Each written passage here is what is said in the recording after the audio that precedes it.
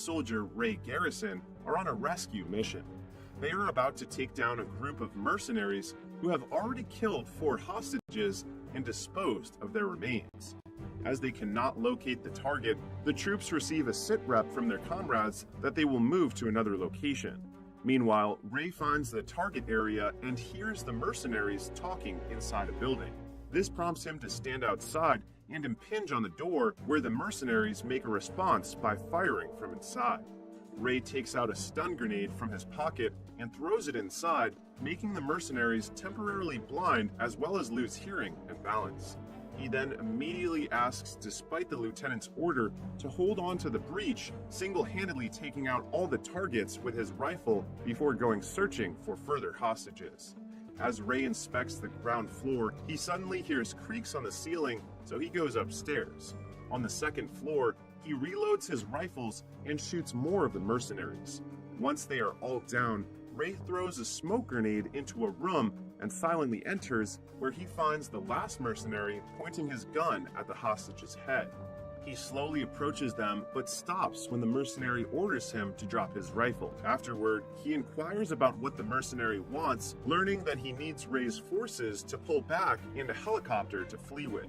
Ray orders his teammate to hold fire while negotiating a deal with the mercenary before providing him with a chopper.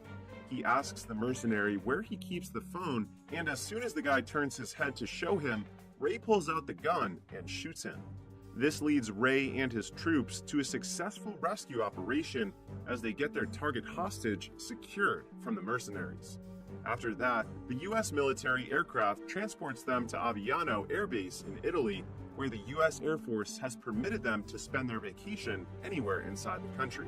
Since that is the case, Ray feels happy to be able to reunite with his wife, Gina Garrison, who is waiting for his arrival on their base. They will finally get the opportunity to spend time together and enjoy the holiday by going to a coastal village in Italy located on the Amalfi Coast. Once Ray and Gina reach their destination, they immediately drop themselves at a hotel to get some rest. The following day, when Ray wakes up, there is a letter from Gina telling him that she is going out to get something for their breakfast. While waiting for Gina to return, he goes to take a bath when suddenly 2 mercenaries appear from within the room and abduct him. Soon after, Ray discovers he is being held captive by a bunch of mercenaries while strapped to a chair. Martin Axe, the leader of the group, eventually appears in front of Ray and confronts him about the involvement of the US military in their objective to take hostages. Ray remains silent, so Martin presents him with Gina, who is also abducted by them, and presses him once more for information about who gave him the heads up to intervene in their hostage-taking in Mombosa. But Ray still refused to disclose anything, claiming he was merely following orders and had no idea who might have tipped him off. In light of this, Martin brutally murders Gina in front of him, who promises vengeance after witnessing the act. But before he can do anything, Martin already takes his life. And yet, Ray wakes up later at the Rising Spirit Technologies laboratory, where he is in an experiment led by the head scientist, Dr. Emil Harding. Harding is taken aback when Ray regains consciousness and remains stable, so he and his colleague, KT, immediately visit him. Once inside Ray's room, Harding explains to him that the US military usually lets RST take over disabled military veterans and other military patients so that the cutting-edge biotechnology here can cure them. But Ray's case is exceptional because he was the test subject of their experimental nanite technology, which brings him back from the dead. This makes him the first successfully resurrected RST human subject of the RST's Bloodshot program to have his whole bloodstream replaced with nanites. This piques Ray's interest, and he demands Harding to break down every aspect of nanotechnology for him. After showing him the operating room and saying they work on developing methods to increase the speed and strength of the military's armed forces, Harding then brings Ray to his private laboratory room and suddenly slashes his hand to demonstrate the nanites. He reveals that the nanites are helping his body recover from injuries, and it can also make him stronger. However, Harding cautions Ray that his nanites can run low, so they need to be recharged regularly to keep them from wearing out and causing him to die again. As the demonstration is over, he brings Ray to the rehabilitation center, introducing him to fellow patients like former U.S. Army Ranger Marcus Tibbs, who enhanced his sight with ocular prosthetics, and former Navy SEAL Jimmy Dalton, who engineered his feet. Even though Ray has already met KT, a female ex-swimmer for the United States Navy, Harding introduces her again, saying that KT's enhancements are her larynx and trachea, which allows her to breathe through clavicle-mounted respirations.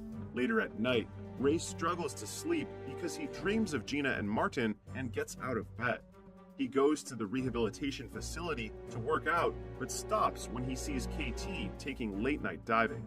They chat and both decide on having a drink to relieve themselves from trouble sleeping. While imbibing, Ray unexpectedly hears the music Martin played while killing them, and he is immediately taken back to the moment when his wife was murdered. This prompts him to leave the RST and seek revenge for Gina's death by killing Martin. He hacks into RST's system with his nanites and utilizes the information to pinpoint Martin's precise location. When Ray learns that he is in Budapest, Hungary, he doesn't waste much time getting there and killing everyone connected to Martin, including the security personnel.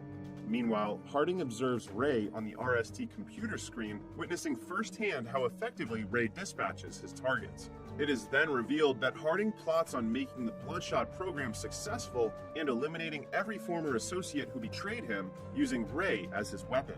Therefore, he issues an instant order to KT, Tibbs, and Dalton to take Ray back to the facility. Once Ray returns, Harding puts him to sleep and orders Eric, his co-scientist, to begin resetting his nanites and alter his recollection of Gina's death, replacing the person who kills her from Martin to a person named Nick Barris. KT protests this plan of Harding, but he ignores her and even threatens to shut her enhancements down if she tries to get in the way. When Ray awakens again with no memories, Harding pretends to be surprised again and begins reintroducing RST and the new developments in his body. As Harding continues to speak, Ray starts recalling Gina's death, in which he accuses Barris of kidnapping and brutally killing her. Livid, Ray leaves the RST again and follows Barris to East Sussex using his nanites. However, as Harding observes Barris's hideout via computer, he becomes suspicious seeing an unfamiliar man conversing with Barris. So he asks Eric about him and learns that he is Wilfred Wiggins, a skilled programmer and an open-source contributor to many of his innovations, including the nanites. This alarms Harding and KT, but their worries escalate when they find out that Wiggins is ordered by Barris to come here because Barris can't stop panicking, knowing that Harding will send someone to kill him. He forces Wiggins to place an electromagnetic pulse bomb that can incapacitate Ray in the room. Wiggins then sets it in motion and hands Barris the remote, telling him to wait until the EMP bomb is fully charged before detonating it. Once Barris fully notes the instruction, he orders Wiggins to leave and return to his office. Harding immediately orders Ray to stay away from the place, but something is intercepting their signal. Meanwhile, Ray finally reaches Barris's office and starts accusing him of the murder of his wife, which makes Barris confused, explaining that he is not involved with the murder and the RST is probably lying to him. But with his rebooted memory, Ray refuses to believe Barris and unhesitatingly shoots him. He then attempts to leave the office when suddenly Wiggins activates the EMP bomb using the other remote control. As a consequence, Ray's nanites shut down, breaking his connection to the RST. When Ray falls to the ground, Wiggins immediately takes him to his office, where he uses higher voltage to wake him up and make his nanites function again. Once Ray awakens, Wiggins clarifies that he is not an enemy and proves it by taking off the bonds on his hands. Seeing that Ray is persuaded, he flips the lights back on and keeps eating his noodles while introducing himself to Ray and boasting about his extraordinary coding abilities. He also makes it clear that he is under duress to work for Barris. As Wiggins continues, a slew of conflicting recollections suddenly strikes Ray, in which the identity of the person who murdered Gina blurs. Ray then tells Wiggins about it, and Wiggins explains that RST resurrected him so they could manipulate him and kill every defector of Harding's creation. Now that Ray has figured out the truth, he attempts to return to the RST facility to take down Harding, but Wiggins refuses to release him, claiming that Harding will just take control of Ray and modify his memories to make it look like Wiggins was the one who murdered his wife. Ray then cuts his hand to release several nanites, showing it to Wiggins, and asks him to reverse engineer the nanites since he is confident in his ability to reprogram anything. Meanwhile, thinking that Gina is probably alive since his memory has been manipulated, Ray leaves for a while to track her down with a phone Wiggins gives him that can connect to a satellite and make the search easy. On the other hand, having lost contact with Ray, Harding presses Eric, demanding him to fix it. Eric, stressed out and frightened, finds the car Ray is riding. Harding then instructs him to tell Tibbs and Dalton to follow it. Concurrently, Ray finally finds out that Gina is in London and immediately visits her place. He rings the doorbell and Gina opens the door for him. It is a shock to Ray that she is still alive, but it comes as an even bigger shock to him when Gina says they broke up 5 years ago. She has put the past behind her and begun a new chapter in her life with her loved ones. Ray gets confused at first, but when he sees a child approaching Gina, he suddenly gets silent and leaves without saying goodbye to her. As Ray drives back to Wiggins' office, Tibbs and Dalton find him and intentionally crash their vehicle into Ray's car. Ray jumps out of the car immediately, but Dalton quickly electrifies his nanites by shooting him. Dalton then attempts to fire again, but Ray exerts all his strength to recover his nanites and throws a piece of steel at him. Afterward, Ray flees the area while Dalton grunts in frustration as he cannot catch him. Pissed off, he orders Tibbs to find Ray's location before he drives off to get him again. Tibbs then activates every tracker in the sky, and once he tracks him down, he signals Dalton and keeps providing pins detailing Ray's whereabouts. Dalton catches Ray on the road, but both of them are driven over by a truck, and Dalton's robotic legs break. Conversely, Ray's cybernetic upgrades keep him from ever getting hurt. Ray then rushes over to attack the vulnerable Dalton, but Tibbs thumps a jackknife across his back, rendering him unconscious. Afterward, they take Ray back to the RST laboratory to reset his nanites and modify his memories. After re-establishing contact with Ray and seizing control over him once more, Harding orders KT to capture and kill him to prevent the exposure of the Project Bloodshot, but KT refuses to follow his order. However, Harding deactivates her enhancements and reminds KT that he has the means to eliminate her at any time if she ever again refuses to cooperate. He then activates her enhancement again, and KT has no choice but to do his command in capturing Wiggins. Soon after landing in London, KT gets a call from Eric informing her that Wiggins is in the Monteverde in Soho and has brought guards with him. KT then takes mental note of Eric's detailed description of Wiggins and patiently awaits his arrival at the front door. When she finally spots him emerging from the building, she launches her strategic attack by borrowing a lighter from him and blowing smoke right at his face until he passes out. KT then knocks off Wiggins' guards to ensure that no one would stop her from capturing Wiggins. But instead of murdering Wiggins, she plots a scheme with him against RST. KT has favored him for his potential assistance in her plan to escape RST's control and destroy the company's Bloodshot project. A while later, she returns to the RST facility alone and tells Harding that Wiggins managed to escape since he was anticipating her arrival. She then places the responsibility on Eric, saying he was careless in his search for Wiggins, leading to Harding's disappointment. Having exhausted all other options, Harding implements his backup plan, which entails giving Eric strict instructions to implant in Ray's memories that Wiggins must be killed. This prompts KT to storm out of the laboratory and immediately proceed to the control room, where she disrupts Ray's reprogramming process. She alters the sim and connects it to Wiggins' computer to let him do the rest. On the other hand, Harding quickly realizes that KT has tampered with the simulator and rushes to the command center to stop her. But it's too late. Wiggins has already gained access to the RST administration and takes complete control of the awakened Ray. In preparation for Harding's arrival in the control room, KT suits up in body armor laden with smoke grenades. Once inside, Harding makes another attempt to use his remote to shut down KT's rebreather, only to find that he has been locked out. KT throws the smoke grenade at him and runs out of the command center. Afterward, she initiates Phase 2 of their operation and destroys the RST technologies using canisters. Meanwhile, Harding informs Dalton and Tibbs that KT has gone rogue and Ray is awake and offline, and commands them to find Ray, shut him down, and eliminate him if necessary. In the light of this, Dalton and Tibbs instantly put on their combat gears and grab their high-tech weaponry. Tibbs tracks down Ray with the help of the cybernetic eyes monitoring system, while Dalton is on the mission of bringing him to heel. As they begin their task, Tibbs spots Ray on his way to the 74th floor level and notifies Dalton. Dalton, anticipating Ray's arrival on the floor, activates his advanced technology weapon and waits for an opportunity to attack. As expected, a battle breaks out between the two. However, it soon becomes clear that Ray is too powerful to be stopped alone, causing them difficulty recapturing him.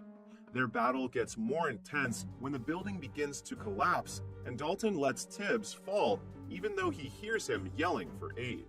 Dalton has no remorse and is solely focused on destroying Ray, but also gets killed when Ray falls, dragging him off the building. Ray, on the other hand, survives due to the nanites that protect him from damage.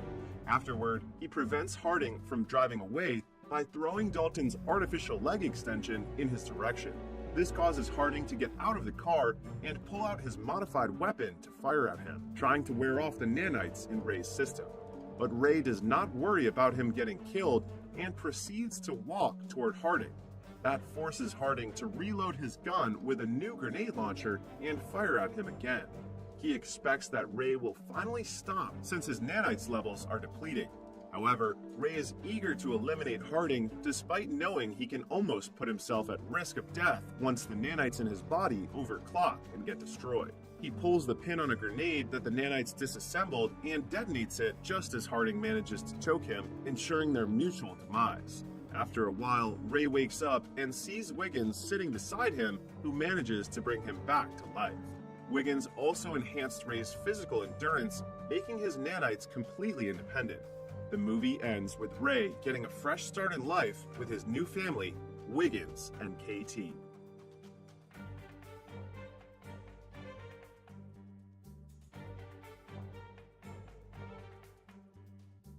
"800 years ago, Calder and his friends are working as witch hunters, looking for the witch that has cursed their town with the Black Plague, which has killed dozens of families. When they make it to the center of the forest, they discover the Witch Queen is behind this and she kills the first soldier by summoning a swarm from his mouth. Then she brings up a few undead to attack them, and Calder immediately lights his sword on fire to keep them at bay. A fierce battle ensues, and while his friends defend themselves from the evil creatures, Calder goes after the queen, only to find a toy on the ground that reminds him of his dead family. Calder realizes this isn't real, and when he snaps out of the illusion, he begins fighting the Witch Queen directly. The queen pushes him through a hole on the tree and traps him with her roots, but Calder lights the sword again and starts a huge fire. Then he stabs the queen to kill her. However, as she dies, the queen curses Calder with immortality so that he'll forever live with his suffering loneliness. In modern day, Calder is still alive and working as a witch hunter. Currently he's on a plane, and when he breathes against the window, he sees a symbol indicating the presence of magic. Using a pin on a glass of water as a compass, Calder finds the witch and gets rid of the person on the seat next to her by spilling the water on his lap. It turns out this witch is traveling with some ancient runes in her bag, and that's causing a storm that will make the plane crash soon. In fact, the plane suddenly begins to shake, but Calder grabs the runes and deactivates them, making the storm instantly go away. Sometime later, Calder visits his dear friend the 36th Dolan, who works for the Axe and Cross organization like him. It's revealed that witches still exist and are allowed to live alongside humans as long as they don't use magic against them. Calder only intervenes when it's necessary to keep peace. The Dolan will be retiring soon after 50 years of service, so Calder gives him an antique pen to. He also learns that his friends has already chosen the 37th Dolan, a young man that vows to watch out for Calder. Afterward, the 36th Dolan takes a cab to go home while the mysterious Belial watches from afar. The next day, Calder receives a call informing him that the 36th Dolan died in his sleep last night. Devastated by the news, Calder goes to watch the ceremony in which the young man is officially declared 37th Dolan with a burning mark on his arm. Then the two of them go to the dead Dolan's apartment to investigate the death. Calder uses the usual tricks to check for elemental magic, like the breath on the window and a lighter, but there aren't any signs.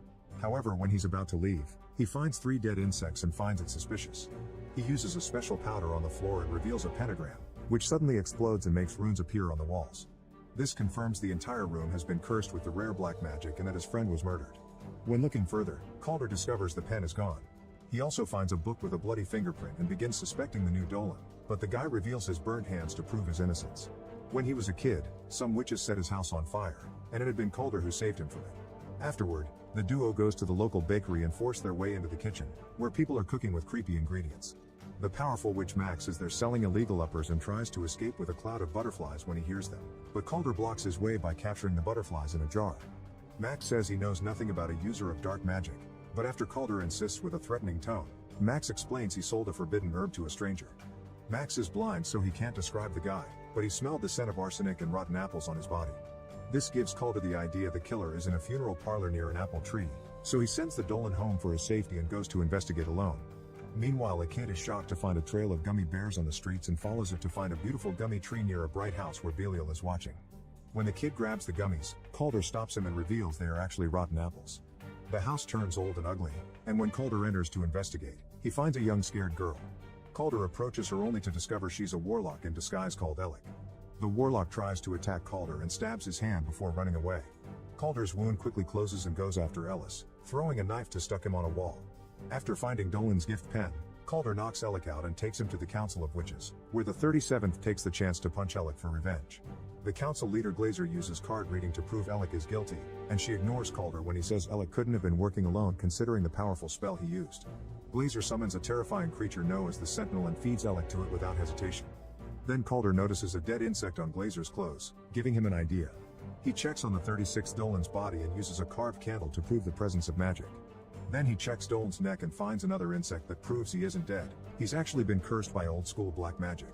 The only way to get rid of the curse is to kill the warlock that cast it. Since Alec is dead, this proves he was working for someone.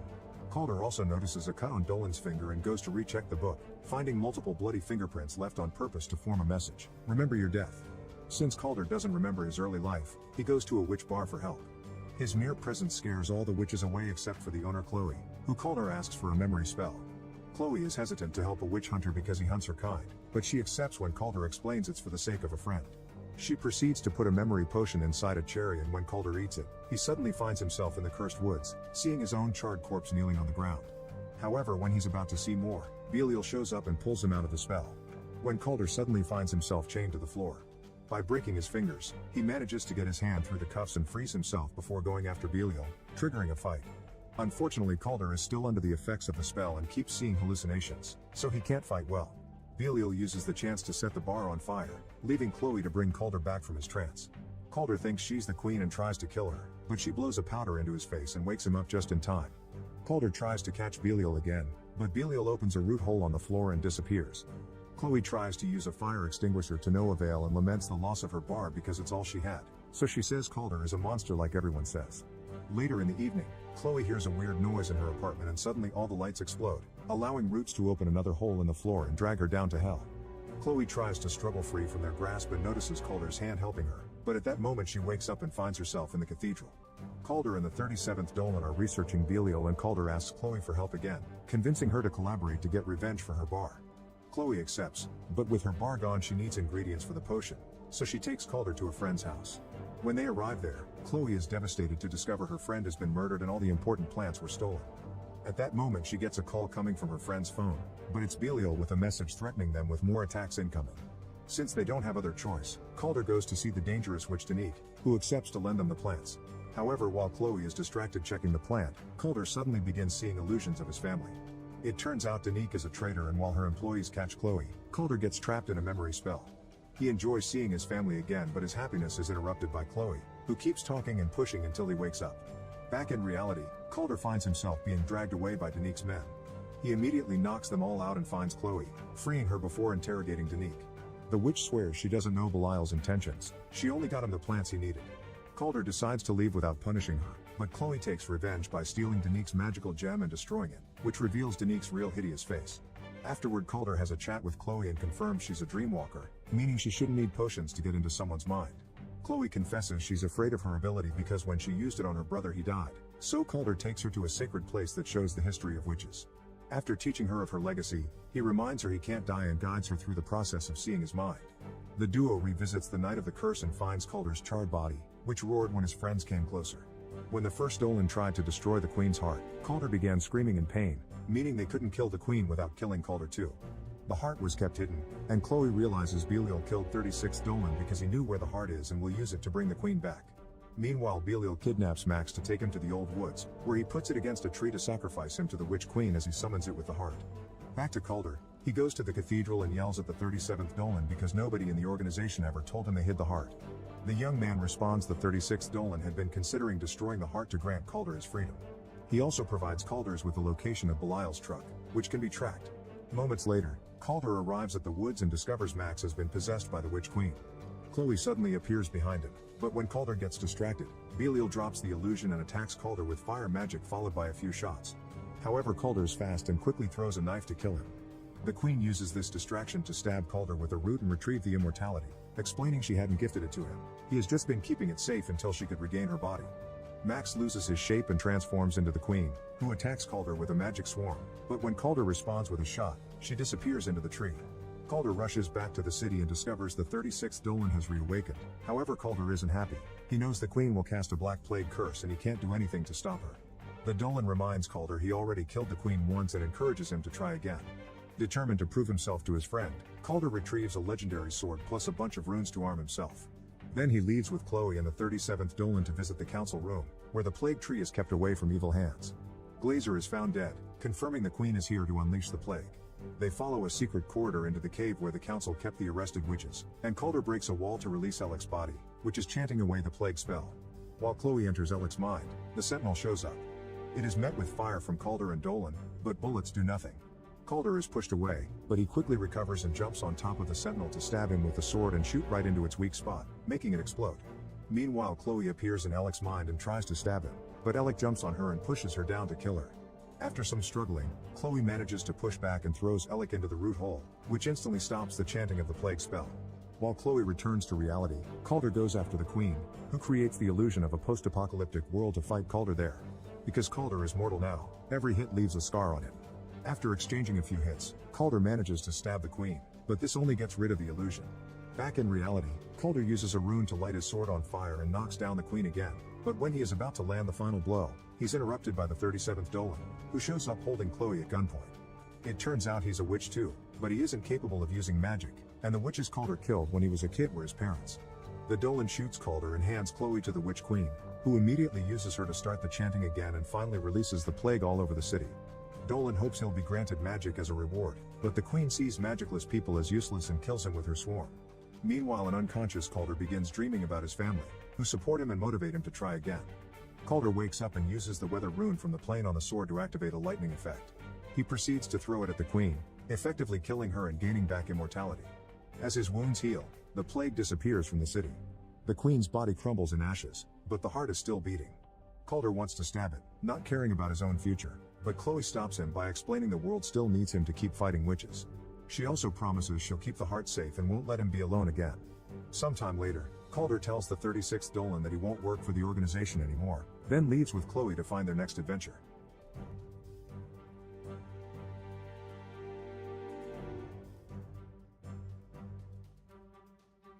Steve Rogers is a small, skinny kid who constantly gets bullied by those around him.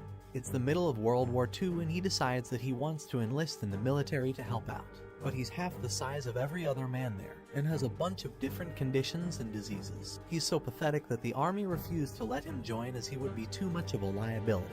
He respects everyone that fights for their country, and his only wish is to do the same. Steve hates bullies and stands up to them whenever he has the chance. However, it usually ends with him getting beaten up and thrown around like a rag doll. He does have one friend, Bucky Barnes, who defends him whenever he can. Unfortunately, Bucky is leaving to go to war tomorrow, so Steve will soon be all alone. They decide to spend one last night together at a science expo and meet with two pretty girls. But they are both interested in Bucky and neither one of them pay attention to Steve, probably because he's 5'3". A man named Howard Stark is on stage showing off his new invention, a flying car. Even though it fails, everyone is still impressed. While Bucky is distracted by the show, Steve sneaks off to try and get into the army again. There is a recruitment center at the expo. His friend tracks him down and tells him it's a bad idea. Even if he gets into the army, he is too weak and could end up dying. Steve insists on trying again. He believes it's his responsibility as a man to protect those around him. A strange doctor overhears their conversation, and when Steve tries to enlist, the doctor enters and starts asking him questions. He finds out Steve has applied to join the army over 5 times and wants to know why he wants to kill Germans so badly. Steve explains that he doesn't want to kill anyone and just hates bullies. The doctor decides to give the skinny kid a chance and approves his enlistment form. Meanwhile, a German man named Johann Schmidt is trying to build weapons of mass destruction. He has recently discovered a blue glowy cube known as the Tesseract, and wants to use it to help Germany win the war. With the help of his assistant, he manages to harness unlimited energy from the Tesseract, and realizes that he can use this power to take over the world. Elsewhere, Steve is going through basic training.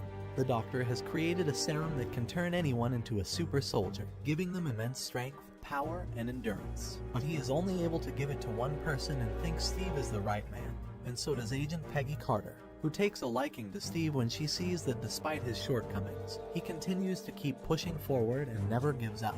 However, the Colonel doesn't like him and thinks it's a waste of time trying to train such a puny man.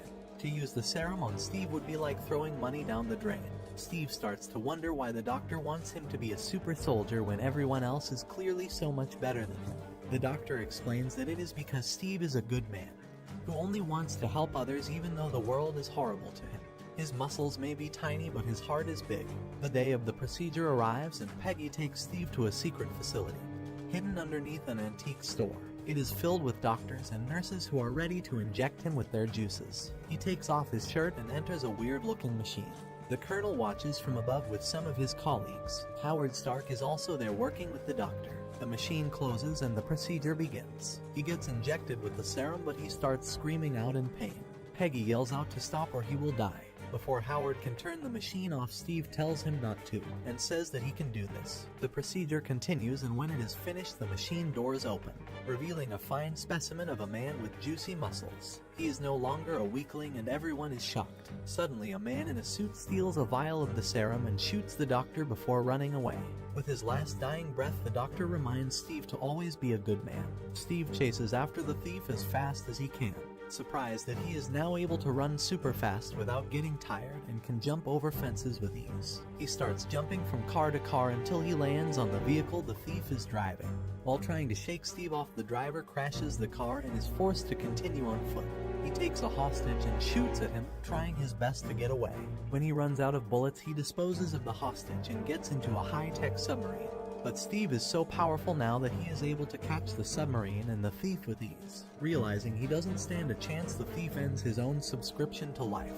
Before dying, he says 2 words, "Hail Hydra." Hydra is a German organization that wants to win the war and take over the world. Schmidt is their leader, and he has been busy creating a super weapon, capable of decimating every country on Earth, even Germany. Schmidt wants to create a new world where Hydra is in control. When some German soldiers find out what he is doing, they don't like it, but he deletes them before they have a chance to warn anyone.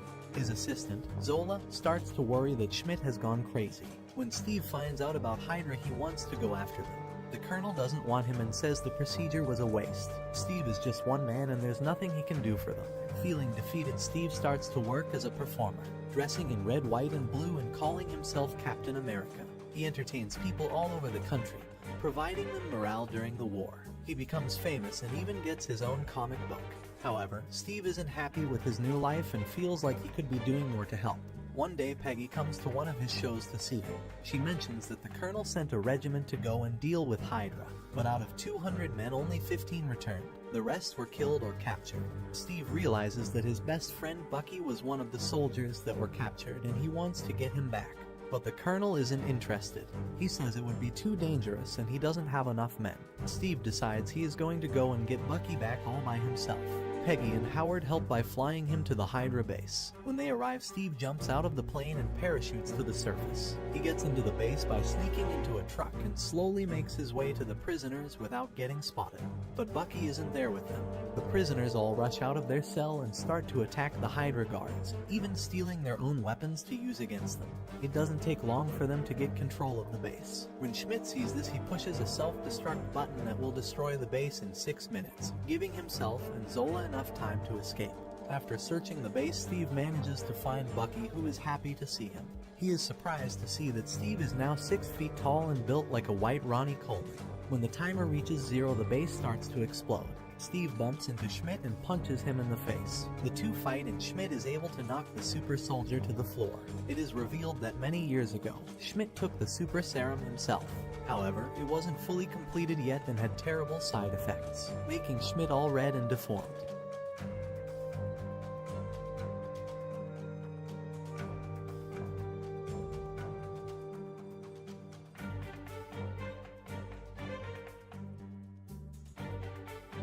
Then he takes an elevator to the roof where he flies away, leaving Bucky and Steve to die in the burning building. A while later, the Colonel and Peggy start to worry about Steve and believe that he is dead. Suddenly, a group of soldiers emerge from the forest. It's the regiment that were originally captured, with Steve and Bucky at the front, leading them. They are all still alive, and the Colonel is happy to see them. All the soldiers cheer for Captain America. After earning the Colonel's respect, Steve puts together a team of soldiers to take down Hydra. Over the past year, he has grown from an invisible weakling to a famous hero, and he starts to get a lot of attention from women. One of them even kiss him, which makes Peggy jealous. He talks with Howard about designing a new Captain America uniform and even gets a new shield, made of vibranium, the strongest metal in the universe. With his new team, he travels to Hydra bases all around the country, taking them down. He is finally the soldier he always dreamed of being. His next mission is to hijack a Hydra train and capture Zola. Using a zipline, he lands on top of it and sneaks inside with Bucky. The two of them get separated and attacked. Using his new shield, Steve is able to take out a metal man with no problems, but Bucky is being cornered. Steve helps him out, and together they are able to defeat the Hydra soldiers. However, another metal man appears out of nowhere and shoots them, blowing a hole in the train. Steve knocks him out using his shield, but Bucky is hanging off the train. He tries to save his friend, but the railing snaps, causing Bucky to fall to his death. Even though Steve lost his best friend, the mission was still a success. They have captured Zola, and the Colonel interrogates him to find out information about Hydra. It doesn't take long for Zola to snitch on Schmidt. He tells the Colonel all about his plans to take over the world. Tomorrow, he plans on using his weapons of mass destruction to destroy every major city on Earth. Elsewhere, Steve mourns his friend while Peggy comforts him. He says that he is going after Schmidt. He's not going to stop until all of Hydra is dead or captured. Schmidt is in the final Hydra base, which is hidden in the Alps. The next day, Steve rides there on his motorcycle looking for revenge. He takes out some soldiers and a tank, then he crashes his bike into the front door, blowing it up. He does his best, but there are just too many soldiers and he gets outnumbered. They capture Steve and take him to Schmidt, who beats him. Bullets fly everywhere as Hydra tries its best to survive. Schmidt realizes his plan is falling apart and starts to fly away on his super jet. The Tesseract is on the plane, and with it he can rule the world. Steve runs after him, but he isn't fast enough. Fortunately, the Colonel and Peggy arrive just in time to offer him a ride. Using the car, they are able to catch up to the plane before it takes off. Steve gives Peggy a sloppy kiss before jumping onto the wheel, safely making it onto the plane. He sees a bunch of bombs which are all labeled for different cities. If he doesn't stop Schmidt, a lot of people are going to suffer. He makes his way to the cockpit where he finds the Red Man. The two of them get into an intense fight and almost cause the plane to crash. But luckily, Schmidt manages to put it into autopilot. He then shoots at Steve, gloating about how he will be victorious. Steve dodges his bullets and throws his shield, which hits the bony demon and also the Tesseract, causing it to malfunction. Schmidt picks up the cube, hoping to fix it, but it starts to burn through his hand. The Tesseract is too powerful and he never should have messed with it. A wormhole opens up above the two of them and Schmidt gets sucked in, leaving only the cube behind. The Red Skull has been defeated, but Steve still has to deal with the bombs and he doesn't have a lot of time. He realizes that he is going to have to crash the plane. It's the only way. He talks with Peggy over the radio and explains everything to her. She's really upset as she enjoyed their sloppy kiss earlier. Steve crashes the plane into the Arctic, saving the world but sacrificing himself. World War II ends and everyone is happy. However, after years of searching, no one can find Captain America's body or the plane that he crashed. It got lost in the ice, until 66 years later when his body was found frozen. And surprisingly, he was still alive after all this time. After being unfrozen, he wakes up in a hospital in New York and is greeted by a cute nurse. He quickly realizes that something isn't right and tries to leave the hospital. When he realizes it was fake, he runs into the street where he is shocked by what he sees. He was in the year 1945, but now all of a sudden it is 2011 and everything is different. A black guy in an eye patch comes along and explains to Steve that he has been asleep for almost 70 years. The movie ends with Steve realizing that this is all real, and his old life is gone.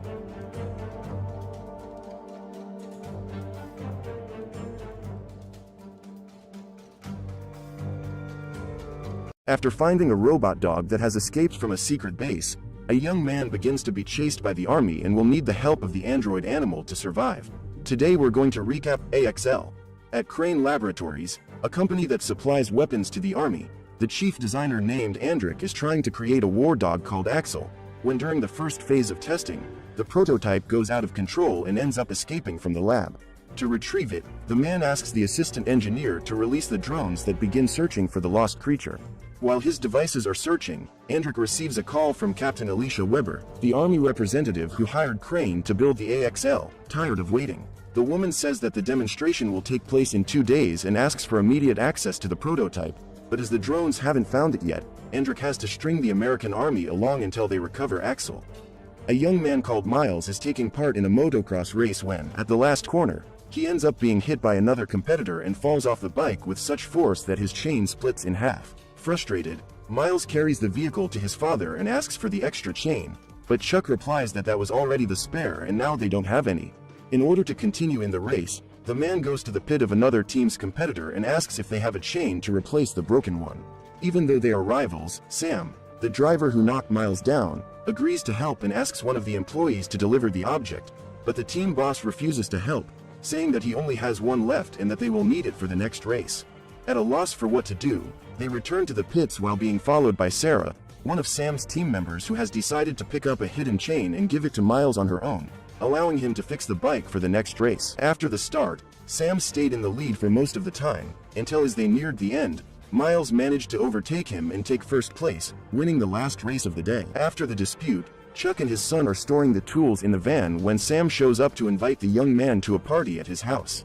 As he has to work the next morning, Miles refuses the invitation and Chuck waits for his opponent to leave to try to convince his son to go, because according to him, Sam's father has a lot of contacts, and if they manage to make friends, maybe they can get a sponsor so they don't have to ask for chains next time. Convinced by his father, Miles goes to the party where Sam and his friends are doing stunts and broadcasting everything live to show off in front of everyone. Sam takes an industrial blowtorch and asks his friend to burn it while he sets fire to an abandoned car, but Miles doesn't feel comfortable and decides to go somewhere else while no one is looking. From the pool, Sarah sees the young man leaving and decides to go after him, finding him in the garage with Sam's motorcycle collection. After staying late at the party with the girl, Miles goes home and starts washing his bike on the sidewalk when Sam passes by and invites him to record some videos on the track. Even though he's sleepy, the young man accepts and does several maneuvers one after the other.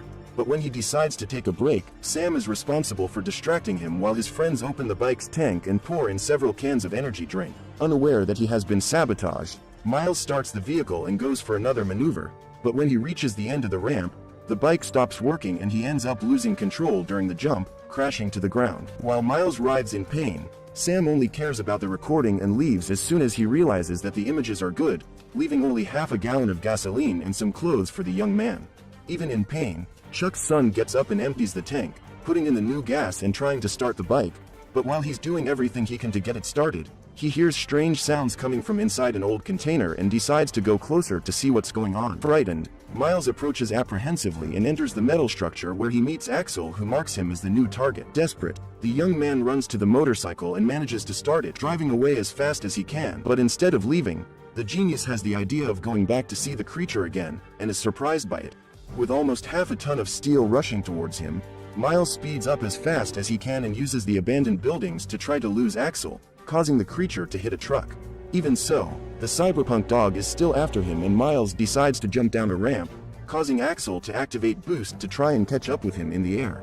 Because of this, the dog ends up making a mistake and flips over at an absurd speed, crashing into some hardware.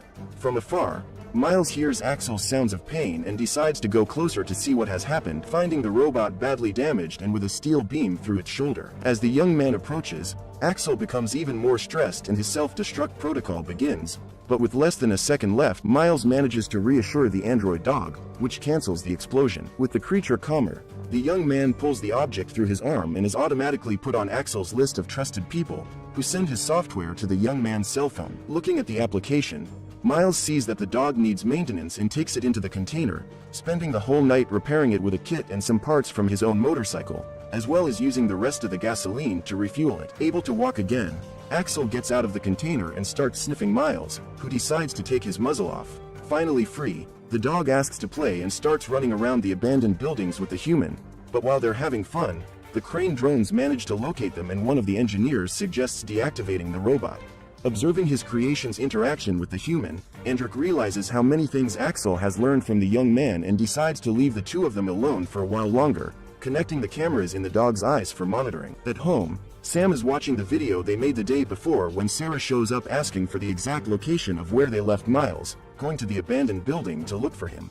As soon as he hears the girl's voice, Axel goes into defense mode and rushes towards the vehicle, jumping on the bed and breaking the truck while trying to hit Sarah. Desperate, Miles runs towards the two and manages to calm the dog down, making it see the girl as part of the team.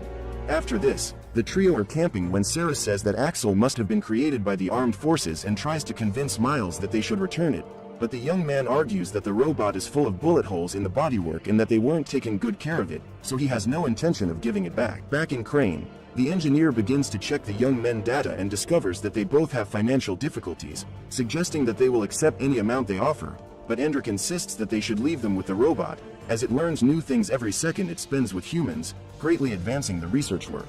The next morning, Axel unhooks Sarah's truck and the three of them set off for town, but as no one can know about the dog, Miles covers it with a tarpaulin and starts to fuel up the vehicle.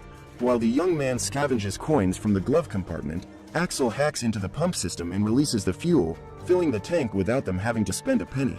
To top it off, the robot hacks the ATM and makes it spit out all the bills inside, giving them more than $1,000 and forcing them to flee before they attract the attention of the police. At home, Sarah's mother asks Sam if he knows where her daughter is and the young man shows her location in real time, offering to go there himself to see if she's alright.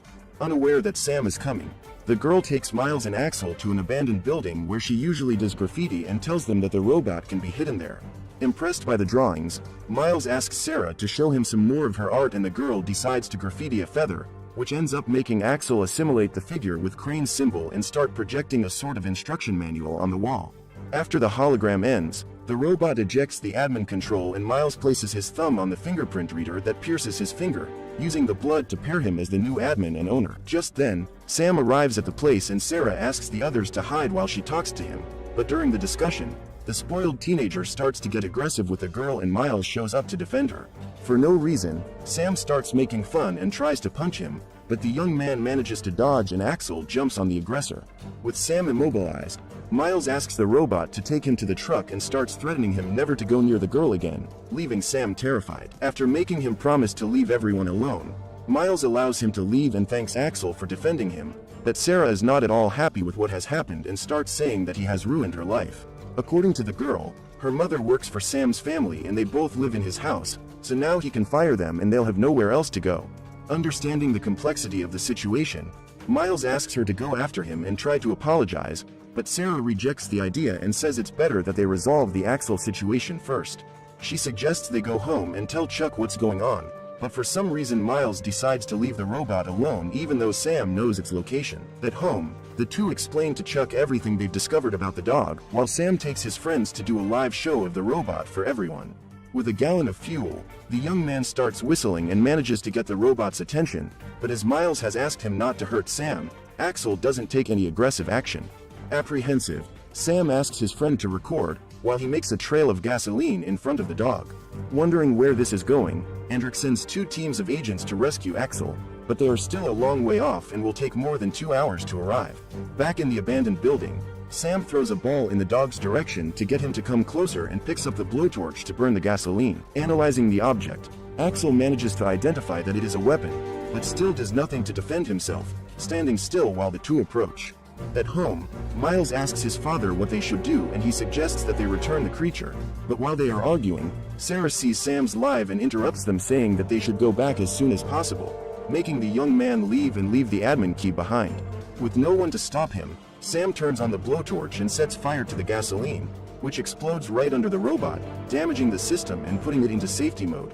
With what little energy he has left, Axel communicates with the two via cell phone and gives them the location of a workshop where they can start cleaning and repairing. After working all night, the couple manages to reset the robot circuits, which programs a system reboot for 2.5 hours from now, leaving them with nothing to do. While the two wait, Chuck is visited by one of Crane's agents who threatens him to enter the house and search it. After confirming that Miles is no longer there, the man asks if Chuck has seen the admin key, and he replies that his son's things are in the garage, leaving the agent to search, while he takes the device from the table and hides it in a safe place. With that done, Chuck takes his bow and manages to overpower the employee, disarming him and handcuffing him to a chair. From headquarters, Hendrik sees that his agent has been captured and goes into a state of denial, but the engineer is tired of being ignored and takes advantage of the moment of distraction to send an email to Alicia telling her everything that has happened. Unaware that he has been betrayed, Hendrik manages to track down Axel and sends his remaining units to capture the three, but while they are searching for the humans, the reboot is completed and the robot begins to attack them.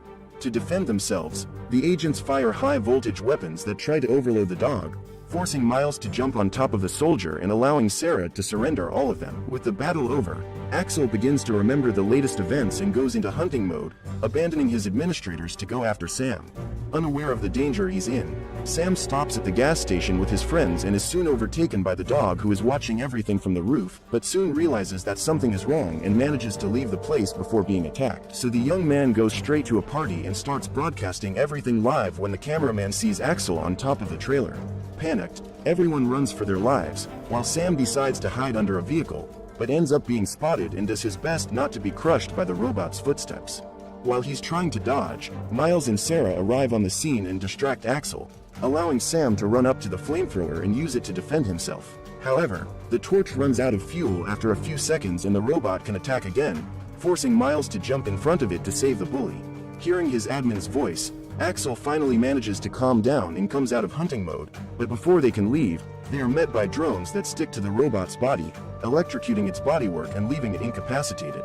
As Sam flees, Crane's agents appear and handcuff both Axel and the humans, knocking them out and taking them to their laboratory. Without access to the prototype because of the key, Hendrik asks Miles where the access is and shows Sarah tied to a chair, saying that if he refuses to cooperate, neither of them will get out alive.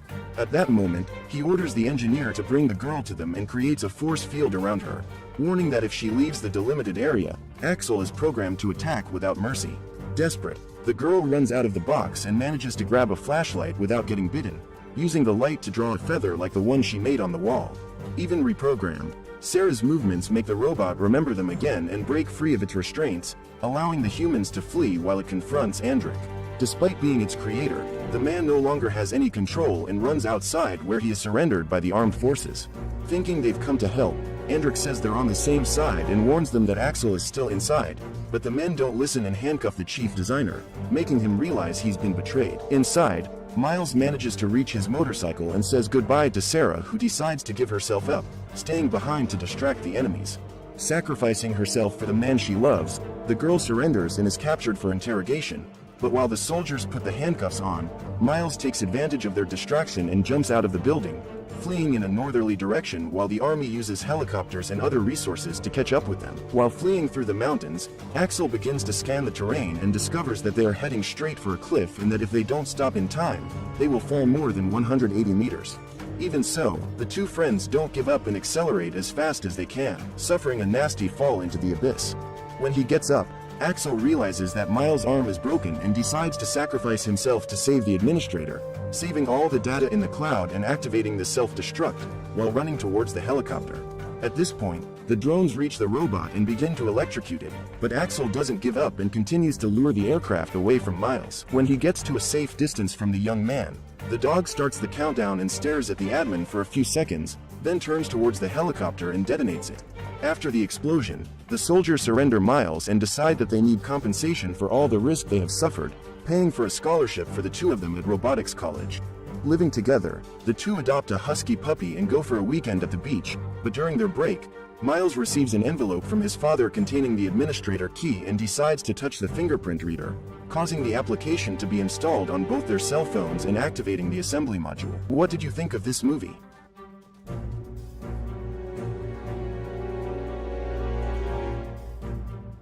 Did they finally kill Superman? Stay tuned to find out Welcome back to our channel, guys. Today we will be recapping the movie, Death of Superman. Spoiler alert, watch out and take care. The film begins in the Metropolis City Hall where the cops are trying to stop a notorious group called the Inter Gang from kidnapping the mayor. The gang disposes of the cops with their advanced weapons, but just as they are about to start celebrating, our favorite Red Cape hero shows up just in time. Superman flies in and single-handedly stops them in their tracks. He defeats the gang and their leader Mannheim and heroically states that no one tears his city apart and gets away with it. Later, Cyborg discovers that the gang's armor was designed by Apocalypse Technology, so he offers to take it to his father, who knows this stuff, for further information.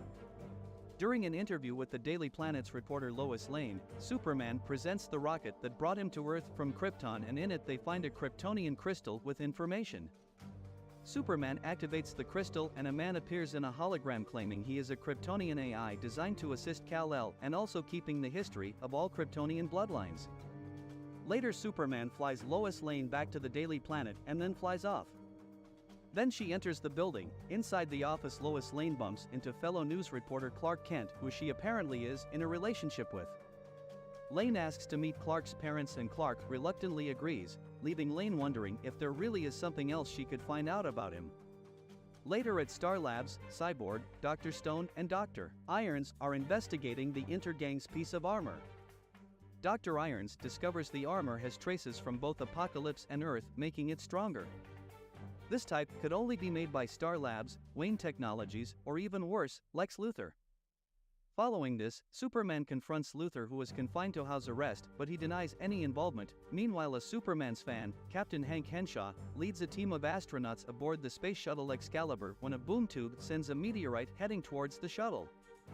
Elsewhere, Lex Luthor arrives at his Lex Towers in a bearded disguise where a doctor takes off his house arrest tag, which he mysteriously mounted with pieces of kryptonite in his lab.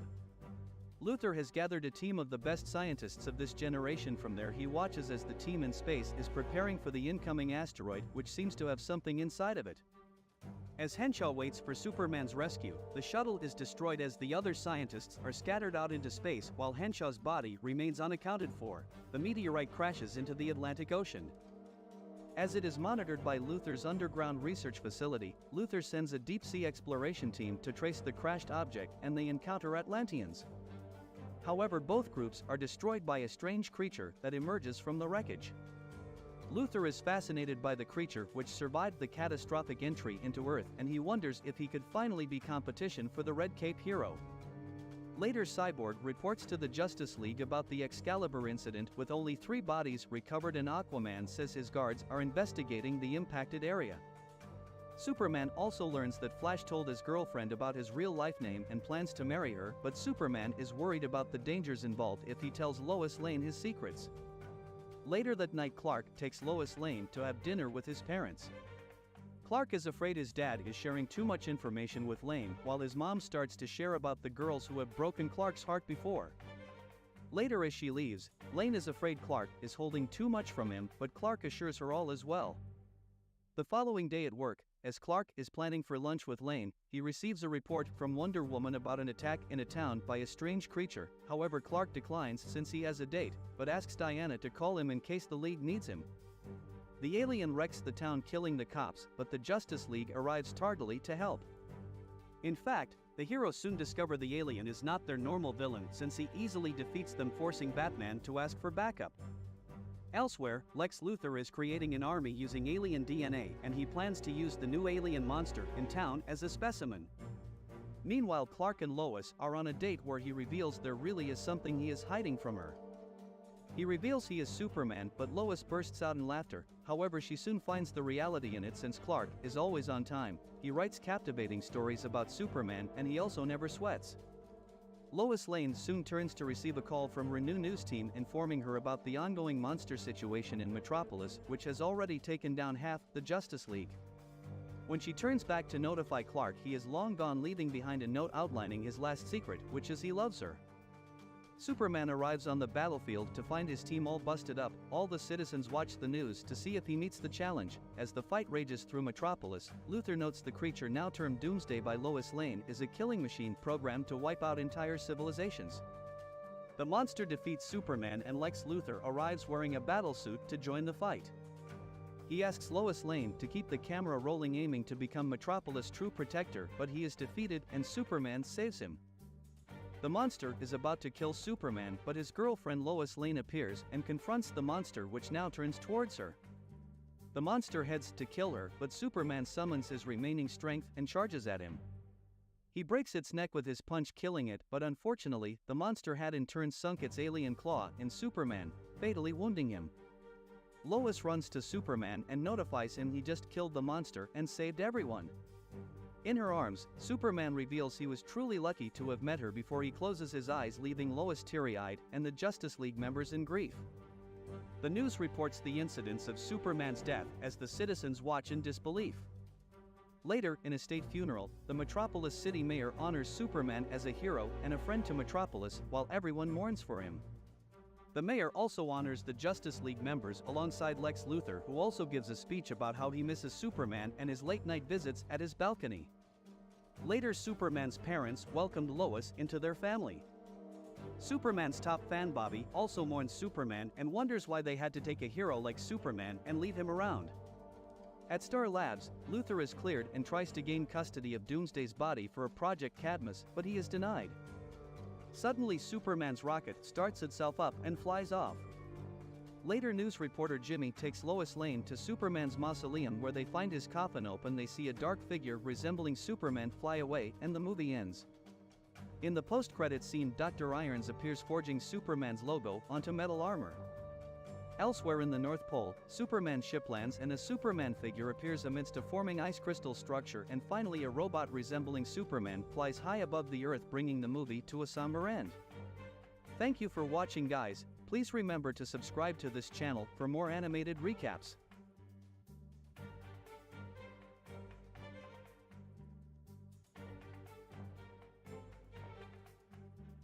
Superman is possessed by a demon who helps him and the Justice League to defeat Darkseid. Welcome back to today's recap. Spoiler alert, watch out and take care. In the beginning of the film, John Constantine is lying in bed with his girlfriend Z, the couple of new members of the Justice League, and now they are at the headquarters. The girl is very concerned about her new profession and John calms her down. They wanted to go to bed, but Batman announced over the loudspeakers that all the heroes should come to the hangar. There, Superman explains to the new arrivals what is happening at the moment. He even shows the Team Apocalypse, Darkseid's home planet. He tells them about Darkseid's first invasion of Earth and claims that it was because of the first attack that the Justice League was formed. The second attack involved Cyborg, Superman, and his cyber forces. However, Raven, one of the heroines, gets sick during the superhero story, but she doesn't tell anyone about it. Diana reports that Apocalypse has infiltrated their dimensions and released drones, after which he retreated again. Superman claims that soon Darkseid will try to take over the Earth. Flash is interested in Darkseid's intentions, and he asks what assumption Superman has, whether the villain will capture the Earth right now or it will happen in the distant future. Superman, in response to his question, shows pictures taken from the worlds captured by Darkseid. Justice League intelligence reports that the villain is sending his elite guards as an occupying force.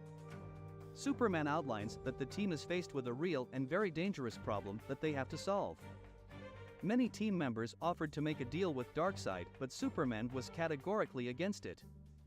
He states that the villain created a monster that once almost killed him, therefore the only way to win is to destroy Darkseid. Flash and Constantine argue that the villain does not deserve to die and war should be avoided, because otherwise a lot of people will die. Superman still stands by his opinion. Next, Diana tells the team their plan, but there is a traitor in the midst. Through Cyborg's eye, Darkseid saw and heard what the Justice League was going to do in order to destroy him. The Justice League is off on their mission to save the world. Through the portal, they move to the Apocalypse.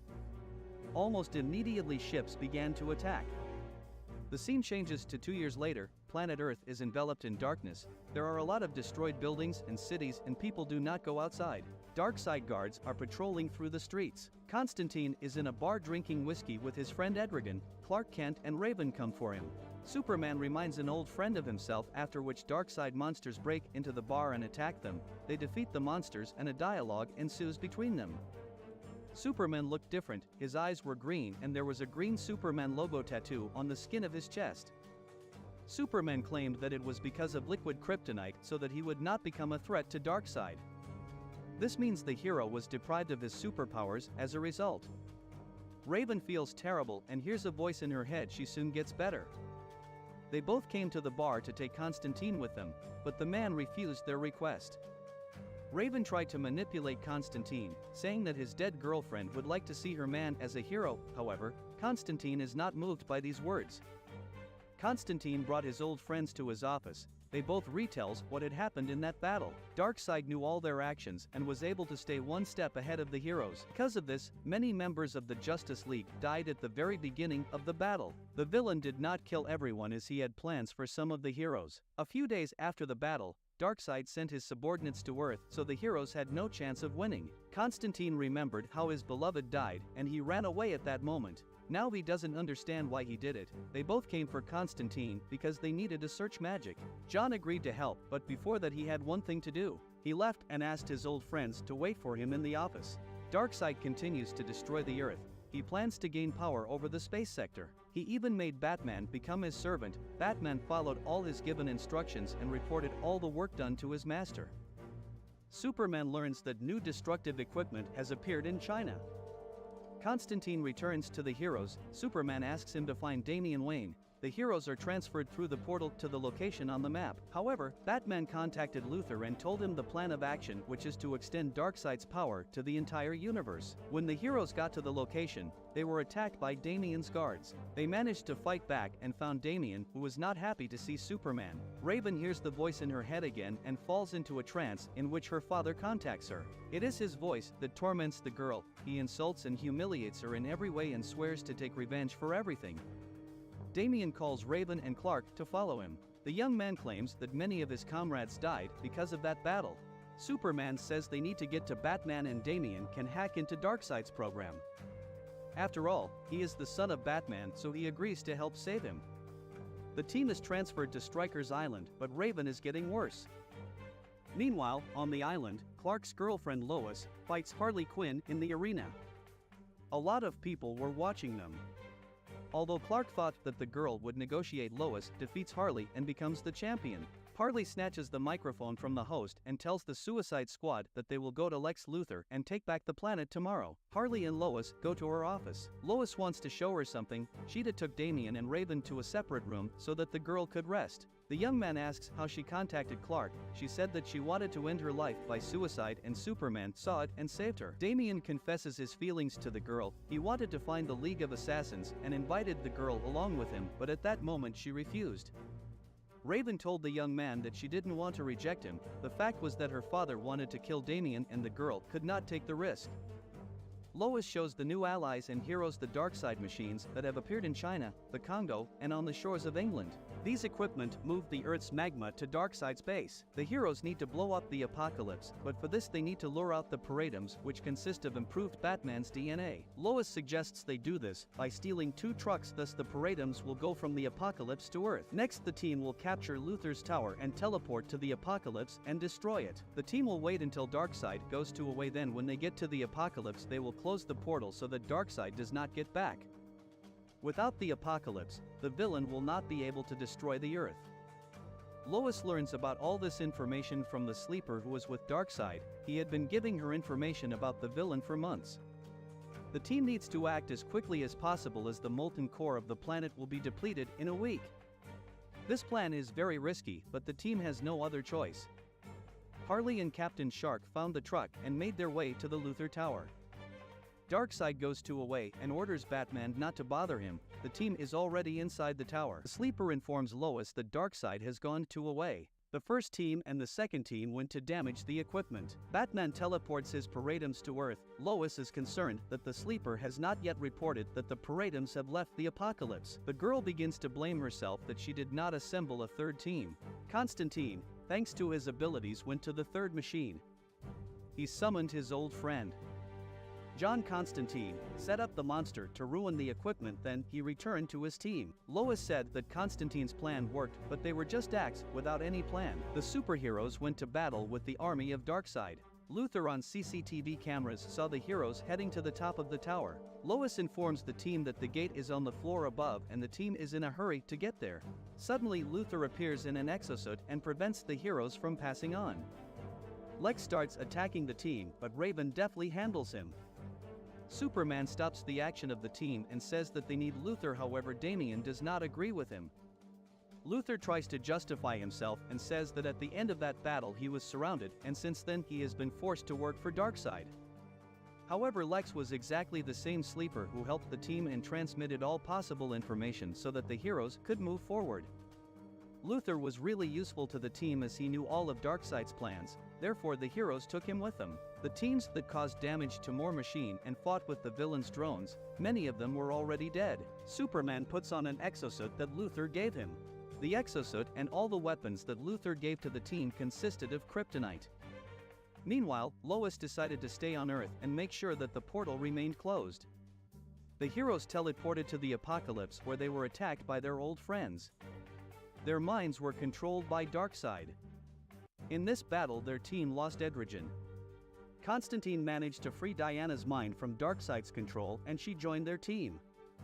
Wonder Woman pointed the heroes to the tunnel that leads to the power generator and she decided to deal with the attacking opponents herself. Some heroes stayed in the tower with Lex and Lois. They decided to stop the monsters that have arrived on Earth since if they return to the Apocalypse the plan will not work. Meanwhile the team reached the power generator. There they saw the Flash. With the help of his speed, the power generator was operational. Flash was forced to run to maintain its functioning constantly. Superman destroyed the generator and saved the Flash. The superhero said that after that battle Darkseid reactor was damaged and the villain made Flash his replacement. The Flash was off the energy generator but the heroes could not blow it up. However, the team had gone too far, they needed to revisit the plans. Meanwhile, the team of heroes who stayed on Earth began to fight monsters. Their weapons were running out of ammo and they had to close the portal to teleport to other dimensions. Heroes on the Apocalypse faced a laser attack indoors. Raven created a protective dome but she couldn't hold it for long. The girl could not restrain herself and her strength burst out. However, she repelled the attack of lasers and fell to the floor from exhaustion. As it turned out, it was her father who wanted to get out. Suddenly the team notices the cyborg's body. It was taken apart and mounted to the wall. Their former colleague is now a servant of Darkseid as a source fence. Darkseid ordered him to capture the heroes alive to watch their punishment. Constantine uses magic to free the cyborg and all the other heroes from Darkseid's control. Superman tries to pull their friend out of the wall but Cyborg hurried to stop him. As there is little left of the superhero's body. He wanted to warn them about something but Batman appeared and Darkseid came with him. Superman rushed to attack but Darkseid destroyed his exosuit and threw the superhero aside. Darkseid through Batman's mind presses on the sore topics of Constantine and Damian. The young man hears his own father calling him a burden and pulls out his kryptonite sword. He tells Batman to kill him if he really thinks he is a burden. Darkseid orders Batman to destroy Damian and the superhero gets off his chair and activates attack mode on him. After that the chair starts shooting laser at the superheroes. Batman himself began to fight with his son. He is much stronger and smarter than the young man but when it was necessary to strike the last blow Batman remembered how as a child a loaded pistol was held in front of his face. Suddenly the hero took control of his consciousness and struck Darkseid. The villain got angry and decided to strike back but Damian stood in front of Batman and took the hit. The young man was down but saved his father's life. Raven sees this and can't control herself. Because of this, her father is closer to getting out. Constantine offered the demon his body to kill Darkseid but the demon preferred Clark's body and possessed him. After that he killed Constantine and began to fight with Darkseid. Damian was still alive. He apologized to his father and asked to save the heroes, after which he died. Lois tries to contact Clark but Batman answers her. The hero takes her to the big screens and Clark sees her. Lois says that she loves him very much, after which a powerful explosion occurs and Lois along with the entire team on the ground dies. Superman expels the demon from his body and regains his abilities. Darkseid captures the demon and starts fighting Superman. Constantine meets with his dead girlfriend and realizes that he also died. Z outlines that she needed to apologize to him. On the day of their first attack when the girl was dying, she used a compulsion spill to make Constantine escape and survive. After this conversation, the girl claims that their friends need Constantine and he needs to go back. Raven cries over Damian's corpse and confesses her feelings, but as soon as her tears get on his skin he comes to life.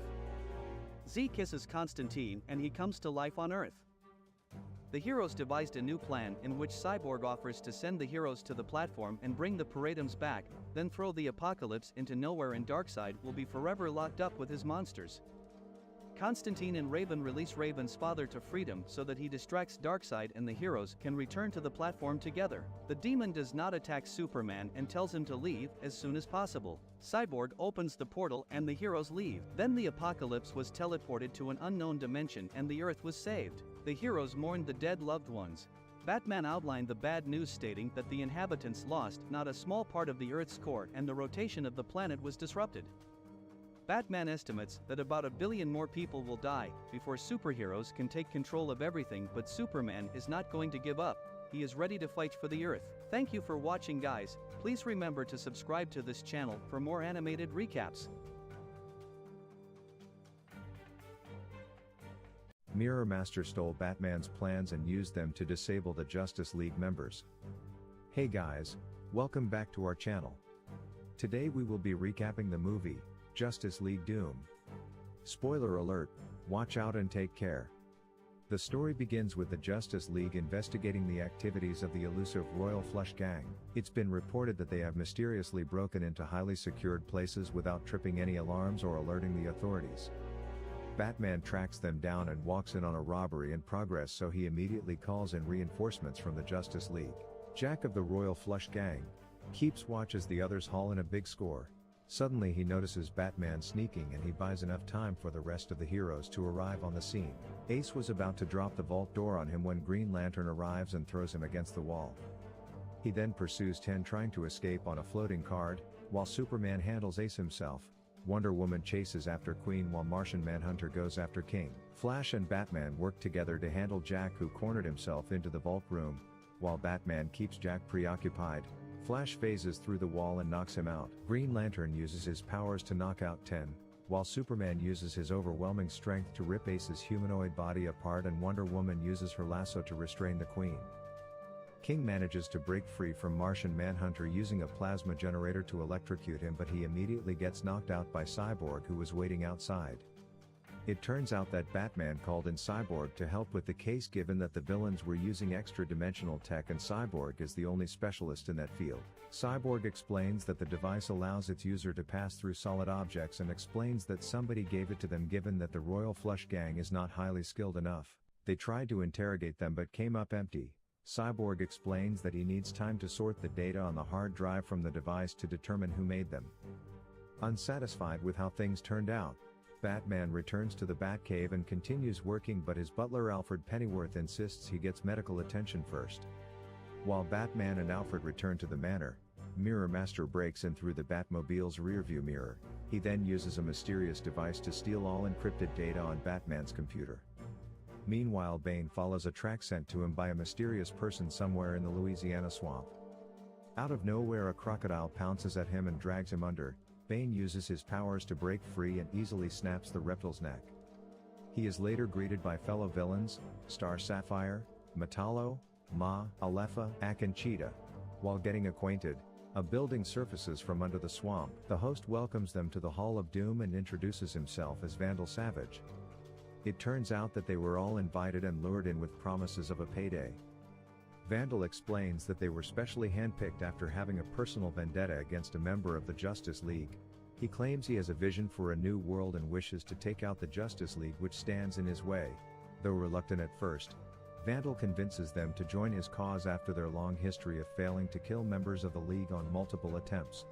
Mirror Master vouches for Vandal, offering them a foolproof plan of winning against their nemesis. To sweeten the deal, he even offers them an additional $100 million for each Justice League member they manage to take out. Star Sapphire grows suspicious at how Vandal flaunts that much money. Vandal explains that he's pretty old and he has spent 50,000 years amassing a vast fortune. He later hints at an ulterior agenda aside from taking out the Justice League, which could be monumentally beneficial for them if they continue working with him. After agreeing to his plans, they are officially welcomed as members of the Legion of Doom, dedicated to defeating the Justice League. At the Batcave, Alfred alerts Bruce Wayne of the desecrated graves of his parents. When he sees it, he's overtaken by rage and Bane suddenly sucker punches him. When he catches him off guard, he then beats him to near death before burying Bruce alive in his parents' coffin. Meanwhile, John Jones the Martian Manhunter meets a friend who surprises him on his birthday. Everyone's friendly to him at the bar when a mysterious woman buys him a drink out of nowhere. He approaches the woman and thanks her for the warm gesture, when he realizes that it is Ma Alepha Ak in disguise. He admits that the drink is laced with magnesium, a chemical that has an odd effect on Martian biology and is considered poison to their kind. Although the magnesium won't kill him, his body will continue to sweat it out of his pores, which when ignited will continually fuel the flames. John is unable to retain his disguise and reverts to his original form. When Malefic sets him on fire and he constantly blasts, never extinguishing even with water. In Central City, Barry Allen, the Flash, receives word that the Mirror Master is robbing the new magnet train from Keystone City. Flash quickly heads to the train and frees the guards who are tied up. They explain that the Mirror Master plans on stealing old cash they were transporting to the Federal Reserve to be taken out of circulation and changed for new bills. Mirror Master used holograms to taunt Flash. When he finally reaches the last carriage, he finds Mirror Master taking an elderly woman hostage inside of a glass cage. He explains that Flash needs to use his powers to save her, but when he attempts to phase through it, he gets strapped with a bomb bolted to his wrist. Mirror Master explains that the bomb will explode if he tries to remove it, remains still for 60 seconds or slows down after running. Meanwhile, Green Lantern responds to a call where an unknown number of heavily armed militiamen have taken over an assault mine. They call themselves the Identity Brotherhood and have taken several workers hostage. As he ventured deeper into the mine, he saved the workers but claimed that one of the company's bookkeepers was also taken captive. He managed to corner one of the armed men taking a woman hostage and tried to reason with him. Instead of surrendering, he blew himself up along with the hostage.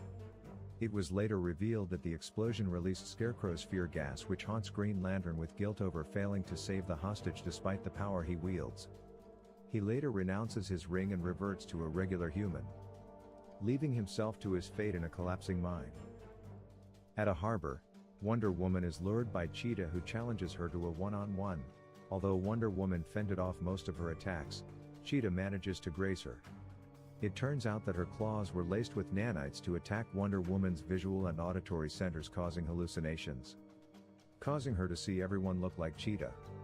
She then starts attacking random civilians and even police officers who are trying to calm her down. Knowing Wonder Woman will never quit a fight, she will continue fighting until she dies from a stress-induced heart attack or a brain aneurysm. In Metropolis, Clark Kent, the Superman, receives word from Daily Planet reporter Lois Lane that Henry Eckertson, a disallowed White House reporter, is about to jump off the top of a building. Superman immediately flew over to reason with him. After telling a sob story of how life has been unfair and cruel to him, he suddenly shoots Superman with a kryptonite bullet. When that wasn't enough, Henry's revealed to be Metallo in disguise, who opens up his kryptonite heart, which weakens Superman as he falls off the building. With the Justice League members on the verge of death or incapacitated, the League of Doom celebrates their victory. Later, Vandal reveals a larger scheme he had planned, which he callously describes as genocidal, as he plans on killing half the world's population. He told them he was born 80,000 years ago and lived on an island now known as Sumatra. One night they witnessed a meteor shower, but with their primitive minds back then, they only knew of it as stars falling from the sky. One of those meteors fell to Earth near a valley where he lived. He quickly sought it out as he was drawn to it and even slept beside it, feeling its warmth. When he woke up the next day, he was forever changed. The radiation from the meteor evolved him into a super-intellectual creature, and he later discovered his immortality, even daring the Cheetah to test his claims of immortality. When she slipped his throat, Vandal got back up and his wounds immediately recovered. Returning to his plans, he claims the surviving population will look up to a leader who offers them food, comfort and order. Vandal offers them a chance of becoming warlords in this new world and dominion over as much of what remains of the planet. When asked how he plans on ridding half of the world's population, he shows them a specifically crafted nuclear missile that causes a solar flare directed at Earth.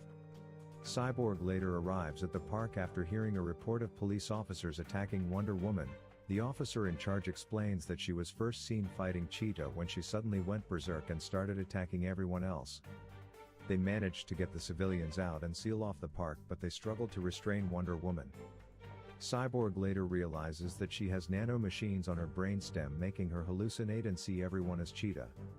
He manages to free her from the hallucination with a sonic attack using a frequency that neutralizes the nanites. Meanwhile, Bruce, trapped in a coffin with his parents, made him more determined to break free.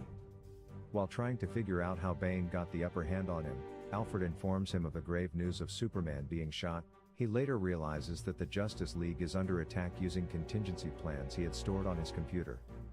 He instructs Flash to phase through an iceberg to break free from the bomb bolted to his wrist.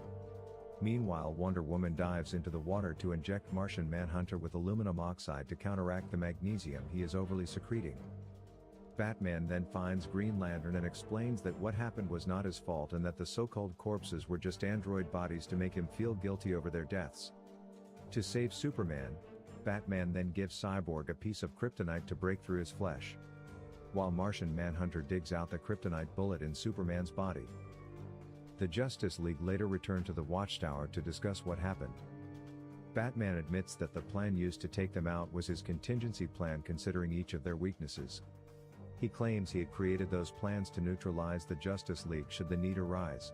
He explains that members of the League are too powerful even on their own and in retrospect could also be the most dangerous on the planet. He explains that he has also had a contingency plan for when his security gets breached, it would automatically call back home so he could trace the location of whoever broke into his computer. At the Hall of Doom, Vandal reveals how the nuclear missile would kill half of the world's population. He explains that the missile will trigger a solar flare that will grow at light speed along the magnetic trail left by the missile to destroy Earth and everything on it. A strong electromagnetic pulse will take out all technology and devices, leading to a dark age. Out of nowhere, Martian Manhunter appears before them and summons the rest of the Justice League. The League faces their own rivals. Superman tore Mentello apart, Wonder Woman knocked out Cheetah, Green Lantern overpowered Star Sapphire, Flash overwhelmed Mirror Master, Martian Manhunter outsmarted Ma-Alepha, and Batman defeats Bane. Cyborg manages to stop the missile auto-launching sequence, but Vandal sneaks up on him and launches it manually. Wonder Woman arrives and restrains him, to which Cyborg knocks him out with a punch. Although they defeated the League of Doom, they failed to prevent the rocket from launching. Superman quickly flew to stop the missile en route, but one of the warheads reached the sun and triggered a solar flare. Green Lantern tries to buy them some time by creating a massive shield to slow the solar flare. Cyborg suggests they use the intangibility tech that the Royal Flush Gang used to let the flare pass through Earth. He reveals that the Hall of Doom was built as a giant intangibility device to provide it with enough energy to generate a force field, letting the solar flare harmlessly pass through, saving Earth and everyone in it. With the crisis averted, they later return to the Watchtower, where Superman informs them that Vandal Savage has been tried in World Court. He's been found guilty of crimes against humanity and sentenced to life in prison. They also welcome Cyborg as the newest member of the Justice League, given his assistance in the recent incident. They later decide whether Batman should stay with the League, given that his plans were used against the League members. Batman claims he would do it again if given the chance. He firmly believes that the Justice League is far too powerful of a group not to have fail-safe against any possible misuse of its powers. Despite good intentions, Batman fears their powers could easily be used for ulterior motives. He then walks away, but not before criticizing them for not seeing the potential danger of an out-of-control League member. Superman later talks to Batman before he leaves. He wondered what his plans were should he go astray, to which he responds that the Justice League was his contingency plan. With his trust assured, Superman hands Batman the kryptonite bullet, entrusting him to stop him and keep the planet safe if he goes over to the other side. After which the awesome film came to an end. Thank you for watching, guys. Please remember to subscribe to this channel for more animated recaps. Welcome back to the channel, guys. In today's recap we will be recapping the Space Jam. The movie begins on a teeny-weeny planet called Moron Mountain. The owners of the unpleasant amusement park on that planet realized that his rides weren't as amusing to the customers anymore. So he devised a sinister plan. He ordered his goons to go down to Earth and kidnap the Looney Tunes characters and bring him back, and so they could be used for attracting all the kids. The alien goons made their grand entrance on our big blue planet Earth and started their exploration. On the hunt for those famous cartoon characters, they searched high and low, left and right, but couldn't find a single one of them. Frustrated, they dive underground in their spaceship and started looking around. They eventually stumbled upon the secret entrance to the Warner Brother cartoon world. As soon as they set foot in the looniest land of all, these aliens needed to find someone ASAP, so they landed their ship, squashing poor Elmer Fudd in the process. Once they got out, this little green dude started asking Bugs if he knew where Bugs Bunny was. We all know how shifty Bugs is, he pretended he had no clue. But these aliens were not dummies. They quickly figured out that their target was right in front of him and zapped Bugs Bunny with their laser guns. This forced him to round up all the Looney Tunes characters. Meanwhile, back at Michael Jordan's crib, he was just chilling with his kids watching some Roadrunner cartoon, but this episode was interrupted by Porky Pig calling for an emergency meeting. So in this toon world, Bugs Bunny was all tied up informing the others about the aliens who once top enslaved them all. But given Bug Bunny's history, the other characters thought it was some kind of prank and didn't take it seriously. Well, that is until Yosemite Sam tried to be a hero and got zapped into smithereens by the aliens' weapons. That's when they all surrendered, but typical Bugs Bunny always got a trick up his furry sleeve. He told those aliens they could not just snatch the Looney Tunes without a fair challenge for their freedom, and he proposed a challenge in the form of a basketball game. These aliens had no clue how the game works, so they started crashing real basketball games and took over the players' bodies, stealing their skills and stuffing them into this weird alien ball. They left the poor athletes completely useless on the court. These aliens, with their sneaky tactics, managed to snatch the skills of not one, but 5 professional players. They touched the basketball and bam, each alien absorbed a professional player's talent and transformed into giant aliens with the bodies of real superstar athletes. They were so strong that just throwing a ball on the ground made the earth crack. Now when the Looney Tunes saw the crazy level of skills these invaders had, they knew they needed backup. So they devised a plan and headed to the golf course where Michael Jordan was playing with his buddies that day. He reached for a ball in the hole and they pulled in right through a hole in the course. Back in the Looney world, Bugs Bunny informed Michael of their situation and what those aliens have done. He begs Michael to help him out in the big match so they can stay free and not become alien slaves. To convince Michael, the Looney Tunes take him to the court, which has fallen apart. It was quickly renovated in a jiffy with a little help from Taz himself. Just as they finished, guess who shows up? If you guess Alien Team, you guessed right. They challenged Michael to prove his skills, but when he says no, they turn him into a ball and start bouncing him around like crazy. An insulted Michael realizes he can't back down as the problem is literally out of this world. So he agrees to help and starts training the Looney Tunes, especially Lola, who's already pretty good at basketball. Michael knows he's got a tough battle ahead, so he asks Daffy and Bugs to swing by his place and grab his fancy basketball gears. They almost became chew toy for Michael's dog. Eventually they sneak into the house with Bugs leading the way and they head straight for the trophy room. But guess who they bump into again? That gigantic doggy who is locked on Daffy. But luckily Michael's kids saved the day just in the nick of time. After grabbing the gear, Bugs and Daffy start making their way back home. But unfortunately, they were spotted by Stan, Michael's trusty assistant. It turns out after Michael went missing that day, Stan started digging like crazy to find his friend, but had no luck until now. Just as he was about to give up, he catches sight of Bugs and Daffy heading into the hole, so he decides to follow and see if he can find Michael too. After a whole lot of training, the big day has finally arrived. The day of the epic basketball game. Warner characters from all over have gathered to witness this legendary match. The excitement is through the roof. As the game kicks off, Michael gets the jump ball advantage and passes the ball to Bugs Bunny. But Bugs is hit and one of those crooked invaders snatches the ball away from him and pulls off an amazing tomahawk dunk. In the next play, Michael is being swarmed by the enemy team, so he passes the ball to Daffy Duck, but poor Daffy realizes the entire enemy squad is after him, so he quickly tosses the ball to Granny, who's just chilling on the bench. She still gets squished by the enemy squad.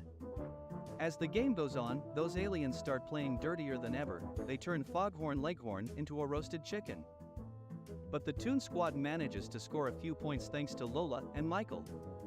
However, at the end of the first half, they were behind on the scoreboard. If you are enjoying this recap, remember to subscribe to get notified whenever there is a new upload. In the visitors' locker room, Stan, Michael's friend, hides in the closet to eavesdrop on the aliens' conversation.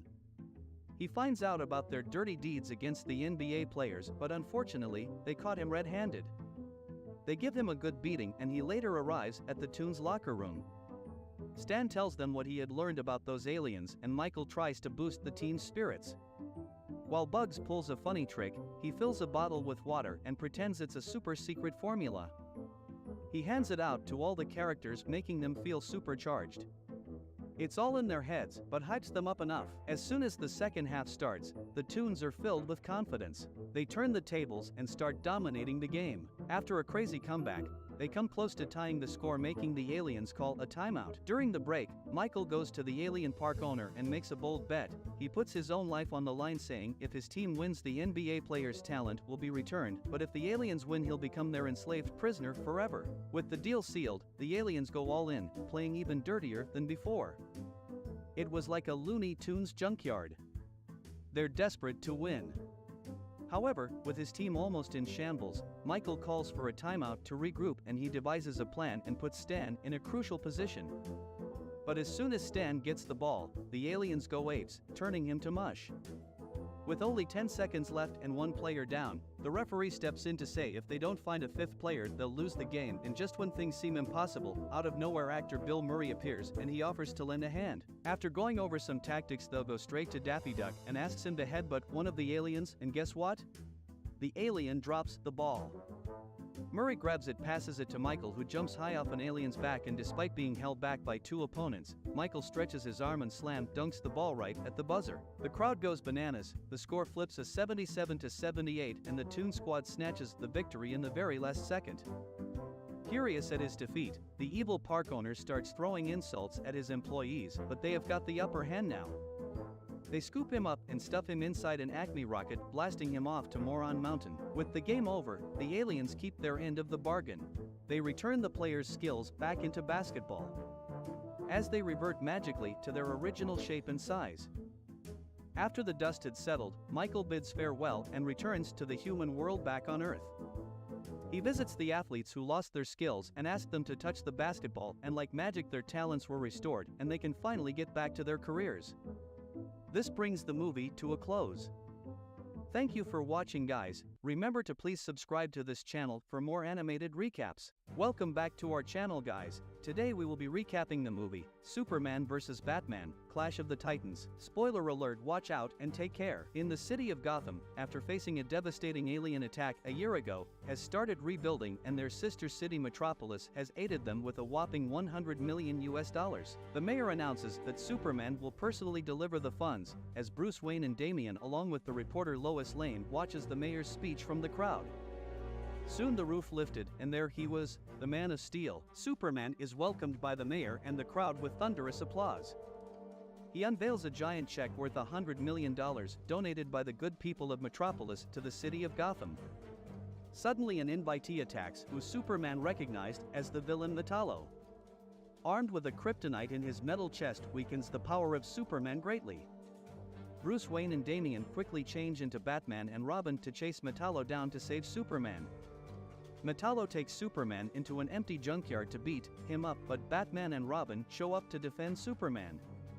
As Metallo mocks Batman for not being able to overpower him, Batman signals the Batmobile to come into action. The Batmobile crashes Metallo into a wall and blasts him. Metallo emerges from the flames, but Batman shows Robin that they have been able to crack the kryptonite in his chest and jumps to attack him. Robin's Batarang was able to get the job done, and they are able to get their hands on the kryptonite. As Batman instructs Robin to take it away, Superman regains his strength quickly and comes to the aid of Batman, who is fighting with Metallo. He then punches Metallo into a crusher and powers him down. Batman doesn't hand over the kryptonite to Superman as he doesn't trust him. This, however, annoys Superman. Then he uses his X-ray vision to see who Batman really is. Bruce then tells him he is not very trusting, and stated not when it comes to kryptonite. Plus, he now knows Batman is the famous billionaire Bruce Wayne. In LexCorp, Luthor is furious at the loss of Metallo at the hands of Batman after equipping him with kryptonite, and plans his next move to take down Superman. Meanwhile, Batman reaches his new tech center inside Wayne Industries. A high-tech robot dressed in a bat suit armor appears, and it is revealed to be controlled by Lucius, CEO of Wayne Industries and Bruce Wayne's good friend. They discuss strategies, and Robin is excited to find a jetpack with a rocket launcher made for him. Batman goes through the surveillance data in Metropolis City to track down Superman to uncover his identity. Supersonic disturbances in the Metropolis atmosphere pinpoint to Daily Planet and Metropolis Garden Apartments. Batman deduces Superman's secret identity and his residence. The next day, when Clark enters, Bruce Wayne is already waiting inside his apartment, surprising him. Superman states that he is truly the world's greatest detective, completely forgetting about Sherlock Holmes. However, Bruce hands over the kryptonite that is coated in lead and safely packed in a box. Before taking his leave, Bruce invites Clark to join the Justice League. Soon after, Superman flies out to the outer atmosphere and throws the lead-lined kryptonite into the sun to burn it. In the next scene, it's Friday evening and Lois Lane is working late at Daily Planet. Without anyone noticing, Clayface enters the Daily Planet disguised as Clark Kent and abducts Lois. She is greeted by Black Mask in a limousine and they take off. Soon Superman flies to an abandoned warehouse to save Lois Lane, where Black Mask and his entourage is waiting for him. Black Mask shoots Superman with red sun energy beams which drain Superman of his powers. A weakened Superman is then attacked by Bane and Clayface, and finally Victor freezes him to make him totally incapacitated. However, with the minimal sunlight that he received, Superman breaks the ice only to realize he is still too weak to even defend himself. As Black Mask tries to shoot Superman again, Batman and Robin arrive. The Batarang strikes the beam gun and it thaws Victor Freeze. While Batman and Robin fight the criminals, Superman regains his energy by exposure to the yellow sunlight and fights back. If you are enjoying this recap, remember to subscribe to get notified whenever there is a new upload. Finally, they defeat the criminals, capture Black Mask, and save Lois Lane. Superman flies out after learning Lex Luthor is behind the whole thing. Meanwhile, Luthor has already hatched another scheme to take down the Man of Steel. Lex Luthor has captured Poison Ivy and is awaiting the arrival of Superman.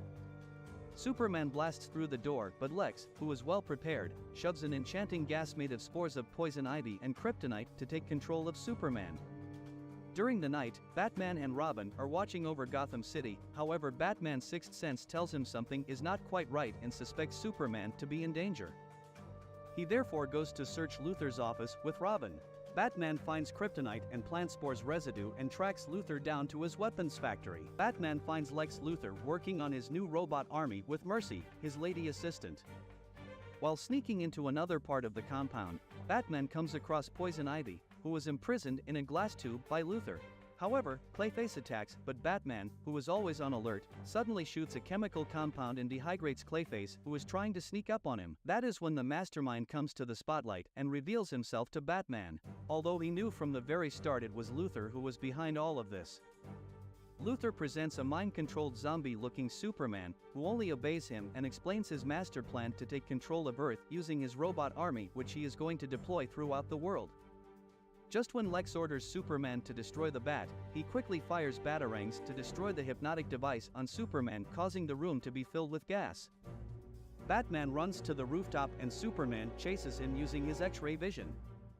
Superman easily overpowers Batman, and then Batman uses a piece of kryptonite that he kept in his belt to attack the Man of Steel. Just then both of them drop from the sky. However, Robin acts quickly and flies to rescue Batman with his jetpack while Superman makes a huge crash landing.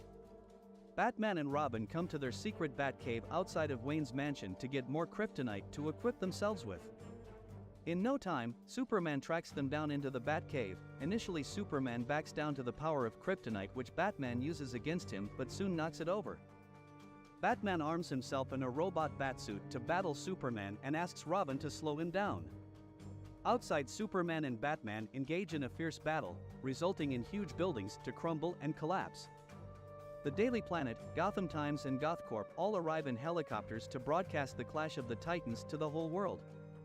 While the Man of Steel brings raw power to the ballgame, Batman levels the playing field using his technology and technique. Finally, Superman somehow manages to subdue Batman, but only to be attacked by Robin with his new rocket launchers. With the distraction Robin caused, they quickly escape into a warehouse and Batman uses atrazine gas to neutralize the effects on Superman by plant spore and kryptonite blend. A recovered Superman takes Batman and Robin to LexCorp's weapon facility where Luthor is ready to launch his new robot army. Superman takes on the launched robots in the sky and battles them in midair. Superman succeeds in disabling their firepower and destroys multiple robots. Batman and Robin attack Luthor's command center, making Luthor retreat to cover. Meanwhile, Mercy, his assistant, defends him. Just then a gigantic armed robot emerges from the facility which has Luthor in its command center. Mercy is quickly subdued by Batman and Robin, and at the same time, Robin hits the robot with explosives with no effect. But Batman attached a specially made Batarang which sends electrical signals that imitates a virus attack on the robot, leading to its system's failure. Superman attacks the failing robot from above and takes it down, much to the disappointment and anger of Lex Luthor as his master plan fails. After everything finishes, Batman is working on the Justice League's soon-to-be headquarters in the International Space Station. When Superman visits him with the recent events, Superman decides to accept the invitation to join the Justice League. Since now he understands the need for allies and, above all, the value of friendship. What do you think of this recap? Leave it in the comments section. Thank you for watching, guys. Please remember to subscribe to this channel for more animated recaps.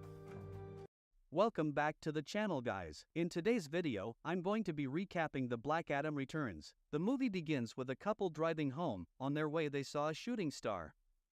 The boyfriend tells her to make a wish as he wishes for them to be together forever, but the girl is terrified because the shooting star is heading towards them. Before they were able to do anything, it kills them. It obviously was not a shooting star, instead it is a godlike being called Black Adam who has finally returned to Earth after the 5,000 years of exile he was given. The scene changes to a young boy called Billy Batson who lives in a dilapidated apartment. After morning routine exercises he goes to the kitchen to find something to eat but realizes he only has leftover potato chips which he ends up feeding to the hungry rats. On his way to meet Clark Kent, who promises to buy him breakfast, he sees some bullies stealing from a homeless man. Billy interrupts them, telling them to let the man go, but in his attempt to defend the man he earns himself a black eye. The homeless man thanks Billy for trying to help him and gives him the nickname, Captain. Billy tells him that it is his way of living by always doing the right thing, and when he leaves, he gives the man the last coin in his pocket. Billy arrives at the restaurant where he sees a mountain of pancakes Clark had ordered just for him. The hungry young Billy started to devour the food, but Clark notices some bruises in his face and asked him what happened.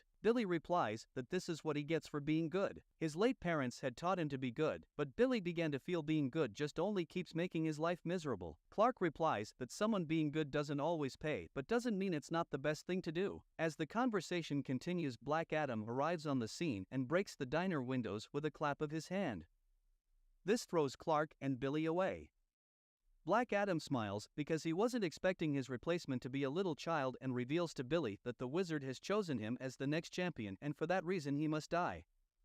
Clark tries to protect Billy, but a hit sends him through several layers of walls. Billy uses this opportunity to escape and he hangs onto the back of a fire truck in an effort to escape, but there was no way to escape as Black Adam picks up the truck. Clark changes into Superman and saves Billy from the truck Black Adam threw. A fight begins between Superman and Black Adam while Billy keeps running for dear life as far away as he can. With just a blast, Black Adam realizes that Superman is weak to magic and uses this to his advantage to gain the upper hand. However, Superman responds with the heat vision that Black Adam doesn't have. After Black Adam successfully restrains Superman, he continues chasing Billy, who runs into a subway not before bumping into the homeless man he helped earlier. If you are enjoying this recap, remember to subscribe to get notified whenever there is a new upload. The man gives him back the coin to return the kindness Billy showed to him. Billy is in front of a moving train with Black Adam still on his trail. Billy thinks he is going to die but finds himself inside the train. Black Adam left thinking the train already crushed Billy, but the coin the homeless man gave him suddenly began to glow and lightning started coming out from it. Inside the coin, Billy sees flashes of his past life with his parents and how he became an orphan. The train finally stops and as Billy gets out he finds himself in an enormous cave surrounded with the statues of 7 deadly sins. Billy's attention is diverted to an elderly man who introduces himself as Shazam and tells him that he has been chosen as his next champion. Shazam explains that thousands of years ago he chose a man called Black Adam as his champion, but instead of using the power he passed on to him in the right way, he started using it for his own personal gains and doing corrupt things. As a punishment, he banished Black Adam very far away from Earth, and now he has returned with no other motive but to get his revenge. He chose Billy because of his kind heart and tells him that whenever he is in trouble he only has to say his name Shazam and his powers will be embodied inside of him. Billy runs away as the wizard destroys the old cave. Black Adam is about to kill Superman, who is weakened by his magical powers, but Billy, with renewed confidence, confronts him.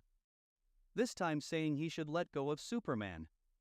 He punches Black Adam in the stomach, which had no effect.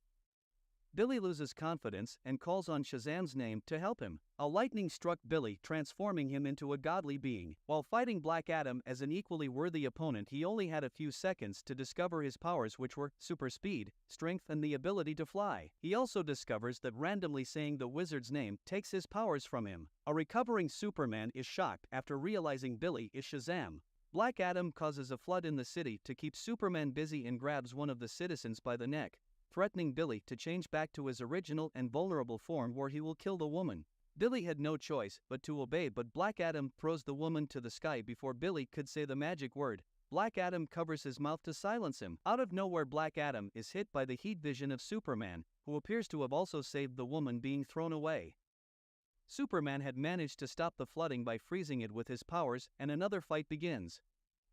After turning himself back to Shazam, Billy figures that his kindness is holding him back from his true potential. With anger, he defeats Black Adam, but he didn't stop there. Billy wanted to also kill him.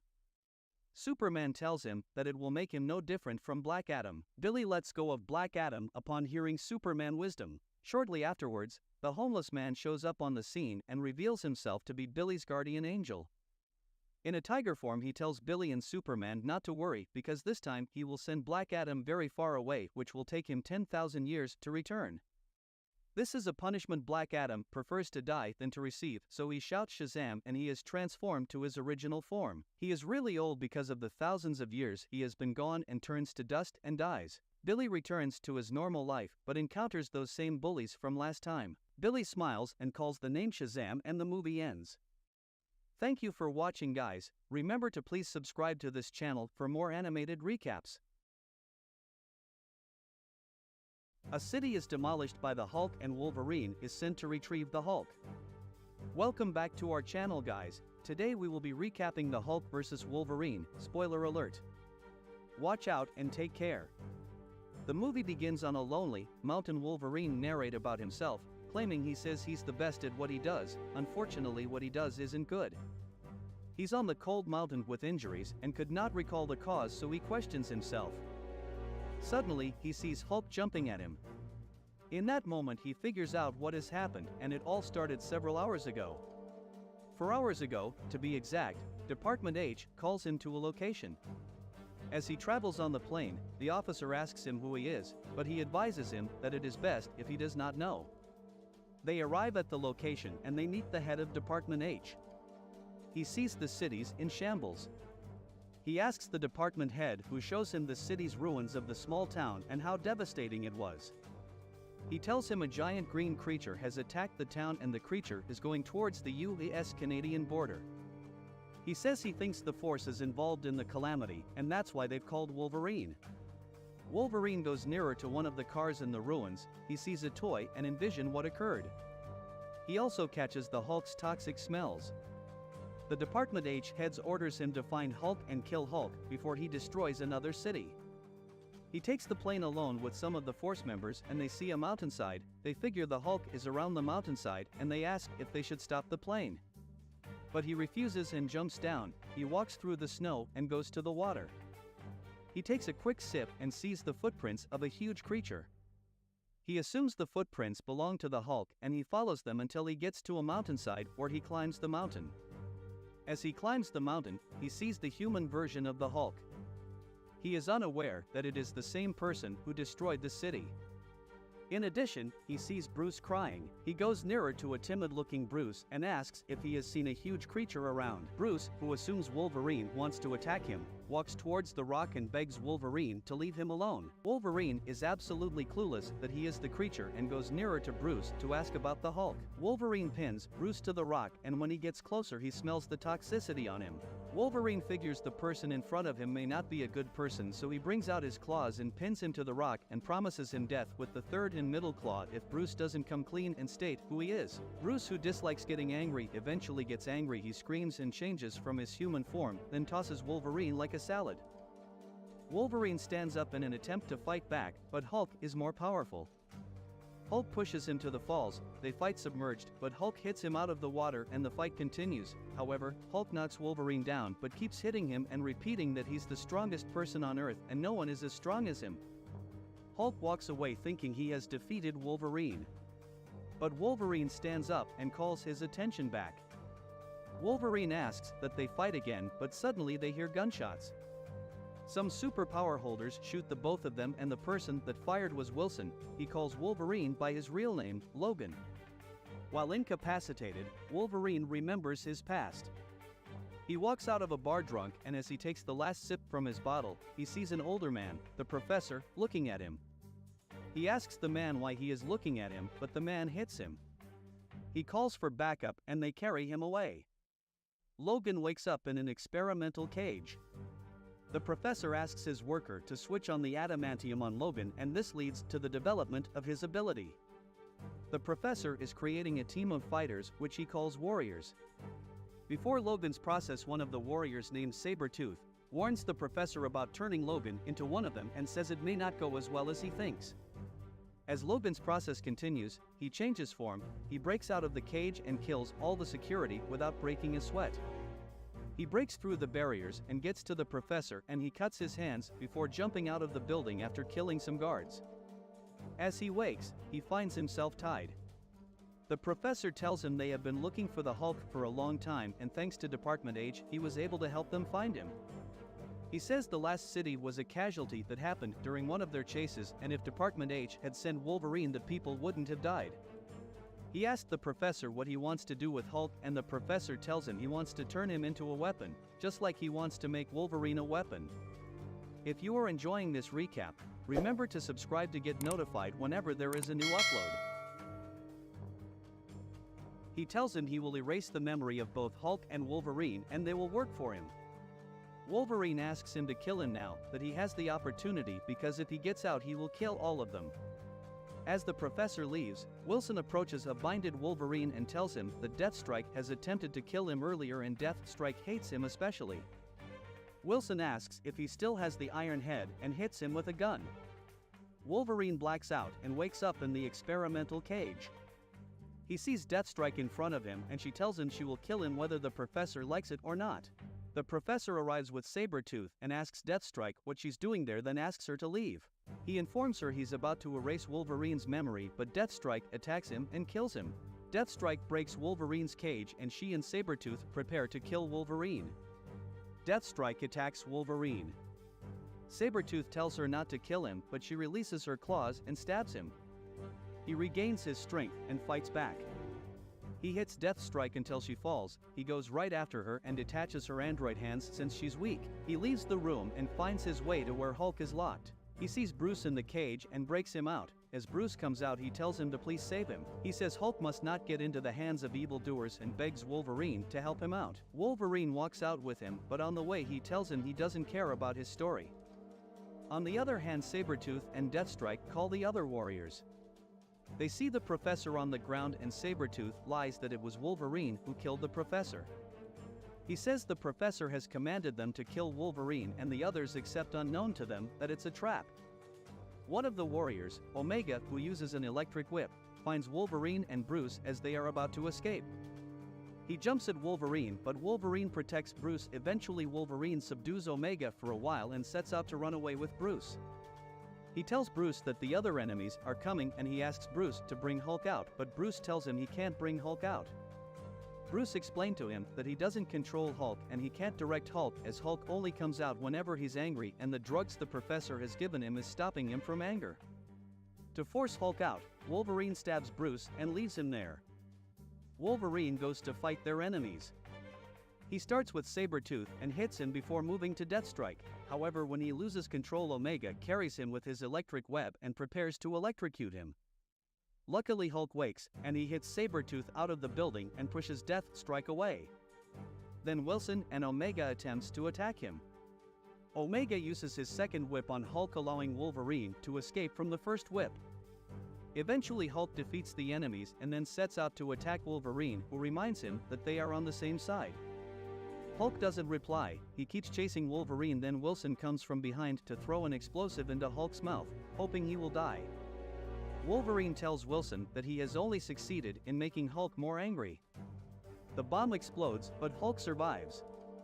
As Hulk attempts to attack Wolverine again, Wolverine throws Wilson at him. While Hulk fights Wilson, Wolverine escapes, but Omega climbs into the building to attack him. Deathstrike also returns to fight Hulk. She scratches Hulk's body, and that gets him irritated. She keeps jumping over him and cutting him until he eventually gets hold of her and rips her hands off. He goes to find Omega, who's fighting Wolverine, and hits Omega to the wall. He prepares to destroy the laboratory and eventually does. But before it explodes, Wolverine jumps out. After the building explodes, Hulk comes out and jumps to fight Wolverine again. Thank you for watching, guys. Please remember to subscribe to this channel for more animated recaps. Part 2 of this movie begins with a couple and a baby who are being chased by a clan called the Tarkatans, but Lord Raiden appears and saves the couple's baby before the mother gives her last breath. It turns out it was baby Liu Kang.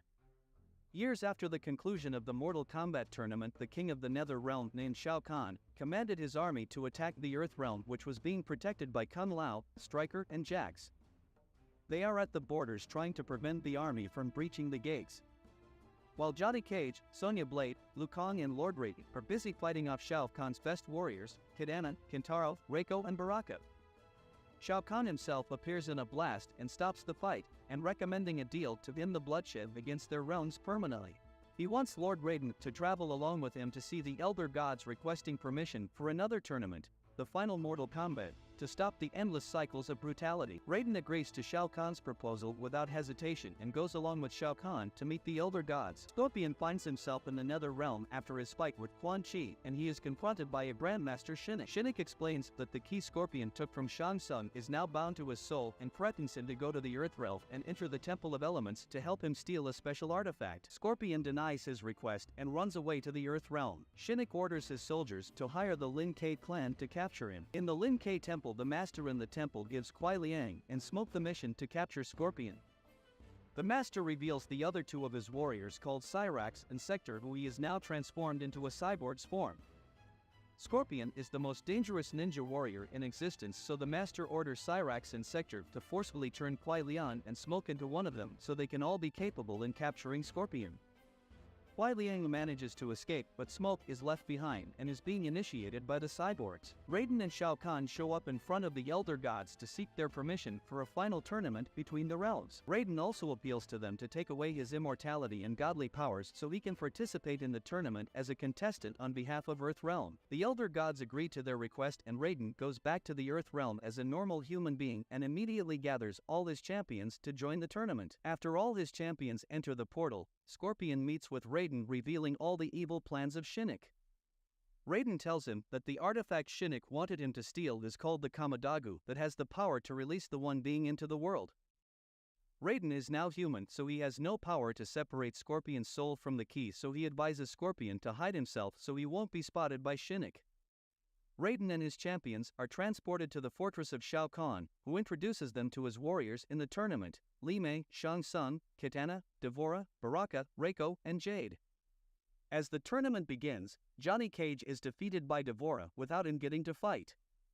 Liu Kang defeated Jade with a very deadly punch. Stryker wins his fight against Baraka with his very unique fighting skills. Sonya Blade defeats Li Mei by brutally smashing her head to the ground, while Kintaro is killed by Jax. Back at the Earth Realm, Scorpion was ambushed by the cyborgs, Sector and Cyrax, who are later joined by Cyborg Smoke. Though skillful, Scorpion is outnumbered and defeated by the cyborgs, who captures and takes him to the gates of the temple, forcing him to use the key and opening the gates. The cyborgs were about to kill him after he opened the gates, but Kuai Liang freezes the cyborgs because he intends to kill Scorpion himself to avenge the death of his brother Sub-Zero. After an epic showdown between the two, Scorpion convinced Kuai Liang to join forces with him to protect the artifact against the cyborgs, who were planning to resurrect the destroyer of the world. Scorpion and Kuai Liang were both defeated, and the cyborgs took the artifact and escaped to the Nether Realm. Back at the tournament, Raiden finishes off his opponent Reiko. Sonya wins her fight against D'Vorah. Shao Kahn effortlessly defeated Jax, while Shang Tsung defeated Stryker with a fatality. In the final round, Kung Lao fights with Shao Kahn, who easily uses his weapon to tear him to shreds. While Kitana engages in a combat with Raiden and spares his life after a brief fight and betrays Shao Kahn by attacking him. Shao Kahn imprisoned Kit Nana after giving her the beating of her life. Meanwhile, Liu Kang fights with Shang Tsung, who disables his left arm using his magic, but despite this disadvantage, Liu Kang still wins the fight and decided to spare Shang Tsung's life. However, the master of the Lin Kuei clan arrives with his cyborgs and delivers the artifact to Shinnok, but later wants to fight him after he reveals his evil plans on bringing the One Being into the world. If you are enjoying this recap, remember to subscribe to get notified whenever there is a new upload. Just as the Master and his cyborgs were killed by Shinnok's monsters, Scorpion and Kuei Liang arrive, but they are unable to stop Shinnok from resurrecting the One Being. On the other hand, Raiden engages in a final fight with Shao Kahn. Raiden displayed some really good skills but was no match for Shao Kahn's punches. Raiden was sadly killed by Shao Kahn, and as Liu Kang sees the only father figure he knows being killed in such a way, he furiously goes to fight Shao Kahn. This fight was the most legendary in the tournament, with Shao Kahn gaining the upper hand at first until Liu Kang went Super Saiyan with his fire technique, which he furiously uses to overpower Shao Kahn in the fight and eventually kills him with one final kick, leaving the whole crowd in shock for winning the Mortal Kombat tournament. The Elder Gods appeared in front of Liu Kang and rewarded him with the power of a god to fight against Shinnok. Shinnok has already ascended to god level by fusing himself with the One Being and is about to destroy all the realms with his godly powers. Liu Kang teleported Johnny, Sonya, Jax and Kitana to the Nether Realm to stop Shinnok and his army. They are later joined by Scorpion and Kuei Liang. Liu Kang transforms himself into a gigantic dragon and engages in one-on-one combat with Shinnok, while the others join the military in fighting Shinnok's army. Shinnok gains the upper hand, but with Scorpion's and Kuei Liang interference, Liu Kang was able to defeat Shinnok and returns the Earth realm back to normal. That brings the movie to a close as we see Johnny Cage receiving a kiss from Sonya. But the champions are left unsettled because Shao Kahn's body is nowhere to be found. Raiden is revived and gets his godly powers back and watches over the champions from afar. Thank you for watching, guys. Remember to please subscribe to this channel for more animated recaps. Welcome back to the channel, guys. Today we will be recapping The Reign of Superman. The film starts at about 6 months after the death of Superman. The world is still shaken by the death of the son of Krypton, better known to humans as Superman. However, there has arisen some mysterious Supermen around the city fighting crime, saving people, dodging bullets, and turning war missiles towards space. The most renowned of the heroes so far are Superboy, Steel, the Eradicator, and Cyborg Superman, each having different crime fighting styles, but they all dress like the Man of Steel. Following this news, reporter Lois Lane is seemingly devastated by the loss of her lover Clark Kent, and she cries whenever she sees their pictures. Clark's parents are there to comfort her, and the father thinks that he might not really be gone. According to some details by a news reporter on the TV, Superman's body disappeared, and everyone is speculating that the new guys could actually be Superman reborn. Lois Lane then decides to look more into the matter and to even ask the Supermen some questions. Later, Lois meets up with Wonder Woman, hoping for some information from the Justice League concerning the new guys in town, but Diana has nothing on the new Supermen and they share an ice cream. Later that evening, Lois Lane attends Lex Luthor's press conference about rebuilding their city, in which Luthor introduces the new Superman called Superboy, supported and financed by LexCorp. Lois then sneaks into the LexCorp labs, where she learns from a scientist called Donovan that the new Superman is a clone, and Lex Luthor finds them. Luthor explains that he hoped Lane could rebound with him after Superman's passing, but his lines are interrupted by another Superman called the Eradicator, who is primarily here to eradicate the criminal Lex Luthor. Superboy steps in to fight the Eradicator, but he is too great a menace for him. Another Superman called Steel also joins the party with his rocket hammer, but the Eradicator defeats him and he now turns to Luthor. Luckily, he is again helped by the other version of Superman called Cyborg Superman, who is angry at the Eradicator for claiming he is the only Superman. However, the Eradicator escapes during the fight. Later, Lois Lane releases a report of her findings about Superboy being a clone. Meanwhile, the robots in Superman's Fortress of Solitude watch the report, and one of the robots asks that Kal-El should not be awakened since he is severely depleted and is undergoing an ion radiation transfer. Later, Lois Lane meets up with Cyborg Superman, who claims to be the real Superman since he activated his genome to rebuild before he died. Lois, however, doesn't really believe he is the actual Superman, and Cyborg Superman flies away after telling her to believe in his goodwill for the people. Following this, the Supermen continue with their crime fighting and saving people. Lex Luthor is however disappointed that the crowds are treating his Superman as a clone and not the real Superman, and he plans to relaunch him again. Later the president launches the new Justice League Watchtower, and the Justice League members are monitoring the area, and they meet with Superboy, who is now the presidential head of security, while Cyborg Superman watches from the skies. While President Joan Dale is giving a speech, a boom tube portal appears and several monsters come out of it, and they begin to terrorize everyone. The superheroes fight them back, and during the fight Superboy gets overwhelmed and the creatures then turn to attack the president. Thankfully Cyborg Superman rescues her and flies her away to a safe place. The boom tube then collapses and falls on the gathering members of the Justice League, appearing to have killed them as everyone watches in disbelief. Following this, President Dale holds a memorial in honor of the Justice League and also honors Cyborg Superman's heroic actions, as he is now termed as the real Superman reborn. This angers Lex Luthor, since they blew the opportunity for his boy to be called Superman. In the lab, Superboy learns from scientist Donovan that he is a clone with both the DNA of Superman and Luthor. Donovan convinces Luthor to keep the boy since he has yielded better results than previous versions, but Luthor later fires him and unleashes other clones to attack him. A while later Cyborg Superman visits the grave of Terry Henshaw, where he receives a telepathic message from his master Darkseid, who asks him to quit the emotions since they have work to do. Lois Lane later visits the cemetery and learns of Cyborg Superman's visits and finds it suspicious. She then heads to steal Superman's home and discovers he is a normal person. As John Henry Irons, a genius who built a mechanized suit of armor resembling Superman. John explains Superman once saved his life and now he repays him by fighting crime when he is away. The two then research about the Henshaw couples, who were astronauts who died in the Space Shuttle Excalibur incident, but their bodies went missing. Finally Lois Lane deduces that Cyborg Superman is actually Henshaw and not the real Superman. Following the recent death of the Justice League, Cyborg Superman announces to the world the establishment of a new stronger league called the Cybercorps, composed of regular people which he picks from among the crowd of volunteers, and he grants them superpowers. If you are enjoying this recap, remember to subscribe to get notified whenever there is a new upload. Lois and Steel recognize the technology from Apocalypse, and they decide to question Lex Luthor's involvement as he has stolen the technology.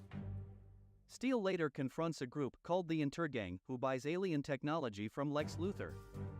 But he finds that they have been attacked by the Eradicator, and one of the injured guys then hands him a tracker for their product signal. Meanwhile, Lois Lane visits Luthor's penthouse and meets Superboy, who reveals she knew Lex Luthor treats him like a clone, but Lois encourages him, stating that he even looks like Superman. Lois then receives a call from Steel claiming that the Eradicator stole the alien technology and could be working with Cyborg. Steel follows the signal into the Fortress of Solitude, where he is attacked by the Eradicator, who was resting just like Kal-El. Lois accidentally receives the video of their fight from Steel's armor, and Lex Luthor also joins them in watching it. During the fight, Lois Lane realizes that the Eradicator is actually a hologram designed to protect Kryptonians, and she realizes that Superman could be around. However, the video crashes and Superboy immediately flies there. Meanwhile, Darkseid congratulates Cyborg for successfully initiating his ploy of creating more heroes around town. He plans to take over the Earth and is even happier that this time there is no Justice League or Superman. Elsewhere, the Justice League members appear on a different alien planet fighting alien monsters, and they are unable to leave without the assistance of someone from the other side. Back in the Fortress of Solitude, Steel and the Eradicator's fight awakens Superman himself, and he orders them to stop immediately. Superman later explains to John Irons how the robots revived him and their highly advanced technology, from where he also got updated about Darkseid turning people into robots and also the Justice League's disappearance. Superman also gets to meet his other son, Superboy, who wants in on the plan to stop Darkseid. However, Superman reveals he is not fully powered up. Meanwhile, Lex Luthor manages to get a broadcast from inside Cyborg's mind, and they discover his plans to invade the world. Luthor shows Lois a mother box which they could use against the invasion, while Superman, Steel and Superboy head to Metropolis. Meanwhile, the civilians are demonstrating against the new converted robots, and Lex Luthor asks Lane to sneak into the tower, and he also informs Superman that his girlfriend is headed into the tower, and Superman jets there. Lois Lane meets with Cyborg, but he attacks her. However, he is alerted of the incoming ship of Superman. Darkseid is also shocked that Superman still lives. Darkseid asks Cyborg to prepare for his arrival, but Cyborg wants Superman for himself and he betrays Darkseid and destroys his control from his body. Darkseid's invasion is also halted and cut off, and now Cyborg will have control over the Cybercorps and he orders them to destroy Metropolis. Cyborg now plans to kill Lois, but Superman crashes into the tower and they greets Lois. Cyborg then attacks Superman, blaming him for not being there to save him and his wife from the Excalibur space shuttle disaster. Superman is not yet fully recovered and tries to run away, but Cyborg tosses him around and reveals he plans to destroy him. Outside, Superboy and Steel are fighting the robots and Lex Luthor uses his mother box to open a boom tube portal, bringing back the Justice League who were trapped in a different dimension. Cyborg Superman then launches the Watchtower into orbit to prevent the League from helping Lois Lane and Superman.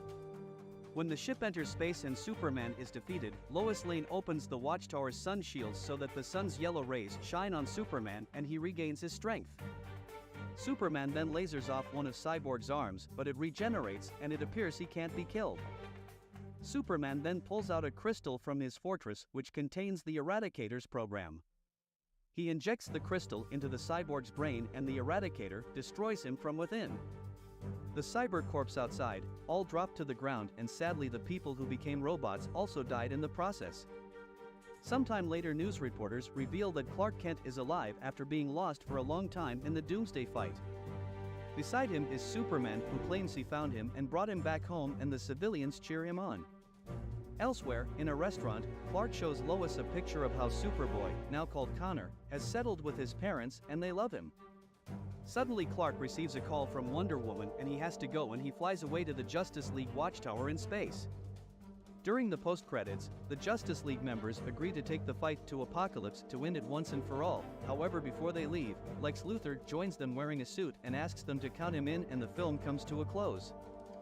Thank you for watching, guys. Please remember to subscribe to this channel for more animated recaps.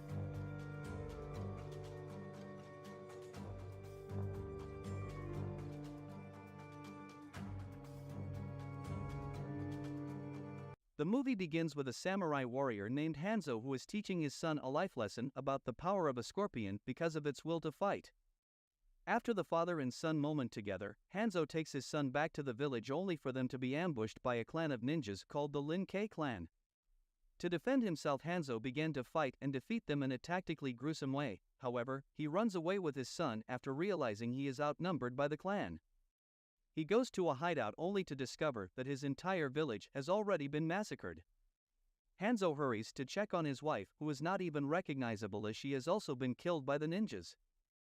Hanzo became so angry that he killed every one of the ninjas, slicing through their bodies and dismembering them, making sure no one gets out alive. Suddenly the leader of the Lin Kuei clan appears, a ninja called Sub-Zero. He holds his son's neck and forces Hanzo to surrender. As Hanzo surrenders, Sub-Zero captures him using his ice powers and makes him watch as he slowly strangles his son. A trapped Hanzo cries as he promises revenge, but Sub-Zero kills him before he could utter any more words. In the next scene, a temple where we see a monk named Lukong meditating until a mysterious person from the dark started attacking him with laser force. Lukong was able to pin the opponent on to find out it was his master, Lord Raiden.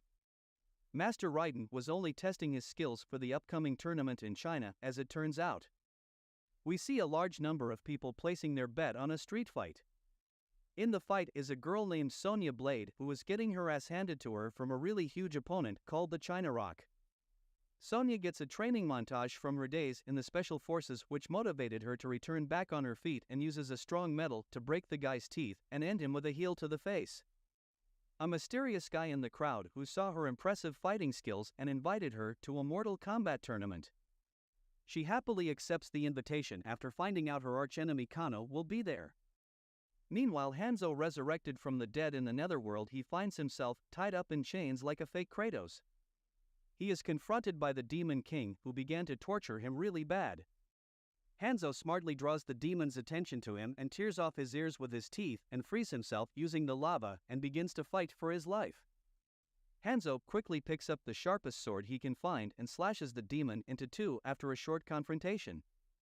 Hanzo later meets with a magician in the netherworld named Quan Chi who persuades Hanzo to fight for him in the Mortal Kombat tournament as well as to steal a very powerful key, and he will help him get his revenge on Sub-Zero and bring his dead family back to life.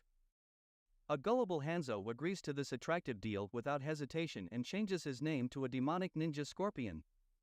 The tournament is about to begin and two Earth fighters named Johnny Cage, a rich Hollywood actor, and Sonya Blade, the Special Forces agent, were recruited by Lord Raiden along with his student Liu Kang so they can defend Earthrealm by fighting in the Mortal Kombat tournament.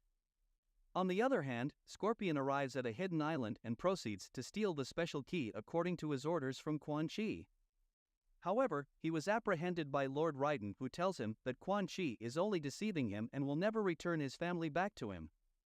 As the Mortal Kombat tournament between the Earthrealm champions and the Netherrealm champions was about to begin, Chang Sheng, the representative leader of the Netherrealm, brought out one of his prisoners named Jax Briggs, who was also Sonya Blade's commanding officer. Jax was captured by a mercenary Kano and is forced to fight his champion named Goro. When the fight began, Jax immediately loses his confidence after realizing the fight was totally out of his league, as Goro toys him around like a kitten and rips off both his arms. Goro was about to finish him off, but Lord Raiden appears in anger and heals Jax's wounds, knocking out Goro with just a fist. Lord Raiden is angry at Chang Sheng because this fight is not in accordance with the rules, as the Mortal Kombat tournament hasn't started yet. Jax is taken back into Chang Sheng custody and officially begins the tournament by sending each of the fighters in a separate dimension to fight in one-on-one combat. The first fight was between Johnny Cage and Baraka. Looking at the way he was being attacked, Johnny realizes that this tournament is no movie set but a real fight. He dodges all the strikes, causing Baraka to set the building on fire with his blades. He quickly escapes just before the building was about to collapse, leaving Baraka to be crushed by the bricks. The next fight in the tournament is Sonya Blade versus Reptile. Sonya is having a really tough time in this fight as the Reptile has the power of invisibility. She then smartly decides to pretend as if she's dead, prompting Reptile to finally show his true form in front of her. Sonya takes the opportunity to attack him, this time overpowering him with her superior fighting skills, and finishes him by doing a fatality. Scorpion, who is still revenge-driven, sees one of Sub-Zero clan members and captures him. He kills the clan member after he wasn't getting any answers concerning Sub-Zero's whereabouts and forge forwards to track him down. Next fight is Liu Kang versus Kitana. Looking at the way Liu Kang was only defending, it's obvious that he doesn't want to hurt her, but instead he begs her to stop as she keeps attempting to kill him. He puts her to the ground and threatens to kill her if she doesn't back down. It turns out that all of Lord Raiden champions are winning the tournament, which made Chang Sheng furious. He informs Raiden that all his champions will not make it far as a dangerous clan called the Black Dragon will soon attack them. Raiden is outraged, believing it's another way of Chang Sheng cheating to defeat his champions. After the tournament, all the champions of Raiden reunited together, but they see Scorpion finishing off some members of the Black Dragon clan. Thinking Scorpion is the bad guy, they were about to fight him, but Johnny Cage stops the commotion, reminding them that fighting each other isn't worth the time because they have a bigger threat they should be preparing for. If you are enjoying this recap, remember to subscribe to our channel and hit the notification bell so you do not miss future uploads. Johnny, after everything he has experienced, still couldn't believe monsters and magic is real, but Sonya talks some sense into him, saying everything he has seen so far is real. Lord Raiden suddenly appears in front of them, telling his champions to quickly head back to the temple where their final battle awaits them. On their way to the temple, the champions were surrounded by the Black Dragon's clan. They are afraid due to the fact they were outnumbered, but as Liu Kang notices one of them disguised as Scorpion, he immediately regains his confidence to fight. Scorpion comes out of the disguise and starts attacking them with his spear, killing them violently in groups, while the rest of them join him. Johnny is ready to fight, but he always ending up under Sonya's protection as she thinks he is weak. Liu Kang unleashes his special bicycle kick move as he finishes off the rest of the Black Dragon members. Kano shows up from nowhere and starts to shoot as the group makes their escape. While he was having his fun, Sub-Zero appears and kicks him away for dishonoring the Mortal Kombat tournament, while the vengeful Scorpion was watching from behind. He attacks Sub-Zero off guard, saying he is finally going to take his revenge on his family. But Sub-Zero appears to be really confused, but still has to defend himself. After a brief encounter between the two, Scorpion sacrificed himself just to kill Sub-Zero on a spike in the valley. While Sonya and Johnny Cage chases after Kano so they can find Jax, it is revealed that Scorpion is still not dead, and we see Quan Chi yelling at him for losing focus on his mission of stealing the special keys, but instead fighting Sub-Zero. Feeling annoyed, Quan Chi reveals that he was really the one that killed his family by using his magic to disguise himself as Sub-Zero. Quan Chi left him for dead, believing he is dead, but Scorpion later pulls himself off the spike. Sonya, while on the chase for Kano, stops after finding Jax in his custody. Kano releases a group of enormous monsters to fight her, who ended up beating her up as she is unable to fight off that many monsters alone. Liu Kang arrives at the temple to fight Shang Tsung's final champion Garo, who appears to be winning the fight. Meanwhile, Sonya was about to be killed by the monsters and Johnny Cage comes out from nowhere and smashes the monster to rescue Sonya, who is left shocked on how he can actually fight. Together they both defeated all the monsters with their otherworldly fighting chemistry and went to kill Kano, who threatens if they move any closer he will kill Jax.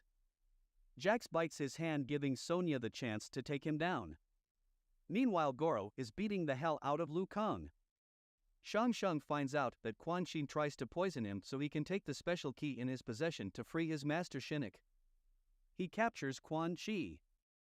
Meanwhile, Garo was about to rip out Liu Kang's arms upon Shang Tsung's orders, but Scorpion kills Garo from behind. Seeing his last champion dead, Shang Tsung tries to convince Scorpion to kill Liu Kang and he can hand over Quan Chi to him for his revenge. Scorpion instead attacks Shang Tsung after thinking this through, threatening him to hand over the key to him and therefore ending the tournament. Shang Tsung is about to fight Scorpion but backs down as soon as Lord Raiden steps in. He transported himself back to the Netherrealm, promising revenge on them. Without Shang Tsung's powers, the whole temple will collapse, so Raiden and Liu Kang runs out of the temple, leaving Scorpion and Quan Chi to their fates. Quan Chi and Scorpion gets into a really epic battle as they were both smashing bones, but Scorpion has the advantage because he cannot die no matter how Quan Chi damages him with a sword. Scorpion weakens Quan Chi with a really massive blow, then tears off both his arms, then rips off his head and finally giving him the famous Flames Thrower fatality. This way he will never be able to reincarnate. This concludes part 1. Stay tuned for part 2.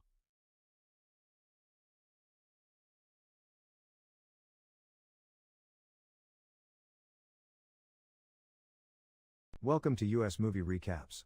In today's video, we will be enjoying an action-adventure film entitled Ultimate Avengers. There will be spoilers ahead, chill out and enjoy. In the North Atlantic in 1945, a squadron of B-24 Liberators transport the 101st Airborne Division.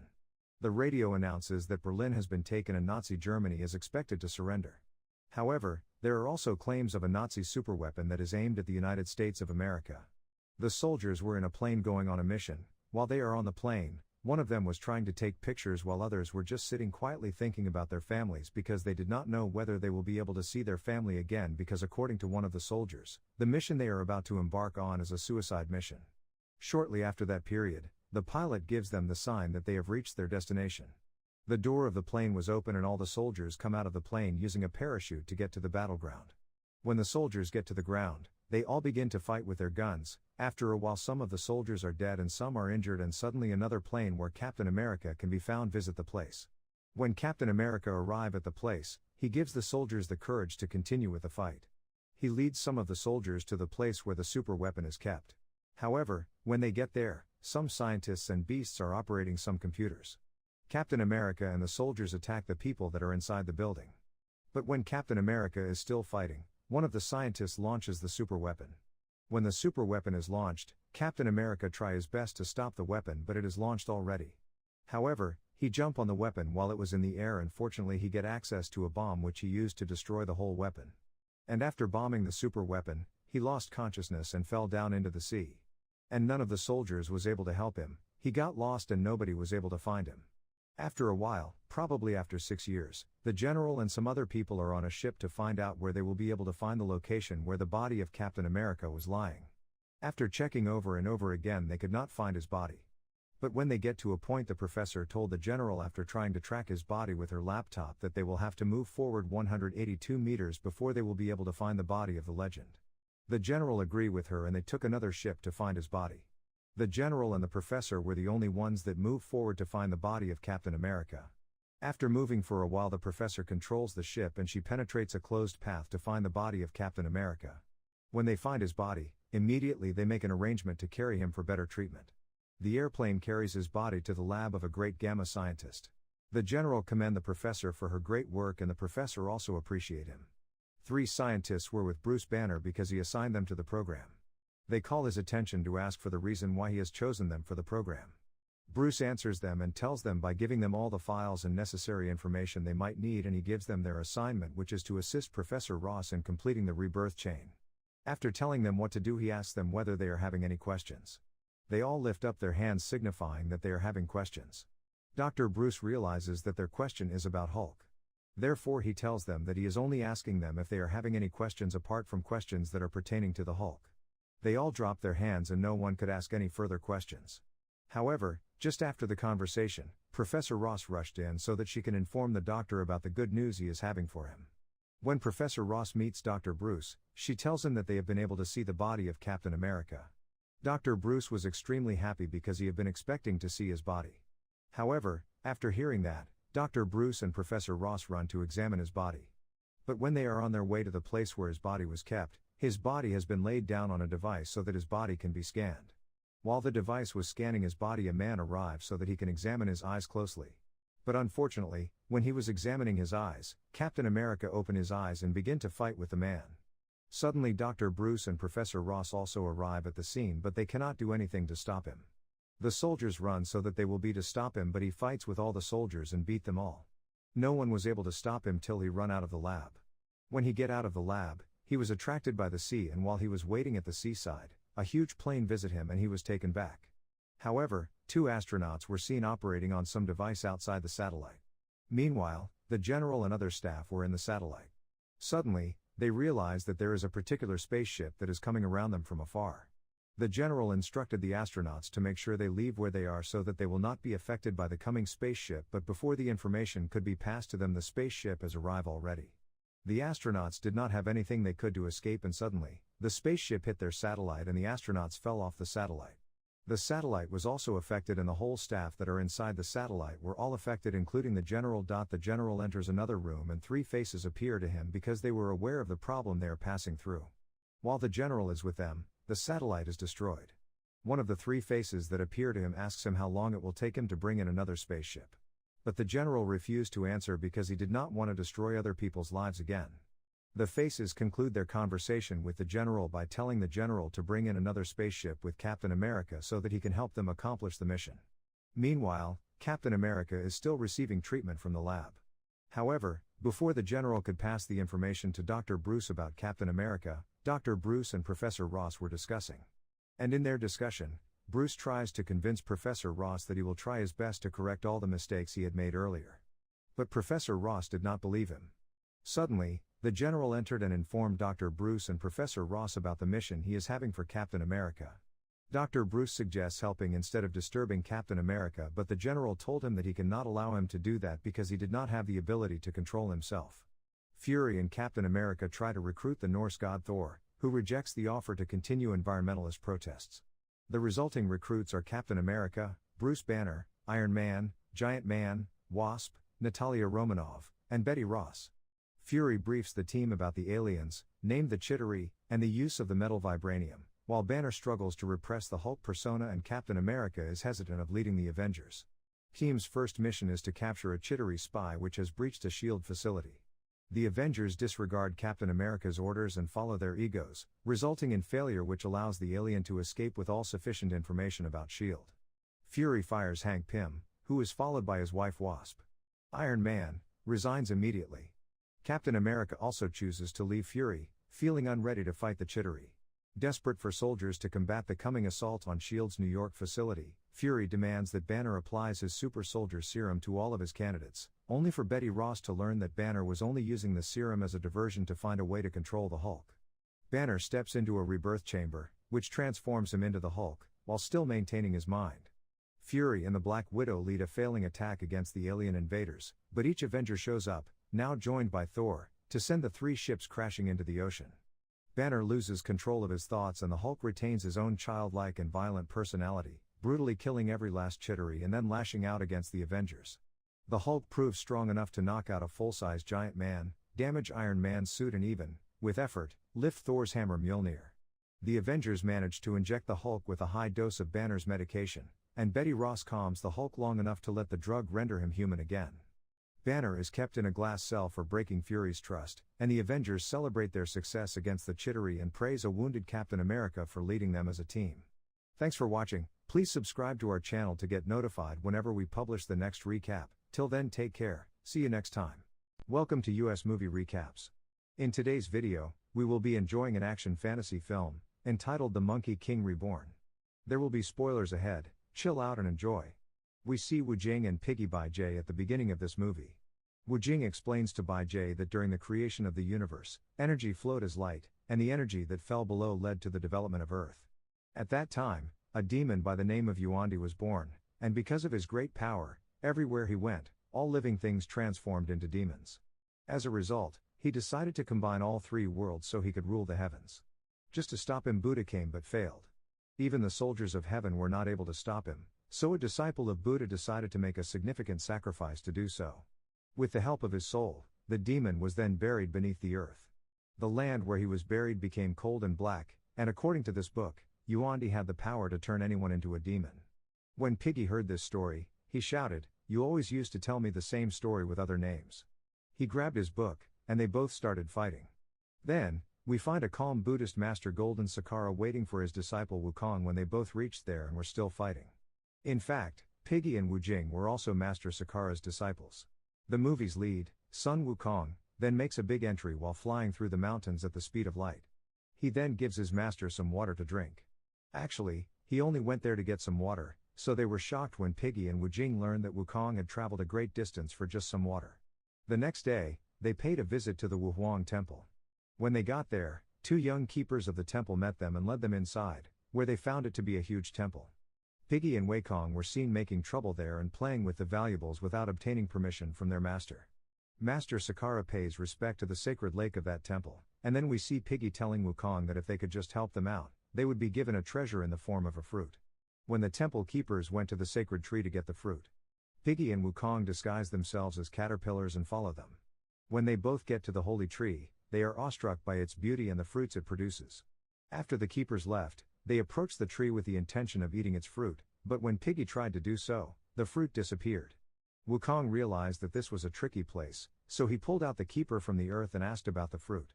The keeper said that this was a fruit known as sapodiya, also known as ginseng, that it takes 10,000 years to develop a holy tree and that it can only produce 30 fruits. After eating one fruit he would stop aging for 47,000 years. 3 ginseng fruits are picked by Wukong, who then shares them with his friends. When the keepers discover this, they count the fruits of that tree and find 4 are missing. When the keepers ask about this, Wukong replies that he had just 1 fruit. Then their master Sakara comes and asks questions about the problem. Keepers admits that his monkey took 4 ginseng fruits. Wukong accepts it and claims he only took 3 of them. They got into a disagreement over this and started fighting. Wukong was told by the keepers that he is a demon and useless. He became enraged by this and damaged all the fruits before using his stick to destroy the entire tree. The head of the keepers, Zhen Yuanzi, then showed up with his soldiers. The keepers have revealed that the Master Sakara's 3 wicked disciples stole the ginseng fruit, and one of them, Wukong, destroyed the holy tree. To prevent Yuandi from escaping, Zhen Yuanzi orders his followers to create a demon-protecting shield on the surface of the holy tree. Their master Sakara begs for his forgiveness. As per Zhen Yuanzi, they all treated them with respect, except for his disciples. 3 of them are then imprisoned in his magical cell until, all of a sudden, the shield of protection breaks and Yuandi escapes from the holy tree's roots, taking Master Sakara along with him. Wukong tries his best to free himself but is unsuccessful. Zhen Yuanzi explains to Wukong that it took a lot of work to capture Yuandi, but after freeing him by knocking down the holy tree, Yuandi will now make every effort to merge the 3 realms, which will cause the destruction of the earth. Wukong says that you are the ancestors of gods, so why are you terrified of him? Wukong says that the only way he can save his master is by setting him free. If he does so, he thinks he might be able to capture Yuandi as well. Zhen Yuanzi says that if he is unable to capture Yuandi, he will continue to imprison Wukong under the mountains forever. When Wukong agrees to his challenge, Zhen Yuanzi releases him. After the trio left, he dispatched his disciples to tell the God of Heaven about the situation. Meanwhile, Yuandi's demonic abilities are noticed wherever he goes, possessing every living thing. Yuandi hides in the mountains with the Master Golden Sakara. Many demons were present, and all of them believed Yuandi to be a sea creature. However, their leader informs them that Yuandi is actually the ancestor of all demons. All of the demons immediately knelt before him after learning this. Yuandi informs them that he lost his old body as a result of being trapped underground for a long time. He then commands them to take care of Golden Sakara until he can reclaim his body. He then vows to merge the 3 worlds in 3 days, and no one will be able to stop him. Then we see Wukong and his 2 friends searching for Yuandi when suddenly a little creature appeared from Wu Jing's basket and claimed to be the holy soul who had captured Yuandi. However, Wukong didn't trust him and sent him away. He again takes out the god of the land, and when they ask about Yuandi's whereabouts, he informs them that he is hiding in the mountains. As a result, all 3 of them reach out to the mountains in pursuit of him. Yuandi discovers that someone is looking for him and sends his demons to kill that holy soul. Later, we learn that the holy soul was in a town with Wukong and his friends. The demons of Yuandi then showed up. After hiding the pure soul, Wukong began to fight the demons. The villagers were under the control of the demons, and some of the men went in search of the pure soul just as the demons were ready to capture him. Wukong then arrived and sent the men away. When he saw the villagers in danger, the pure soul felt terribly sad and decided to help everyone who was affected by Yuandi's powers.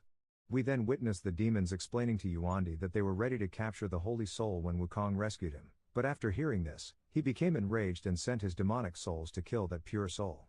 Then, we see Wukong and his friends. They enter the mountain god's temple in an attempt to find Yuandi, but the god wasn't there, so Wukong sends Piggy and Wu Jing to find him. Yuandi's demonic souls also arrived at that temple and hid in the statue of that god, just as the demonic soul was about to kill that pure soul. Wukong immediately saves it. The 2 of them engage in combat. His friends have also arrived to help him in fighting the demonic souls. When Wukong struck the god of the mountains in the head with his stick, all of the demonic souls escaped from his body, and the god of the mountains regained consciousness. When Wukong asks about Yuandi's location, the god points toward Millennium Mountain. We could then see that mountain, where all those demons were celebrating Yuandi's freedom and where he returned to his original form, and here in the middle of the way, that pure soul asks Wukong who named him Wukong. He tells the holy soul that learning about him is more important than learning how he got his name. When that soul asks, "Do you know anything about yourself?" Wukong responds, "I know everything about myself, and I also know that I'm a demon, created by a magic stone." The pure soul replies that while they are all wicked demons, he has a heart and is a good demon, and then the pure soul nods off. Because he was in the form of a child, Wukong didn't want that pure soul to accompany him, so he surrounded him with a shield and traveled to Millennium Mountain with his friends. When Wukong, Piggy, and Wu Jing arrived at Millennium Mountain, where many demons could be seen, they all got into a fight. When Piggy first started, everyone thought he was completely powerless, but soon Piggy transformed into a giant and crushed all those demons beneath him. Wukong then mercilessly killed the demons with his magical stick before using only his hair to create an army of monkey kings who helped them in fighting all those demons. Yuandi then came and asked Wukong to give him that pure soul, but Wukong moved forward to kill him instead, and a fight started. Wukong's friends also showed up and helped him in fighting Yuandi, but Yuandi alone was in control and cruelly beat them all. When Yuandi came onto that pure soul, Wukong tried his best to stop him, but this time he was severely injured. When Wukong's allies arrived to help him, Yuandi killed both of them, but was unable to destroy the pure soul because of a protective shield surrounding him. He then uses all of his powers to damage the shield from the inside, but Wukong intervened and made an effort to save the holy soul. After witnessing Wukong take his final breath, that soul was sad. When Yuandi brought his teacher Sakara and killed him in front of him, that soul tried to give Wukong his soul, but Wukong denied because doing so would cause that pure soul to die. When Yuandi was ready to kill Wukong, the pure soul tried to stop him but was unsuccessful and was killed by Yuandi. As a result, that soul entered Wukong's body and he came back to life. Yuandi began to merge the 3 realms, but Wukong stepped in to stop him. He struck Yuandi with his stick, and the 2 engaged in a bloody battle, in which Wukong used all of his strength to strike Yuandi in the head, killing him instantly. All the dark clouds disappeared shortly after his death, and Wukong's friends also came back to life. However, they were grieving the loss of their master, when suddenly Wukong hears a noise behind him and turns to see his master Golden Sakara. Everyone was happy, and we then witnessed the goddess of mercy plant the holy tree seed in the same location, where it immediately blooms once more, leaving the story with a happy ending. Thanks for watching. Please subscribe to our channel to get notified whenever we publish the next recap. Till then, take care. See you next time. Welcome to US Movie Recaps. In today's video, we will be enjoying an action animation film entitled Batman Ninja. There will be spoilers ahead. Chill out and enjoy. The film begins at Arkham Asylum, where Batman tries to stop Gorilla Grodd from starting his Quake engine. Grodd was able to throw Batman over the building when Catwoman sneaked in just before the machine activated. Batman tried to grab the device, but the next thing he knew, he was in feudal Japan. Still trying to make sense of everything. Batman is being attacked by armored samurais, and more samurai are on the way. Having made the decision to go, Batman used a smoke bomb as cover before realizing he had nowhere to use his bat hook because there were no tall buildings around. Later that evening, he came to the castle secretly to get some intel. He sees Joker talking with a security guard when another Joker approaches from behind. It turns out that the second Joker was actually Harley Quinn disguising herself to deceive Batman. The Joker reveals that he is currently known as the Demon King and is the most powerful person in Japan. Suddenly, their argument escalates into a fight in which Batman is attacked by the Joker, who is acting somewhat ninja-like and hurling razor-sharp fans at him.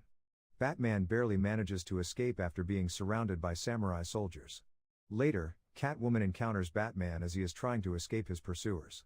She says that they arrived in feudal Japan 2 years before him and have been waiting for his arrival ever since. Batman says that he wasn't alone when he entered Arkham that evening and wonders where Nightwing, Red Hood, Red Robin, and Robin vanished. Batman believes Grodd held him up back then, which would have led to his later arrival than everyone else. According to Catwoman, the most notorious criminals in Gotham have tricked the Sengoku daimyo and are now lords of their own states. They are at war with one another in an effort to conquer and reunite Japan under one ruler. The Penguin has taken over the state of Kai, where he is engaged in conflict with the neighboring state of Ichigo, where Poison Ivy is in power. Meanwhile, in the state of Natsu, Deathstroke reigns supreme, while Two-Face has taken control of the state in Omi. Among its contenders, the Joker, with Harley Quinn by his side, is the closest feudal lord to achieving his goals. When Catwoman offers a partnership with Batman, Batman suggests that in order to clean up this mess, they need to locate Gorilla Grodd. He finds from Catwoman that the Joker keeps Grodd's time machine in a tower, where it is heavily guarded by the Joker army and kept behind locked doors. The next day, Batman and Catwoman dress as Christian missionaries, which, according to her, was highly common in that era, so they shouldn't stand out. Catwoman shows to Batman that the Joker is up to something evil, given that he has his men gathering coal. They stop at a tea cafe where Batman meets up with his oldest employee Alfred Pennyworth as they try to decide their next course of action. After that, they take Batman to an unofficial Bat Cave, where the Batmobile is kept secret. According to Catwoman, Alfred was in the Batmobile when the device went off, which is why he was also transported back in time. Batman is happy to have kept it secure, but the Joker's goons suddenly attack and set fire to the building. Batman leaves Alfred in Catwoman's care because he is determined to find the Joker. Nothing can stop Batman as he advances with the Batmobile toward the castle of the Joker. Concerned that Batman is approaching the castle too closely, Joker tells Harley to switch on Arkham Castle, transforming it into a gigantic robot fortress. The Batmobile was captured, but Batman managed to escape by converting it into the Batwing. When the Batwing came too close, it got tangled in the giant robot's claws, so Batman disassembled it into the Bat Cycle and flew over to the Joker. With the Joker at his fingertips, Batman is forced to go down instead and save a helpless mother and child who are about to be crushed by the giant robot hand. His Bat Cycle is interrupted when Sumo Bane appears and captures it with its hands. To get rid of Sumo Bane, Batman turns his Bat Cycle into the armored Batman, brushes Bane aside, and stops the giant robot hand. Before it crushed them both, Batman rolled to safety.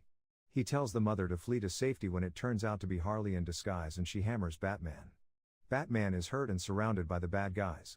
When Joker mockingly asks where his friends are, a swarm of bats suddenly charged at them, and Batman saw a ninja appear before him to take him away. Later, Nightwing and Red Robin reunite with Batman. They let him know that while Robin is searching for Alfred and Catwoman, Red Hood is on a scouting mission throughout the other feudal states. Batman also meets Ian, the Ninja Clan's chief. Ian says that an old prophecy linked to the Hida Bat clan predicts that when the country is in chaos, a foreign ninja appearing in the form of a bat will arrive to bring about order. They swear allegiance to Batman and support him in his endeavors. They are concerned that they lack any means of defense against Joker and his men. Robin returns from the mountain with a message from Grodd to meet at a local hot spring. Grodd says that he planned to send Gotham's criminals to a distant location so that he could take over the city for himself, but the machine malfunctioned when Batman intervened. Batman and Grodd decided to collaborate in order to lure the Joker and achieve the goal. Joker is drawn out to sea by Grodd, where Batman and his men are waiting. When Batman pretended to have the Joker's ship surrounded by ninjas underwater, the Joker and his crew pulled out their Gatling guns and fired at what they believed to be ninjas, only to discover that they were actually only dummies in the water. The real ninjas climb onto Joker's ship while they are in the submarine. Red Robin, Nightwing, and Robin board the ship to take on the Joker's men, while Harley and Catwoman square off. Joker is cornered by Batman and Grodd, who quickly capture him. When the fight is done, Grodd plans to pull a fast one on Batman, who pulls out his mind control tool, but unfortunately for Grodd, the ninjas have trained their bodies and minds well enough to be immune to mind control. Grodd still has a trump card up his sleeve when Two-Face arrives and begins firing at the Joker's ship. Choosing to leave the group, Catwoman has allied with Grodd and Two-Face. She has promised to go back to the future in exchange for Harley's power converter, which she took from Harley during their fight. As Joker's ship sinks, Batman finds that the Joker and Harley have managed to escape their bonds and grab a container of explosives. Batman urged Red Robin to flee with the others as he chases the Joker. Joker intends to flee, but not before lighting the barrel on fire and destroying his ship along with Batman. Grodd brings Catwoman back to Arkham Castle. As he gives his men instructions to fix the armored fortress in preparation for the upcoming battle. Grodd informs the other daimyo that they will meet and engage in battle at the infamous Field of Hell, Jigaku Koera. In order for Quake Engine to function, Grodd says, he needs the other 3 power converters from the Penguin, Deathstroke and Poison Ivy. Later that night, battered and worn out from their previous battle, Batman wakes up and is greeted by Alfred, who informs him that he has been out for 2 days. Batman is discouraged by how he behaved when he initially arrived here as he rethinks over his previous fight. With no equipment to assist him in war, such as vehicles, guns, or technology, he felt powerless. He was desperate enough to ally with Grodd and could not predict Grodd's betrayal. It resulted in loss of many lives. Now more than ever, he is driven to make up for his mistakes. This time, he urged his allies to study and master the ninja techniques, which when combined with their modern combat skills and innovations, will bring about the fulfillment of the ninja's legend and prophecy. Meanwhile, Robin informs Batman that Red Hood has traced the Joker and Harley, whom they initially thought for farmers. As Red Hood tries to force them to stop acting, Batman stops him because he believes they have lost all memories of who they were and decides to keep eye on them. After a month, the great battle's day has finally here. Grodd and Arkham Castle have moved closer to the battlefield. The Trojan Birdman Castle of Penguin, the Jiroku Plant Poison Castle of Poison Ivy, Kakuju Shorso Castle of Deathstrokes, and the feudal Emote Castle of Two-Face, all mobilize and move directly for the Field of Hell. Now that the epic fight between giant robots has started, Penguin and Poison Ivy are engaged in combat as Deathstroke fires at them. When Grodd arrives to face Deathstroke, Two-Face steps in and offers to deal with Deathstroke by himself. Grodd appreciates Two-Face for his loyalty, but at the last moment, Two-Face betrays Grodd and tries to kill him. Grodd grabbed him and threw him over to Deathstroke since he expected his betrayal. He snatches Two-Face and Deathstroke while they are still on the ground and throws them at the Penguin and Poison Ivy. During this time, Batman and his allies have been preparing for this day and are on their way to eliminate them all when their path is blocked by Grodd warriors. Ian volunteers to handle them, and Batman is advised to concentrate on the battle. Batman and the others approach the battle zone and take off in homemade paragliders in the direction of Arkham Castle. Grodd reveals his big master plan to Catwoman, while the rest of Gotham's villains are mind-controlled by him. He reveals that by providing them with the necessary technology, he tricked them into constructing their fortresses. He intends to rule this country and transform it into a kingdom of monkeys where he will have complete control over everything. While he prepares to finish his grand master plan, Joker and Harley arrive on a hot air balloon and attack Grodd and Catwoman with gas bombs that cause paralysis. Following a stunning turn of events, Joker creates a massive super robot out of all the fortresses and throws Grodd and Catwoman off the building while they are paralyzed. Batman and the others were forced to rescue them and get them to safety. Grodd, who is grateful to have been saved, gives Batman his flute so that he can summon his army of monkeys to take down the Joker's robot. Robin and Monchi-Chi, his pet monkey, urge that he hand over the flute to him because he knows how to use it. When Robin and Monchi-Chi began playing the flute, thousands of armored monkeys appeared on the battlefield and rushed at the giant robot, but despite their overwhelming numbers, they were unable to grab it. Mommy, a female monkey, suggests that they combine the armored monkeys to create a giant monkey that is comparable to the giant robot. The giant robot is struck hard by the giant monkey, which causes it to fall to the ground. While it was down, Batman and the others rushed towards it, but it immediately stood back up. Harley fires a large flamethrower at Batman and the others, but the giant monkey grabs them and lifts them to the top.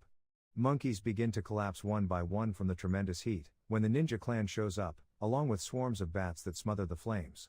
The bats gathered, grabbed the giant monkey, and became one gigantic Batman, assisting Batman and the others in entering the fortress.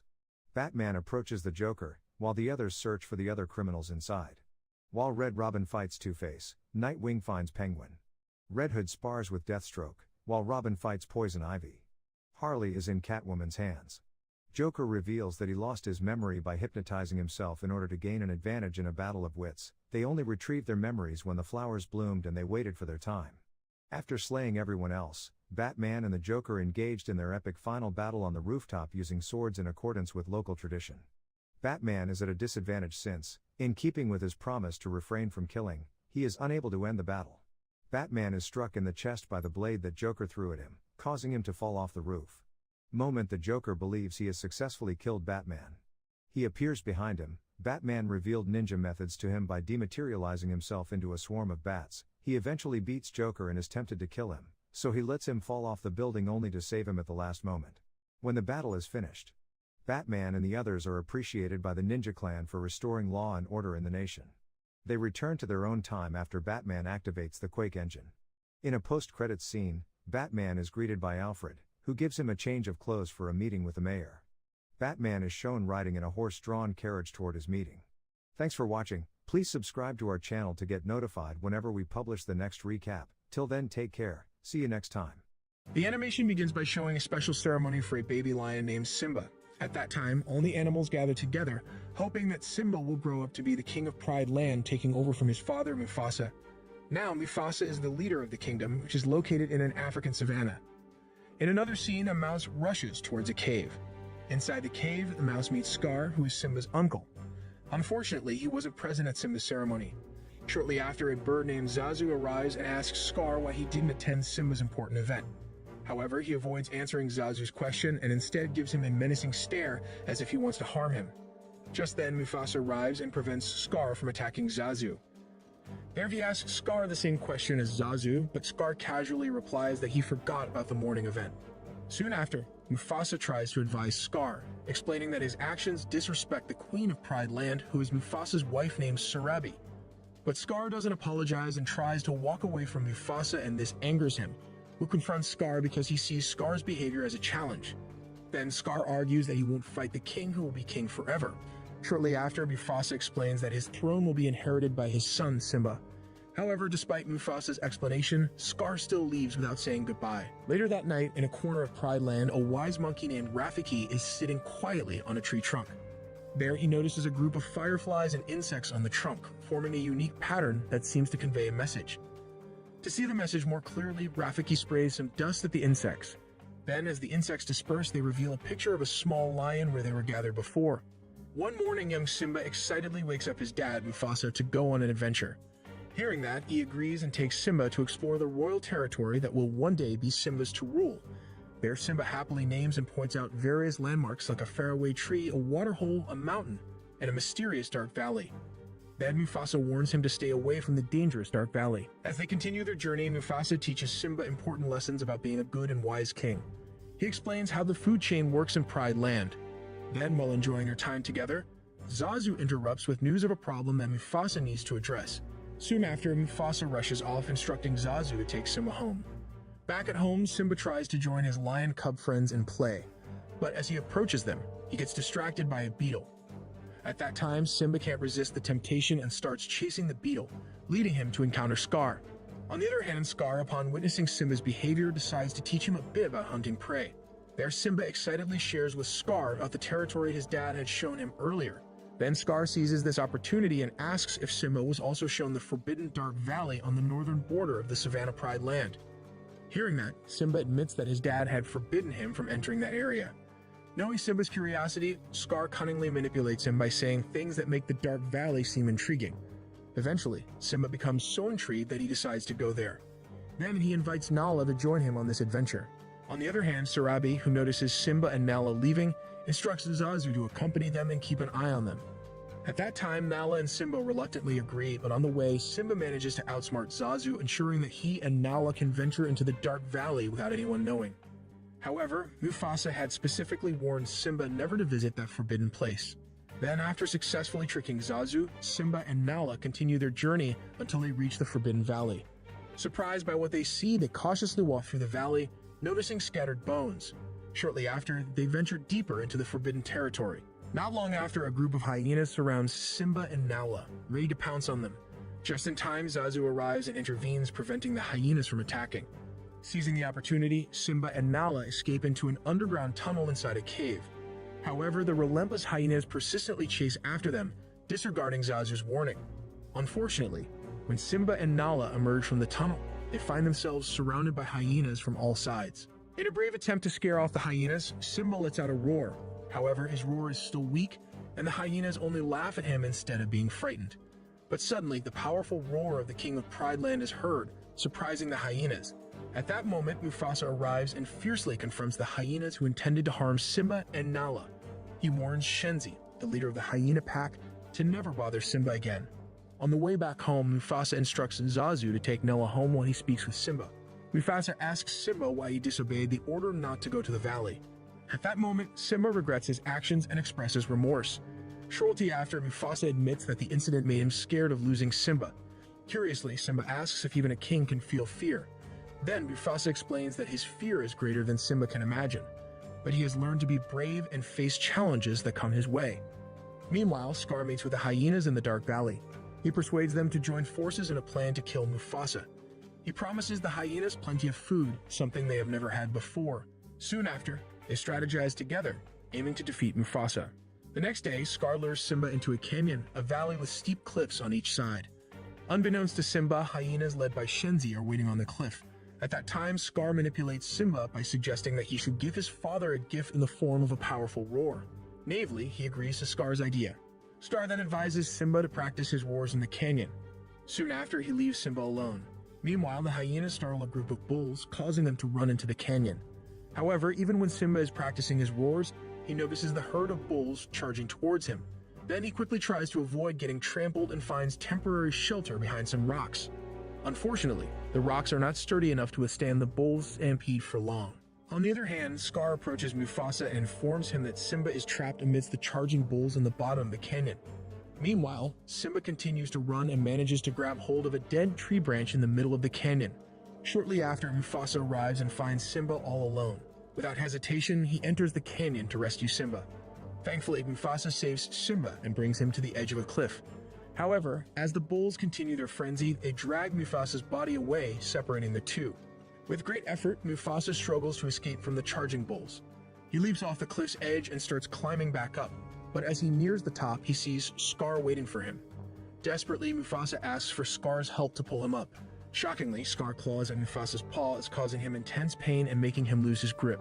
Then Mufasa plummets to the bottom of the canyon where the raging bulls trample him. Sadly, he loses his life in the stampede. Shortly after, Scar appears and confronts Simba, questioning his actions. Scar deceitfully portrays himself as the victim and falsely accuses Simba of being responsible for Mufasa's death. He manipulates Simba into believing that he should leave the Pride Land to prevent any further harm or destruction. Confused and frightened, Simba runs away as ordered by the wicked Scar. There, Scar commands the hyenas to chase and kill Simba. In his frantic escape, Simba accidentally falls into a deep ravine. This misleads the hyenas into thinking that Simba, like his father, is dead. Fortunately, Simba finds shelter under a tree protruding from the cliff wall, remaining hidden from the hyenas above. Soon after, Simba continues to flee, determined to distance himself from the Pride Land and ensure nobody knows he is alive. Meanwhile, Scar announces to the lions that both Mufasa and Simba have perished in the canyon. He declares himself the new king of Pride Land with the hyenas as his allies in carrying out his rule. Witnessing the presence of the intimidating hyena pack, the lionesses reluctantly acknowledge Scar as their king. Then Scar's ascent to power marks the beginning of a dark era in the Pride Land. Meanwhile, Simba wanders through the desert, aimlessly seeking refuge. Exhausted, he stops in the middle of a barren field. In a vulnerable state, he is nearly attacked by a group of flesh-eating birds. Luckily, a wild boar named Pumbaa and a meerkat named Timon come to his rescue. Shortly after, they scare away the birds, saving Simba from becoming their meal. However, Timon only realizes later that the animal they saved is actually a lion. Frightened, he runs away and Pumbaa follows suit. To their surprise, Pumbaa realizes that if they befriend the lion, he could serve as their protector. Timon agrees with the idea, and soon enough, Simba wakes up to find Pumbaa and Timon standing before him. Not long after, they become friends, and Pumbaa and Timon teach Simba the ways of survival in the wild. At that time, they show him their beautiful and lush home, resembling the Pride Land. Finally, the three of them form a strong bond, and over time, Simba, Pumbaa, and Timon grow together. Then they adopt the carefree philosophy of Hakuna Matata, meaning no worries. As time passes, Simba grows into a magnificent adult lion. However, he starts forgetting his true identity as the future king of the Pride Land.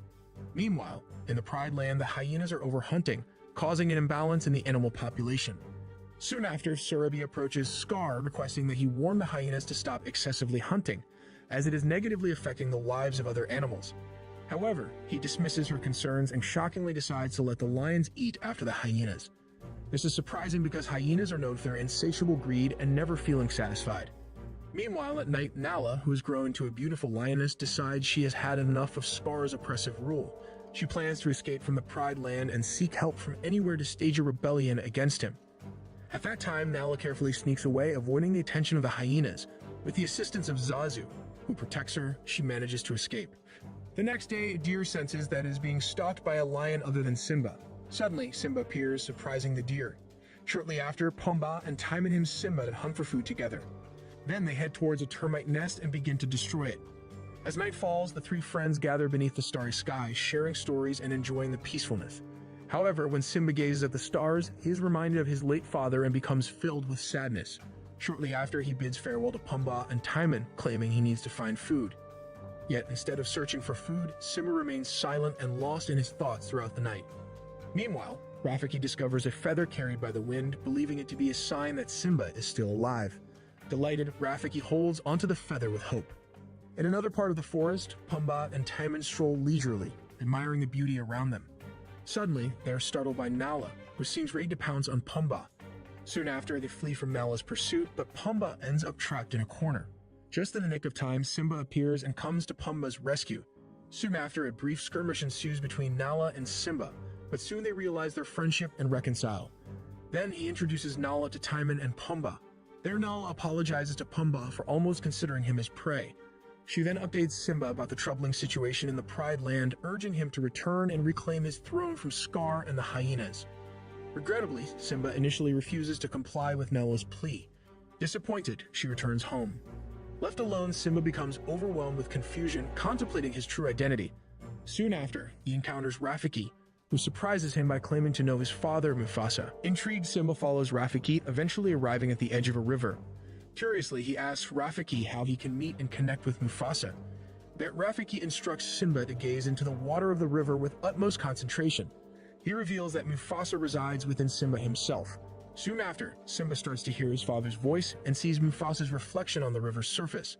Mufasa confirms that Simba is his son and destined to become the king of the Pride Land. Filled with determination, Simba decides to return to his homeland, the Pride Land, where he must reclaim his rightful place as king.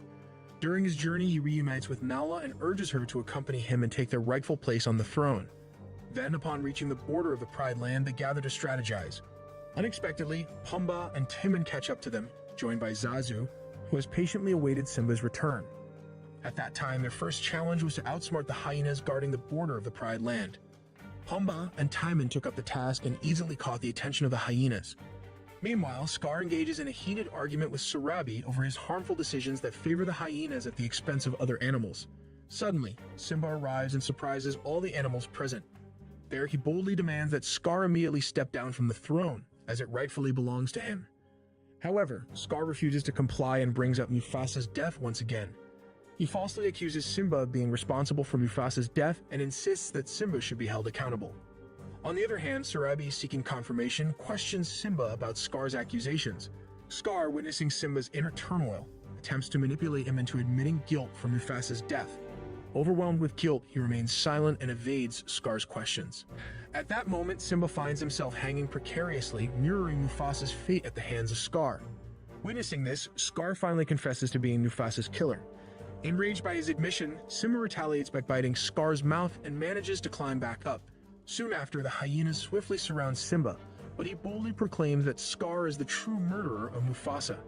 Upon hearing this revelation, the lions become furious and launch an attack against the hyenas. Meanwhile, Pumbaa and Timon initially believe they have escaped the hyenas, unaware that the hyenas are right behind them. Nevertheless, they fight back, successfully overpowering and intimidating the hyenas. Returning to the battle between the hyenas and the lions, Nala ultimately triumphs over Shenzi, the hyena leader. Witnessing Shenzi's defeat, the remaining hyenas flee, including Scar, who finds himself cornered by Simba. However, he refuses to let Scar escape and relentlessly chases him towards a high rocky cliff. Then Simba offers Scar forgiveness on the condition that he must leave the Pride Land. However, when Scar agrees, he instead attacks Simba, resulting in a fierce battle between the two.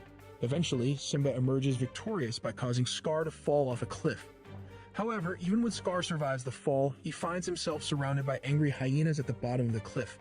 Betrayed by Scar's cowardice and fleeing after Shenzi's demise, the hyenas swiftly attack him, leading to Scar's death. Finally, the cunning, evil, and greedy Scar meets his end. In the end, the animals gather in the morning for a ceremony celebrating the arrival of Simba and Nala's cubs. At that time, the entire Pride Land rejoices, content with their new and true king Simba. The animation ends.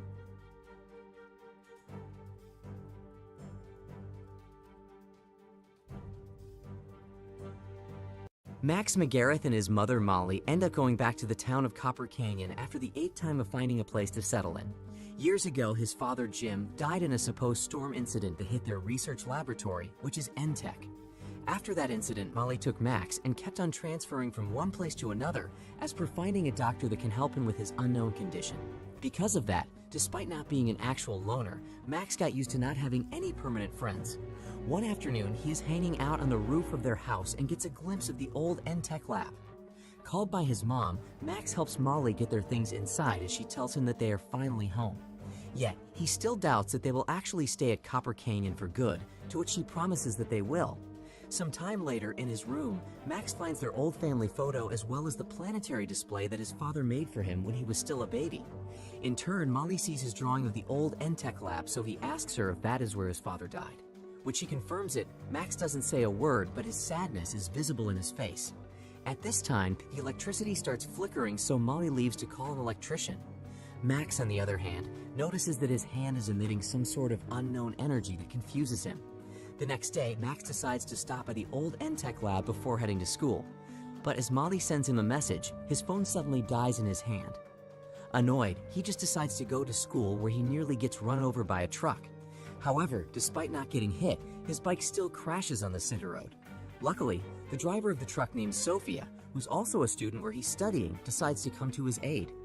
After making sure that Max is fine, she tells him to meet her after class so she can take a look at his bike.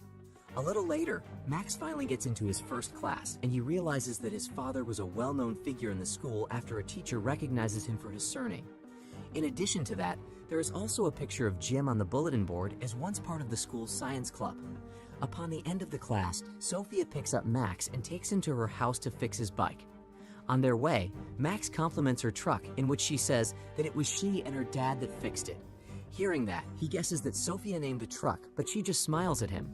Not long after, they arrive home and Sophia finally finishes fixing the bike. At this time, the two start to have a moment, but they get interrupted when a radio suddenly turns on. With that, he awkwardly says bye and heads home. There, Max finds his mother talking to a man, who she introduces as Miles Edwards.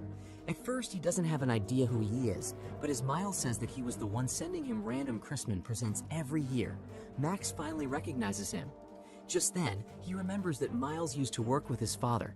At dinner, Miles tells Max some stories about his father and states that he was a special man.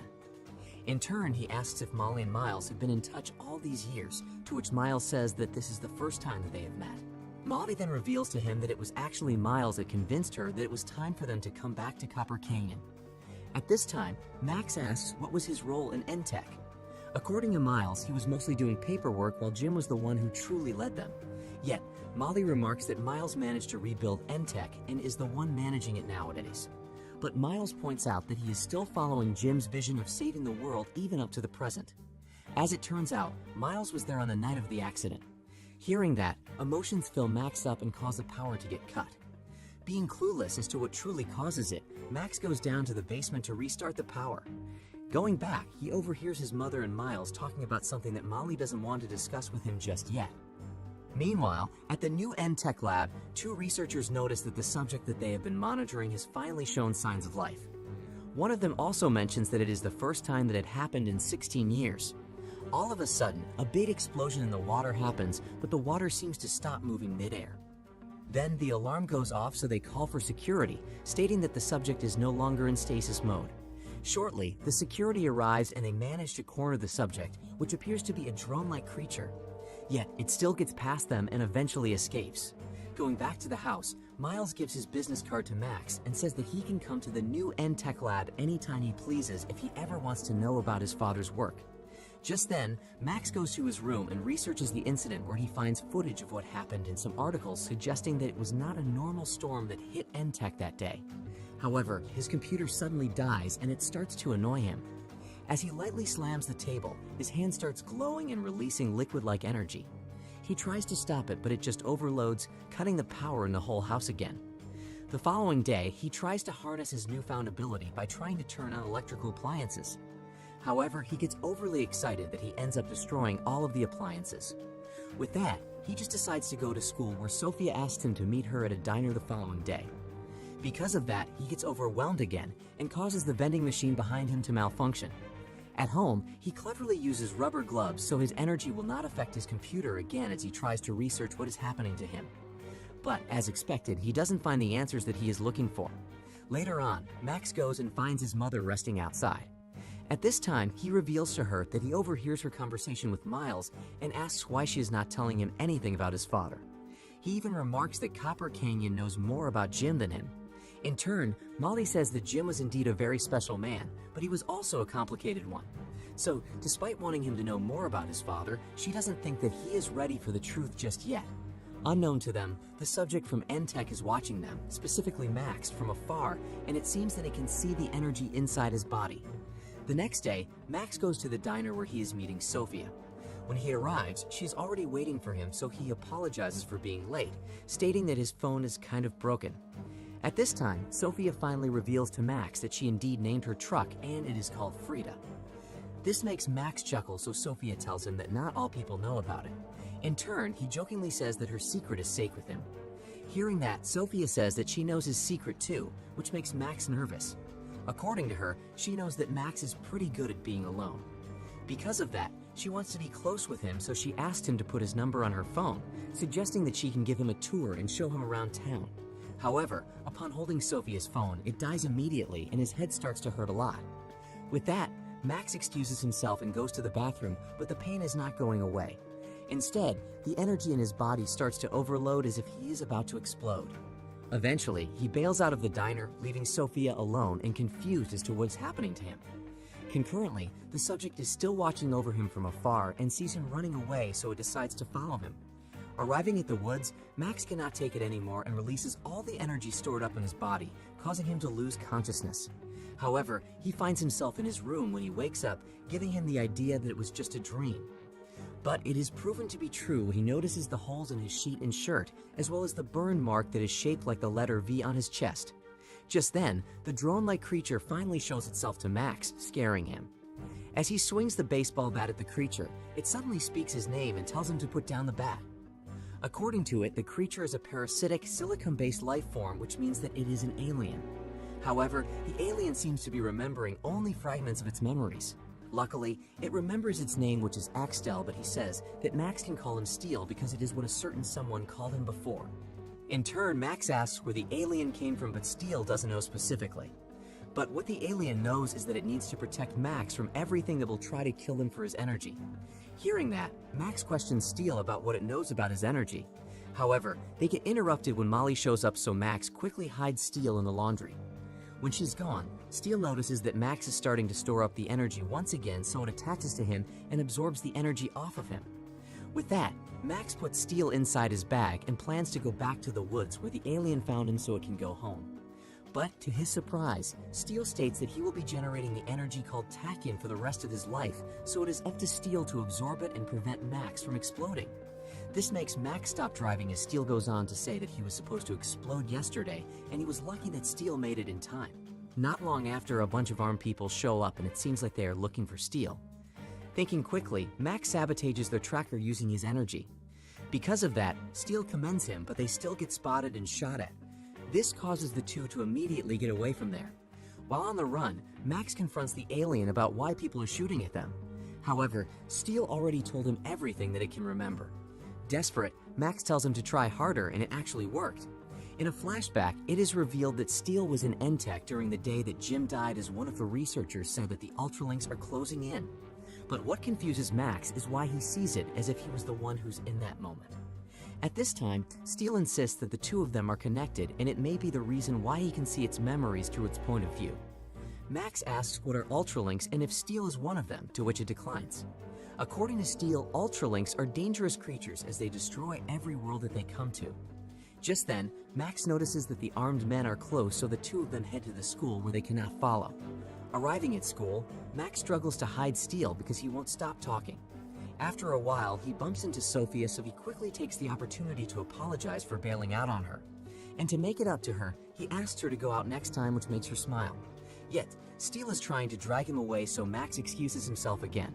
On the other hand, Steel notices that Sophia makes Max's heart rate and respiration increase, so the alien suggests that he should avoid her. But, in return, Max tells Steel to shut up and insists that Sophia is not dangerous. At this point, Max is running out of options on where to hide, pointing out that they cannot stay in school for much longer. Just then, the alien sticks to his leg to absorb his energy. According to Steel, every time he gets worked out or emotional, his energy will start building up in his body. The alien then suggests that maybe his mom can help them, but Max doesn't want to involve her in the mess. He says that she has been through so much since his father died.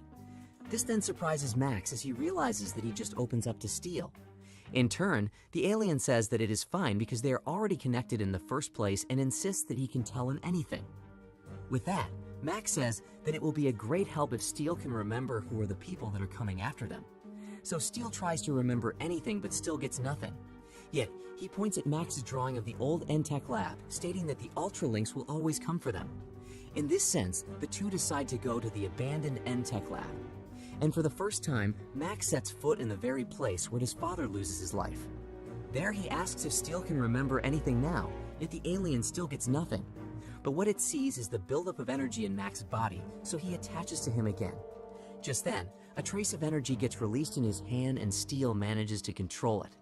According to the alien, they can harness the power of the Tachyon energy if they work together and then produce turbo energy. It also explains that the energy is so powerful that it can enhance his physical attributes, such as enhanced speed and strength. At this point, Max begins training and incorporating his movements with Tachyon energy. And to his surprise, Steel manages to fuse with him when he accidentally falls, forming a suit of armor around him. Confused, Max asks how it happens, to which Steel points out that whenever they harmonize their energy, they can become one. Just then, another flashback of memories flows into Max's mind. This time, it is revealed that Steel actually worked with his father in stopping the Ultralinks before. Upon this realization, Steel also states that the supposed storm that killed Jim was actually an Ultralink. The next day, Max sees the business card that Miles gave him before and thinks that he is the one that can understand and help him. Due to that, they make their way to the new Entech lab. Unfortunately, the armed men are back on their tails, so Max and Speed decide to split. And by good fortune, he stumbles into Sophia, who he asks for help to drive her across the town. After a while, they finally arrive at the Entech and Max talks to Miles about how his father died. In turn, Miles says that it shouldn't come from him, but Max insists, so he shows him a miniature of a power core that he and Jim were working on before. According to him, Jim's goal was noble, but he overstepped, implying that it was his own fault that he died. Hearing that, Max gets overwhelmed by emotions, and without Steel to absorb his energy, he starts feeling the pain again. Due to that, he runs away from Miles and Sophia. However, he gets suddenly attacked by an Ultralink that controls the wind to create a tornado. Luckily, Steel shows up just in time to fuse with him, eventually saving him. Just then, they use the turbo energy to take down the Ultralink, revealing that they are just like Steel. At this time, new memories come flashing by, and it shows that Steel seemed to betray Jim, which ended up costing his life. Because of that, Max gets angry at the confused Steel. In turn, Steel says otherwise and insists that it was helping Jim fight the other Ultralinks. But still, Max tells the alien to get away from him. With that, He goes home alone and gets scared when he sees that their house is surrounded by the armed men that were chasing him in Steel. To make matters worse, he gets spotted, so they run after him again. Fortunately, he uses his enhanced speed and loses them. He then goes to Sophia's place and asks for her truck, phone, and a pair of rubber gloves as he promises that he will tell her everything once he fixes his problem.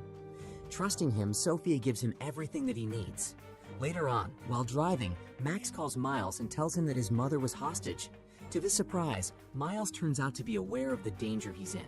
As it turns out, he knows about the Ultralinks as well. According to Miles, the people who got Molly are probably at the old N-Tech lab and are using her as bait to actually get him. He warns him to be smart about it, but Max just turns around and heads to the old lab. Meanwhile, Sophia cannot help but worry about Max, so she calls his home, to which Molly surprisingly answers the phone. It is then revealed that the armed men were actually N-Tech agents. She scolds him for following Miles' order to kill Steel and endangering the life of her son. Molly points out that she is the major shareholder of N-Tech, so they should follow her. Just then, she orders the agents to find Max. Speaking of whom, he just reaches the old N-Tech lab and finds the core where his father died. There, he sees that Steel is back in stasis mode. At this time, Max finally gets a whole flashback of memories which shows the truth that it wasn't Steel that betrayed his father but Miles. As it turns out, Jim is also an alien who goes by the name McGraw. After Miles sabotaged the defense system of the lab, the Ultralinks got inside so they could watch him kill Jim. That was the deal Miles made with them just so he could have Jim's Tachyon energy. However, Jim didn't let him win and overloaded himself to explode. But before sacrificing himself, he told Steel to look for Max and take care of him when the right time comes. As he gets back to the present, Max sees Miles wearing a special suit that he made so he can absorb Tachyon energy. To even up the match, he pretends to go into the core like Miles wanted so he can wake up Steel and fuse with it. This then gives him a better fighting chance.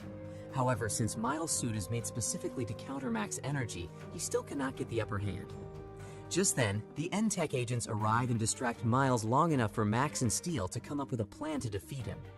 After Miles takes down the agents, Max attacks him again.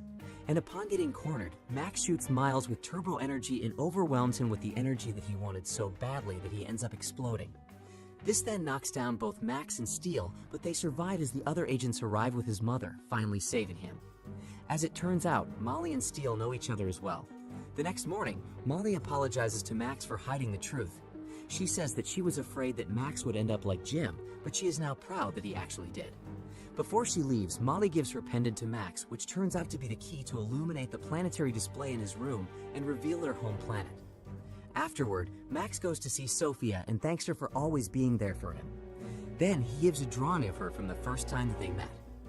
With that, the two of them kiss and promise to go on a tour using Sophia's truck. The movie ends with Max and Steel flying away as he now trains to properly harness his energy.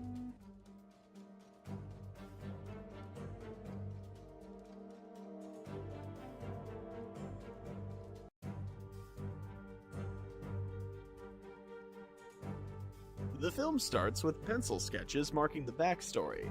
One day, a boy named Christopher Robin found mysterious creatures in the woods, to whom he gave names: Winnie the Pooh, Piglet, Donkey Eeyore, Rabbit, and Owl. The boy befriended them, visited, and brought food, feeding the strange dependents. After years of unhealthy friendship, the growing hero leaves his buddies and goes off to college to become a doctor. There's no getting rid of this schizophrenia otherwise. When the cold weather struck, the poor animals went wild and starved, which led to eating one of the house members, Donkey Eeyore. The animals went wild and lost their minds, mourning their comrade with his own meat. In the end, the animals swear to renounce their humanity and never speak again. 5 years go by. A grown-up Christopher Robin returns with his bride to the Enchanted Forest, where he spent his childhood in the company of talking beasts. Mr. High Voltage Duffelcoat tells his girlfriend about them, but she naturally treats the tales with a certain amount of skepticism. The girl believes that her fiancé had too vivid an imagination and a lack of medication in the body. Hearing a suspicious noise in the wilds, Christopher rushes to the sound. He finds Winnie Pooh's lair with a huge pot speared with something scarlet. The place where he used to play as a child resembled a countryside BDSM club. The bride decides she's not ready to experiment that much in a relationship and offers to do something clever, namely, run as far away as possible. But Christopher wants to see his old friends, so they keep prowling around, ignoring Eeyore's grave. The pair come out to an abandoned house. Winnie the Pooh and Piglet's abode is set up there. Appreciating the rich collection of animal skulls, the humans hide when they hear the noise. Then they sneak up the stairs to the outside, trying not to be seen by anyone. The plan fails when Piglet, who has grown to the size of Bebop, appears. He grabs the girl and strangles her with a chain. Realizing that friendship is over, a guy makes a run for it, but the silhouette of Winnie the Pooh can be seen in the flashes of the thunderstorm. The bear doesn't respond to attempts at verbal communication, slowly stepping on Christopher Robin with his cloven-footed sidekick. They bend over their former friend and drag him into the darkness. A girl named Maria is seeing a therapist, talking about an irrational sense of anxiety that interferes with a full life in society. The doctor suggests she go to a quiet place to sort out her thoughts. It's an ironic twist of fate that this place is the Enchanted Forest, full of chaps and stinking corpses. The girls roll down a country road in a lipstick-colored red car. They stop in the middle of nowhere at an old gas station that is currently fueling the vegetation. Maria enters the potentially dangerous site to look for signs of life, but there's not a soul around. Soon, the overgrown owner crawls out of the dog booth and tells her that the normal operation of the gas station is actually not in the budget. Maria returns to her friends, and here, the five of them stand in front of a pastoral cottage in the middle of a green meat processing plant. Did you see it has a pool? And a barbecue. Well, that pool's got my name written all over it. The girls look around the rented cottage, anticipating a digital detox, giving up their smartphones to have a break from social media. However, there are some unexpected consequences. First, selfies with wet hair are canceled. Second, the last friend drives separately, not knowing the way. She tries to call, but the phones are turned off. The girl was bored at the car and plunged into the philosophical jungle to discover the interconnectedness and interdependence of everything from everything, and found adventure in the face of Winnie the Pooh. Having spotted the appetizing prey, the bear runs after it, and the cameraman rushes the same direction, securing the camera to his shoe. The girl manages to get to the old warehouse and slips through the gap from the gate. The game of hide-and-seek ends up in a loss. The bear finds the girl, and carefully smashing her head on a piece of metal, puts her through the threshing machine. Meanwhile, at the cottage, the girls have gathered in the living room, listening to Alice's confession. She talks about her mental problems caused by stress. She thinks a mysterious stalker is following her. In the forest lair, while Piglet is spinning the pedals of a dynamo, a bloodied Winnie the Pooh approaches the captive Christopher hanging on a hook. The former friend apologizes and begs the bear to stop his bloodthirsty hunt, but the animal remains deaf to the exhortation. Winnie looks at his reflection in the mirror as if he were wondering what life had brought the finely sensitive poet to. The forbidden flashbacks to the little boy who called him his best friend flit before his mind's eye. Out of resentment and universal injustice, the bear goes on a rampage and smashes everything around him. Then, he whips him on the back until it turns into a mixture of Deadpool and Freddy Krueger's faces. At night, Winnie sneaks through the woods with a gnawed skeleton, wondering who to visit. His attention is drawn to the sound of a girl's laughter. He finds Laura splashing around in the hot tub, taking selfies in defiance of the rules. Looking at the photo, she spots a voyeuristic bear in the background. She climbs out of the water, looking for the pervert, but he talentlessly disappears into the night. Laura returns to the hot tub and doesn't notice the inseparable couple looming behind her. Piglet, noticing the size of the balloons, forcibly invites the girl in by putting her to sleep with chloroform. Laura comes to her senses, tied up in an uncomfortable position. Realizing that she will be abused, the girl panics and tries to free herself, but in vain. Winnie drives the car slowly and runs right over her head, which bursts. What was that noise? Thought the girls in the house and ran out to take a look. Prudently frightened, they run into the house to get their friends on alert and get the hell out of there. Yet, there is already a message left inside with blood on the windows. The girls realize they should better stick together and arm themselves with anything. Rustles outside prevent them from carrying out their plan. They see a wandering Winnie, who is patiently looking for a new snack. Suddenly, the lights in the building go out. Piglet mistakes the outlets for tied-up relatives and decides to save them. In the darkness, the girls sneak into the kitchen to find knives, but accidentally split into pairs. Going through the underwear drawers, one of them finds a revolver. In the pool room, the two girls bump into Piglet. The boar greets Alice with a hammer blow, tossing her aside, while Zoe retreats in fright and falls into the water. With the loyal chain from his neck, Piglet begins fishing for a bait fish. The bait fish dodges as best it can, which pisses the pig off. He descends into the water, chasing the annoying victim with a hammer held over his head. When Piglet catches up with her at the very end of the pool, he smashes Zoe's skull into bloody snot like a professional baseball player. Alice, who wakes up, sees the execution, and after that, Piglet slowly approaches her. Meanwhile, the remaining girls, Jess and Maria, decide the maniac is gone. They go downstairs and find a corpse floating in a bloody pool. Through the windows, they see the monsters carrying away the unconscious Alice. The girls fearlessly sneak after them, cautiously, determined to save their friend at all costs. The animals lead the pursuers to a secret camp in the woods, where they tie the captured Alice to a table. Winnie is nibbling on fresh honey from the pond when some noise catches his attention. A frightened Alice watches as he approaches her, leaning overhead. Honey drips from his smiling face. Bringing his paw close, the bear whips the girl in the face. In the next scene, Jess and Maria find Alice.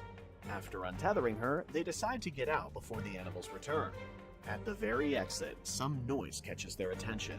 Deciding that there may be more prisoners nearby, the girls search the area. In the next room, they find hanging Christopher Robin. When he wakes up, he warns the girls to run away. Against sound advice, they take the prisoner off the hook. Outside, another woman is tied to two pillars. Her face is covered in blood from numerous wounds. She tells them that the pig and the bear can talk, but they prefer to do their work in silence. Kidnap, torture, and kill. Taking her revolver, the disfigured victim wanders into the lair and calls for Piglet to take revenge. Piglet does not keep her waiting and comes out for a fair fight with a chain at tilt. They dance around the fire, while the woman points her gun at the beast. But she doesn't have time to shoot, as Winnie, like a skilled spy, sneaks up behind her and gently drops her on the floor. Then, caressing her with his paw, pours the blood from a jar. Piglet, smelling the scent of food, rushes upon his victim and chews her up. After watching the fight, the rest of the girls run away. Pooh chases them through a tunnel of tree roots. The chase continues in pitch-black darkness, cut through by the women's cries. Meanwhile, Alice, who has got behind her friends, carefully picks up Piglet's favorite sledgehammer and with one precise blow, introduces him to the other end of the instrument. Having knocked the pig out, the heroine chains him up. But then, Pooh appears and nails the heroine to a pole with a knife.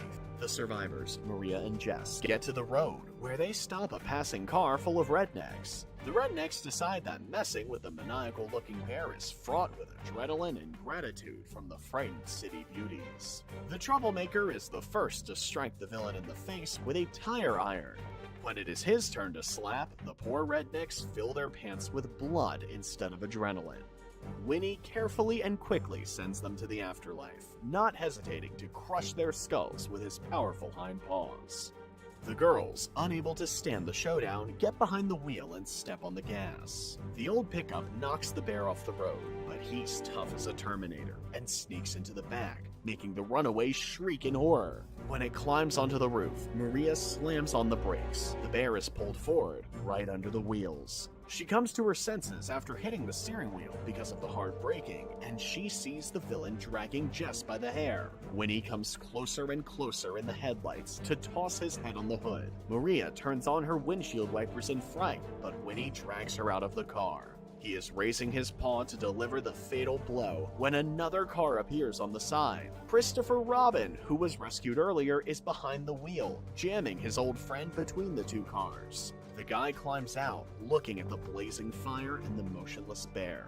They're almost gone when Winnie comes to his senses. The maniac slides the cars apart to continue his pursuit. Even the explosion behind doesn't stop him, as the bear grabs the girl with a knife in his paw. Christopher Robin tries to appeal to his good side again, and he lowers the knife for a moment. The guy offers to stay with him in the woods if he lets the last girl go. But, putting two and two together, Winnie slits her throat in one motion. The bear comes closer, forcing the guy to flee into the woods, then leans over his victim and delivers blow after blow to the breathless body in a blaze of fire behind him. The film ends on that life-affirming note.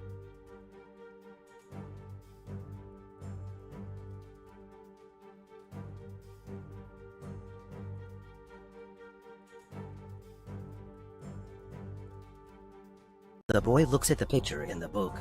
The next moment, he had the ability to move in an instant, but Michel went straight to the bank door, took one look, went home, grabbed his gear, and went inside the vault. He opens the cupboards and frantically loads them with money. If one trick doesn't work, he makes several. Michel was lying on a bed full of money. So how did he get his powers? One day, Michel gives Giovanna a crystal ball, and the school bully sees it. He says give it to him, and throws it in the center of the lake. Michel went to pick up the ball, and just as he picked it up, the next second it fell into the water and it kept struggling and was passed to the library. This is the first time he's ever unconsciously moved in an instant. Michel was a single parent. His mom left him when he was 5 and his dad was an alcoholic. When he got back to his room, his father broke in and tried to beat him up. The next moment, Michel teleported to the library. He finally realized he had powers, so he teleported home again, grabbed a wad of cash, and ran away. 8 years later, Michel has become even more handsome, and his teleportation ability has become even more skillful. He can open a refrigerator without teleporting, and he can even get the remote control without teleporting. When the nightlife started, he went to a bar and brought a girl home. After sex, he teleports to the Maldives to surf. For lunch, he eats a burger on the Egyptian Sphinx, and at night, he flies to Big Ben to meditate.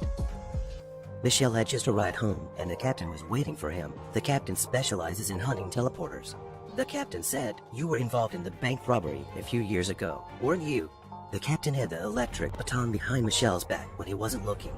Michel was about to teleport when the captain kicked him. 1, 2, 3 times. Michel was knocked to the ground. Michel teleports to the vault when the captain isn't looking. He cuts the ropes and in a panic, he teleports to the house with the money and sees his father running away again. Michel goes to a bar and meets Giovanna. Just then, the school bully from back in the day comes up to Giovanna and makes a move on her. Michel punches the bully in the face. The two of them wrestle, then the bully is transported to the bank vault and Michel leaves in style. Giovanna sees how powerful Michel has become and falls in love with him. Michel brings her along on a trip to Rome, and they try to enter the Colosseum, but the doors are locked. Michel teleports to the Colosseum and is about to open the door when he meets a man who also teleports. Brando tells him that he shouldn't have brought Giovanna here because he's being followed. Two men come out of the darkness, wearing gray robes and carrying curses. The weapons in their hands suggest that they were sent by the captain. Without saying a word, they take out their weapons and start fighting. Brando dodged the attack with an instantaneous movement. Michel's inexperience caught him. Brando kept flashing vines in the air and circled around the gray-robed man and finished them off in no time. Michel knew he was in danger, so he took Giovanna to the airport. Michel comes to Giovanna's house to explain everything. Just then the captain arrived with his men. Michel could only force Giovanna to go to Brando's secret room. The captain sprayed the air with insecticide, then took out a secret weapon and pressed a button to open the tunnel. The captain and his men came to the secret room and nailed Michel to the wall and took out a knife to kill Michel. At that moment, Brando unleashes his flamethrower and the captain is to dodge it. The captain then shot Brando in the leg. Brando goes for the big one. Brando got on his motorcycle and took off. The captain thinks he's gone, but that next moment, Brando came back with a bus show. The captain dodges in a mess. Giovanna runs to save Michel, but the captain is already coming. Just then Brando reappears with a flamethrower on his back and sprays the captain right back to Giovanna's house. Brando shuttles over and brings the weapon that opens the tunnel. However, the captain launches a rope and drags Giovanna back. Brando wants to activate the bomb and wipe out the whole neighborhood, but Michelle won't have it. He wants to save Giovanna, so he grabs the detonator, teleports away, and throws it out, sending Brando flying down with him. Not to fight again. From the desert to the glacier, Michelle seizes the opportunity to trap Brando on the high voltage tower and turns to save Giovanna. But the captain is already there and pins Michelle to the wall and pulls out the knife. Michelle uses his ultimate move to teleport the entire house to the lake and then to the library. He finally took the captain to the East African Rift Valley, and when he left, he said, "Don't worship me too much." The look in the captain's eyes must have conquered him. See you next time.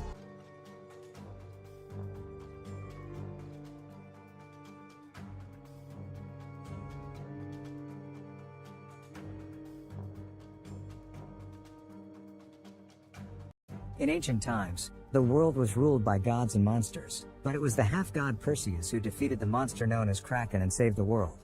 His father Zeus offered him to rule by his side as a reward, but Perseus turned him down because he preferred to live as a human. Eventually Perseus' wife died, but this didn't make him change his mind. He still lives as a simple fisherman and takes good care of his son Helios. One evening, Zeus visits Perseus to bring some bad news. The gods are losing their powers because humanity doesn't pray anymore. This means they can't keep the demons inside the gates of Tartarus anymore, and soon Cronus, the colossal titan and father of all gods, may escape and bring calamity to the world.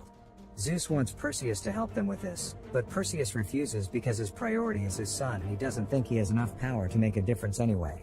After Zeus leaves, Perseus goes to bed and begins having nightmares about Cronus attacking his village and almost killing his son. Meanwhile, Zeus meets with his brother Poseidon and his son Ares, who isn't happy to hear Perseus isn't coming, considering him irresponsible. They travel to Tartarus to repair the walls, and there they come across Hades, who still hates his brothers Zeus and Poseidon for banishing him into the underworld. Because of this, Hades decides to betray his family and attacks by releasing fireballs and monsters. A fierce battle begins, but since the gods are weak, they can't fight at full power and Poseidon is heavily struck. Zeus is distracted by his brother's loss and Ares takes the chance to knock out Zeus to join Hades instead. Then Ares steals Zeus' thunderbolt to become more powerful. At that moment, a bunch of chimeras climbs out from the underworld to attack humans all over the world. Perseus sees one land in his village and rushes back to retrieve his sword to protect his home. The villagers gather around the crater the beast left, but soon the chimera comes back and causes everyone to run in fear. A chase begins through the village as Perseus tries his best to fight the monster and keep an eye out for his son. Whenever the chimera breathes fire, Perseus uses whatever he has at hand as a shield, and when he gets close enough he stabs any part of the beast he can reach. He ends up being knocked to the ground, but when the chimera is about to kill Helios, Perseus puts himself together and gets the chimera's attention on himself, causing it to get tangled in a bunch of chains. The monster begins running away and drags Perseus with it, and once they're outside the village, Perseus grabs the chains and tricks the creature into breathing fire, which causes the chimera to burn itself. Afterward, Perseus asks a healer to take care of his wounds and Helios to come with him to the Mount of Idols, a place where people used to worship the gods but nowadays is in ruins. They find Zeus' statue and start praying, but the one to show up is Poseidon, who barely managed to escape at the last second. He tells Perseus about the betrayal and that Zeus has been captured, so Perseus must find Poseidon's son Agenor, who is with Queen Andromeda, and together they shall look for the fallen god Hephaestus, who has the key to defeating Cronus. Then Poseidon asks Perseus to give his son his trident before he dies. In the meantime, Zeus is chained up in order for Tartarus to absorb his powers and use them to free Cronus. Ares uses the moment to explain he hates his father because he's always had clear favoritism for Perseus, who insulted the gods by preferring to live as a human. Cronus has promised Ares and Hades immortality if they free him, but Zeus thinks it's all a lie to get them on his side. Back in the village, Perseus finally accepts he needs to fight, so he says goodbye to Helios, who gives his father a dagger he made himself. Then Perseus calls for his black Pegasus, who takes him high in the sky. This allows him to find Queen Andromeda's armies, who are getting ready to fight near the entrance to the underworld. The archers attack Perseus when they see him fly by, but they quickly put their weapons down when they realize this is the hero that defeated the Kraken. While everyone kneels to him, Perseus reunites with Andromeda and tells her everything, including the fact they need to stop praying to Ares or they'll summon his presence. Andromeda accepts to help and takes Perseus to see Agenor, who is in jail for being a liar and a thief. Perseus explains the situation and Agenor turns him down, not wanting anything to do with the gods that abandoned him. However, Perseus points out this could get him freedom, So Agenor asks for a royal pardon, gold, and a boat in exchange for his help. Andromeda accepts to give it all to him for the sake of humanity. Later on Agenor's new boat, Andromeda learns that Hephaestus was the one that made Poseidon's trident, Hades' pitchfork, and Zeus' lightning bolt. If they put those three together, they can form the Spear of Trium, the weapon the gods used to defeat Cronus the first time. Hephaestus lives on the island of Kale, which was never found, but Agenor swears he knows how to get there. Perseus accepts to free him from his chains and hands him the trident, which Agenor immediately sticks in the boat to guide it to the island. When they make it to Kale, they realize there are hidden traps everywhere. Andromeda's guards want to pray to Ares for protection, and Perseus has to remind them that Ares isn't on their side anymore. The group tries to be careful, but Agenor still walks into a wire and gets captured inside a trap. While they discuss how to get him out, the trap is suddenly taken away by its ropes, and Perseus tries going after it only to find a tree being thrown at him. Perseus quickly dodges it and is shocked to discover a Cyclops is behind all this. Andromeda's team tries to help him, but a second Cyclops shows up and begins killing the soldiers. Andromeda hides with her guard Corinna, who tries to pray to Ares and Andromeda has to shut her up. A Cyclops is about to find them, but suddenly it hears a painful scream from its companion and it rushes to check on it. It turns out Perseus has managed to stab the Cyclops following him, and with the help of the soldiers, he activates one of the forest traps to knock it out. The second Cyclops comes to attack and Perseus activates the trident to defend himself. This causes a third Cyclops to show up and stop its companions because the trident is the symbol the group was sent by the gods. Agenor is freed and the Cyclopes kneel for Perseus in respect. Meanwhile Ares takes advantage of Zeus being chained to start hitting him over and over. Ares doesn't know his own limits, so Hades has to stop him before he ruins the plan. Zeus begins aging at a great speed as the chains cover his arms in lava to absorb his power. Moments later, the group finally makes it to Hephaestus' lair. The old god doesn't sound very sound of mind, but he recognizes Perseus and informs him he can't help because he doesn't have godly power anymore since Zeus took it from him when he banished him to the human realm. Andromeda grabs Hephaestus' hand and begs for his help, which is enough to make him change his mind because Andromeda reminds Hephaestus of his wife Aphrodite. Hephaestus then reveals he was the one that designed Tartarus and included a secret passage they could use. They need to get to the heart of Tartarus, and for that they need to cross the labyrinth that surrounds it. The group leaves to reach a different building where Hephaestus has hidden the labyrinth entrance, and he gives Agenor a map of the labyrinth just in case. When they're about to make it to the door, suddenly Ares shows up. He kills Andromeda's remaining soldiers and Perseus punches him for it, but he isn't strong enough to cause damage. While Hephaestus opens the hidden door, the group attacks Ares, but he's too strong and easily pushes them all away. Corinna gets on her knees and reveals she was the one that prayed for him, but Ares thanks her by killing her. Seeing they're all about to be defeated, Hephaestus keeps the door open with his staff then goes to confront Ares to buy the group some time. While Ares takes his time killing Hephaestus, Perseus, Andromeda, and Agenor run inside the labyrinth, and the door closes behind them. The trio begins exploring the labyrinth using the map Hephaestus left them. Perseus keeps hearing a voice calling his name and asking for his son, and Andromeda sees a vision of Corinna that runs away from her. After lots of twists and turns, Agenor decides the map is useless and that they should follow his navigator instincts he got from his dad. At that moment, the walls start moving and closing paths around them, so the trio runs away before they get crushed. They reach an inner area of the labyrinth with giant moving rings that cause them to fall and get stuck between two walls. The semi-gods use their strength to get Andromeda out, and Agenor quickly follows, but Perseus falls again. In a dark corridor, Perseus finds Helios and has to remind himself he isn't real. He goes looking for his friends only to be suddenly attacked by a minotaur, who tries to stab him with its horns. A fierce fight begins and after lots of struggle, Perseus manages to push the minotaur into a wall to get its horns stuck. Perseus then begins beating him up, and when the horns break, the minotaur tries to use Helios' voice to ask for mercy, but Perseus kills it anyway. Since the minotaur was the protector of the labyrinth, now that it's dead a clear path opens for Perseus. He reunites with his friends and together they finally enter the heart of Tartarus. Meanwhile Zeus apologizes to Hades for banishing him into the underworld and confesses he forgives Hades for capturing him now. Hades starts changing his mind since he's always wanted the approval of his family, but at that moment Ares shows up and attacks him to stop him from freeing Zeus. After exchanging a few hits, Hades grabs Ares and makes them fall into the abyss while Cronus finishes absorbing Zeus' power and finally starts waking up. The trio arrives and Perseus uses Poseidon's trident to free Zeus while Ares makes his way back up, ready to keep fighting. Andromeda and Agenor try to stop him to no avail, But suddenly Ares falls when Hades attacks him from behind with his pitchfork. The trio runs away with Zeus as Ares takes the pitchfork from Hades and throws it at Zeus, stabbing him in the back. Zeus uses this as an opportunity and puts together the pitchfork and the trident to make the group teleport out of Tartarus. Furious, Ares stabs Hades, then he checks the area to discover Perseus dropped Helios' gift. Minutes later, the group appears at Andromeda's camp, but Zeus doesn't have much time left. He tells Perseus that Ares has his lightning bolt, so they need to steal it and make the spear, which only Perseus can wield. The group makes a plan. Agenor, Andromeda, and her army will hold Cronus back while Perseus gets the bolt.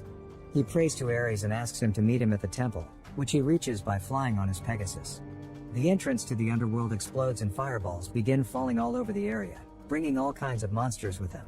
The humans fight with all the weapons and strategies they can muster, but they won't be able to hold on for much longer. Suddenly Hades shows up at the battlefield to visit Zeus, holding his hand as he accepts to forgive him and shares his last bit of power. This makes Zeus look young again and heals his wounds. Then both gods join the fight, bringing down monsters as if they were flies. Meanwhile, Perseus arrives at the temple and discovers Ares has brought Helios, because he wants him to watch his father be taken away like Ares had to watch his own. A fierce fight begins between the brothers, but it's easy for Ares to overpower a semi-god. When Ares is about to kill Perseus, Helios comes forward with his dad's sword, which distracts Ares. Perseus uses the chance to jump on his brother from behind and steal the lightning bolt, which he then uses to finally kill Ares. Now that he has the three weapons, Perseus puts them together to create the Spear of Triton. Meanwhile, Cronus finishes awakening and appears on the battlefield, so Hades and Zeus concentrate on attacking him. Their power is weak and can't do much, thus Cronus ignores them to start destroying the area instead, shooting lava all over the place. Perseus arrives on his Pegasus, but he can't come closer to strike because of all the raining lava. Hades and Zeus put their powers together to land a good hit on Cronus and give the chance Perseus to fly closer. This enrages Cronus and causes him to hit the land to send a powerful wave toward the gods.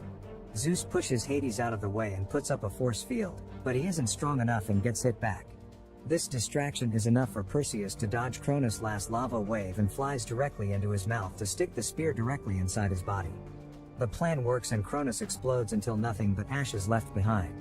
The army celebrates and Andromeda is glad to see Perseus flying back alive. Afterward, Perseus reunites with Zeus, who mentions the era of gods is over and thanks Perseus for his help. Since Hades can't buy him any more time, Zeus dies in his son's arms. Then Hades announces he's powerless now, so he'll have to start a new life.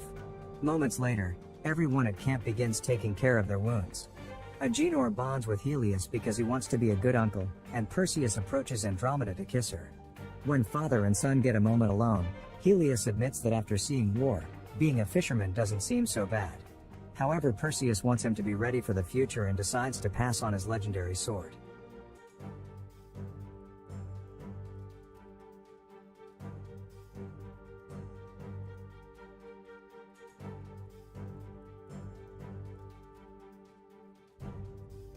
The plot centers on a family that is looking for a home. In their search, they come across a haunted home. The family that moves in here remains for a short while before fleeing out of fear. A family moves into this home after a year has passed. Frank Presley, his wife Melanie, and their two boys, Kevin Presley and Fulton Presley, make up the family. Kevin appears unhappy because moving their home every 5 months is challenging for him. Fulton always ruminates on his existence constantly. Kevin was sound asleep one night when he heard an odd noise. When he turns on his phone torch and examines the warehouse, it suddenly gets chilly. He sees the shining soul of a man when he turns around. Kevin is scared away by the ghost, but he is not afraid. Instead, Kevin begins laughing while filming the ghost on his phone. The spirit strikes the wall once more out of frustration. Kevin doesn't think he has witnessed an apparition. When he arrives at school the following day, he runs into Joy Yoshino, who also happens to be his friend. He converses with her, and they grow close. He declines Joy's invitation to go with her, stating that he must study a lot. After returning home, Kevin walks into the storeroom, where he noticed a ghost the day before. He summons the ghost, who then shows up and tries to frighten the child. Following their conversation, Kevin notices Ernest's name scrawled on his shirt. The ghost has no memory and no ability to communicate. He is questioned by Kevin about his past existence and name, but he has no memory of them. Fulton arrives in the storage area as they are conversing to take his phone from Kevin. Kevin had to walk because Fulton did not drop him off at his school. Frank personally takes a look at Kevin's ghost footage one day on Kevin's phone. Kevin agrees to Frank's request to share the YouTube footage. Kevin and his father find out the following day that the recording has attracted thousands of viewers. Frank prevents Fulton from telling his mother about this because he fears that she will be alarmed if she finds out. The number of viewers of the video clip begins to grow, and they are pleased to see it. Dr. Leslie Monroe, a paranormal investigator, also views the ghost footage. She views the film and concludes that it is a fake. Everyone believes the film to be fake. To demonstrate that the ghost is real, Frank chooses to record another video of it. The storeroom is visited by the father and boys. Kevin is instructed by Frank to contact the spirit because he is nearby. Kevin concurs with his father, and he starts singing a melody to summon the ghost. When Kevin calls, the ghost shows up. As Kevin's mother discovers the trending YouTube video, she too arrives in the storage room. She becomes irate but calms down after seeing the apparition. She begins to panic quite a bit and screams out loudly. The ghost once more conceals himself in the wall after seeing everything. Kevin's father captures all of this on his smartphone and enjoys it. When he posts the footage to YouTube, it quickly becomes popular. The ghost becomes well known on all social media sites, including Facebook, YouTube, and TikTok. The doctor also views the ghostly film, and she begins to believe it. She tells the CIA to look into the apparition. Arnold Skipley, the deputy director, claims that the film is fake and that everything is a hoax.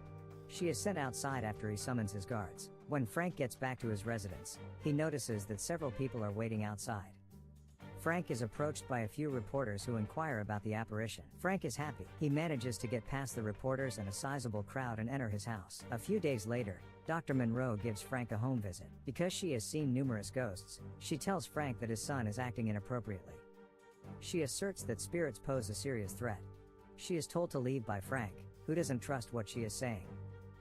Rewind to Kevin, who is encountering the spirit and desires to assist him. He desires to return the spirit to his original location.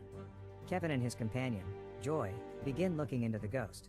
Kevin discovers that the ghost's family's home was purchased in 1965. The ghost doesn't have a death document. However, a well-known YouTuber by the name of Judy Romano has plans to speak with Frank and learn the truth about the apparition. She visits Kevin's house to speak with the spirit in addition to Frank. Frank calls the ghost on live video, but he doesn't show up. Judy included, everyone starts to think the apparition is a fake. In the interim, the house's electricity abruptly goes out and then comes back on. Everything begins to crumble and shatter. Everyone present in the room is terrified when the spirit finally appears, except the Parsley family. Judy, however, continues to think that this is all a fabrication. She runs and leaps off the window as soon as the ghost approaches, and she notices a skinless hand sticking out of his throat. Kevin's sibling is using his smartphone to record everything. He posts the video clip to YouTube without informing his father. Once more, the video goes viral, with more than 3 million people watching it. Once more, Kevin and Joy visit the spirit and inquire about his former existence. Kevin explains to the spirit that he must look into this after coming out with them if he wants to learn more about his life and how he passed away. The ghost concurs, and when the people outside their home see them, they begin to flee. The ghost spots a young girl playing in a park as they are running by and begins calling to her. The individuals begin to capture the apparition on their mobile devices. When one of the videos goes viral, CIA officials are informed of the ghost's existence. Joy, on the other hand, learns the ghost's true name. The identity of the ghost is not the same as the name on his shirt. They discover that the ghost once held a job at a tavern. They are shown a photograph of the ghost by a man, in which the ghost can be seen posing with a companion. The spirit, who is now in the open, worries Frank. He desired to achieve great riches to realize his dream. The CIA team arrives at the Frank home at night to arrest the ghost, but Kevin, Joy, and the ghost have already left. After a protracted journey, the three of them finally arrive at the ghost's friend's home. The ghost's friend reveals to them that they were once close friends and that their spouses were sisters. While giving birth to her child, the ghost's wife passed away. He informs them that the ghost began using drugs as a result of that event. He claims that one day the spirit gave him his daughter and never came back. Although his vehicle was located, the man was not. The ghost enters the home as they are conversing. In the meantime, SID agents show up to apprehend the apparition. With their specialized weapons, the CIA troops captured the ghost. The ghost is taken to CIA headquarters. The CIA deputy director appears and declares that they can do whatever they want with the spirit at this point. Kevin feels a lot of sympathy for the spirit on the other side. The spirit notices an aggressive symbol on the officer's uniform when the officer stops by to see him close to his trap. The spirit begins recalling his memories of the past all of a sudden.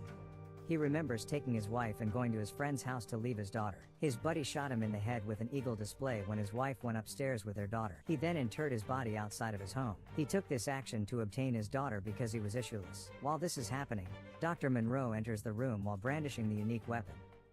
The troops were shot by her. Kevin, on the other hand, investigates a peculiar sound in the kitchen and discovers the ghost's companion seated there. The real reason he killed his buddy is revealed to Kevin. He claims that his wife felt jealous of his friend's kid. He then holds Kevin at gunpoint after telling him the reality. He warns him by telling him not to be open with anyone. To save their son, Frank and his wife also go there. The ghost emerges there and begins beating Kevin before he can kill Kevin.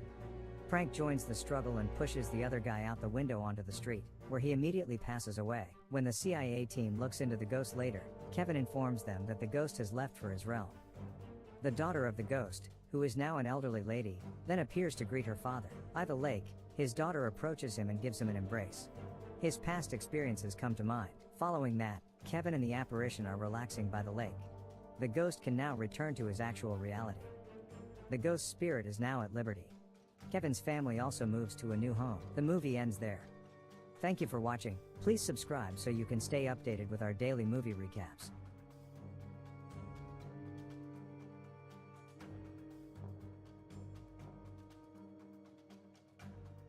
In the opening scene, we are introduced to a martial arts expert and assassin named Thunderleg. For his entire life, Thunderleg has trained to be the best fighter in the world. He is known for his signature technique called Devil's Kick, a swift and deadly kicking style that can defeat even the best opponents. One day, he receives a letter from a client who wants him to kill a prominent kung fu master named Wei. He is also paid a hefty sum of money for his services. Not wasting much time, Thunder goes to Wei and challenges him to a fight. Wei offers him double the amount of money for his life, but Thunder refuses. Even though he is a fugitive, he is a man of high principles when it comes to his work. The fight starts, and a master like Wei is proven weak in front of Thunder. He shows amazing footwork and defeats the opponent in a matter of minutes. In the following scene, we are taken to the best martial arts training center in the town. It is run by a master named Wong and his disciple professor, Kai. The trainees are scared of Wong, but none of them fear Kai. The most notorious one of all the trainees is Wong's own son, Freddy. He teases Kai and laughs at the others at his misery. When Kai realizes what is going on, he calls out Freddy for being a spoiled brat and taking advantage of his father's position and having a white-ass name. They decide to settle the conflict with a fight. Kai loses because even though he is a professor, he is not half as good as Freddy. The man has a natural talent in martial arts and is only lacking proper discipline. Later that day, Freddy is with his friends in the market, planning to prank people as they usually do. He uses an eel to scare a girl and make her jump on him. However, he is caught by the girl's mother. She is also a master in Kung Fu and is better than any opponents Freddy has faced. He is taught a lesson before he registers he cannot win against her and flees. Luck is not in Freddy's favor that day, because on the way back home, he sees a guy named Jerry. He is troubling a poor seller by refusing to pay the right amount. Freddy stands against the bully and defeats him in a fight to make him pay the seller, and because he has an even whiter name than Freddy. Before leaving, he warns Jerry to stay out of his sight if he values his life. In the evening, he returns home and sees that the girl he pranked earlier and her mother are with his father. Freddy tries his best to ignore them, but his father calls him closer to introduce him to the guests. It turns out they are his aunt and cousin, who have come to visit them from a different city. They tell Master Wong about his son's shenanigans, getting Freddy in trouble. Just when he is about to be punished, they are interrupted by a landowner named Lee. He is Jerry's father, and is furious at Freddy for beating up his son. Jerry is also brought in front of Master Wong, covered in bandages from all the injuries inflicted upon him. Lee doesn't want want an apology, but wants Freddy to be punished for his crimes. Wong brings out a stick to hit Freddy, but is stopped by his aunt. She asks the victim's friends to punish Freddy in a way that they prefer. But they only get 10 hits on him and he cannot fight back in between the hits. One of Jerry's friends confidently comes forward, but fails to recognize that even if Freddy cannot counterattack, he can defend himself. His first few hits go to waste because Freddy is able to deflect each one of them. Eventually, the 10 attacks are over, and Freddy is still standing upright with no major injuries. When the opponent tries going for an extra attack, Freddy sends him flying with a single hit. Lee and his goons have to pick Jerry up and return home in embarrassment, but Master Wong's anger hasn't died down yet. Starting the next day, he makes Freddy go through a series of brutal punishments. He is made to squat with bowls on his head and shoulders for hours every day. Still,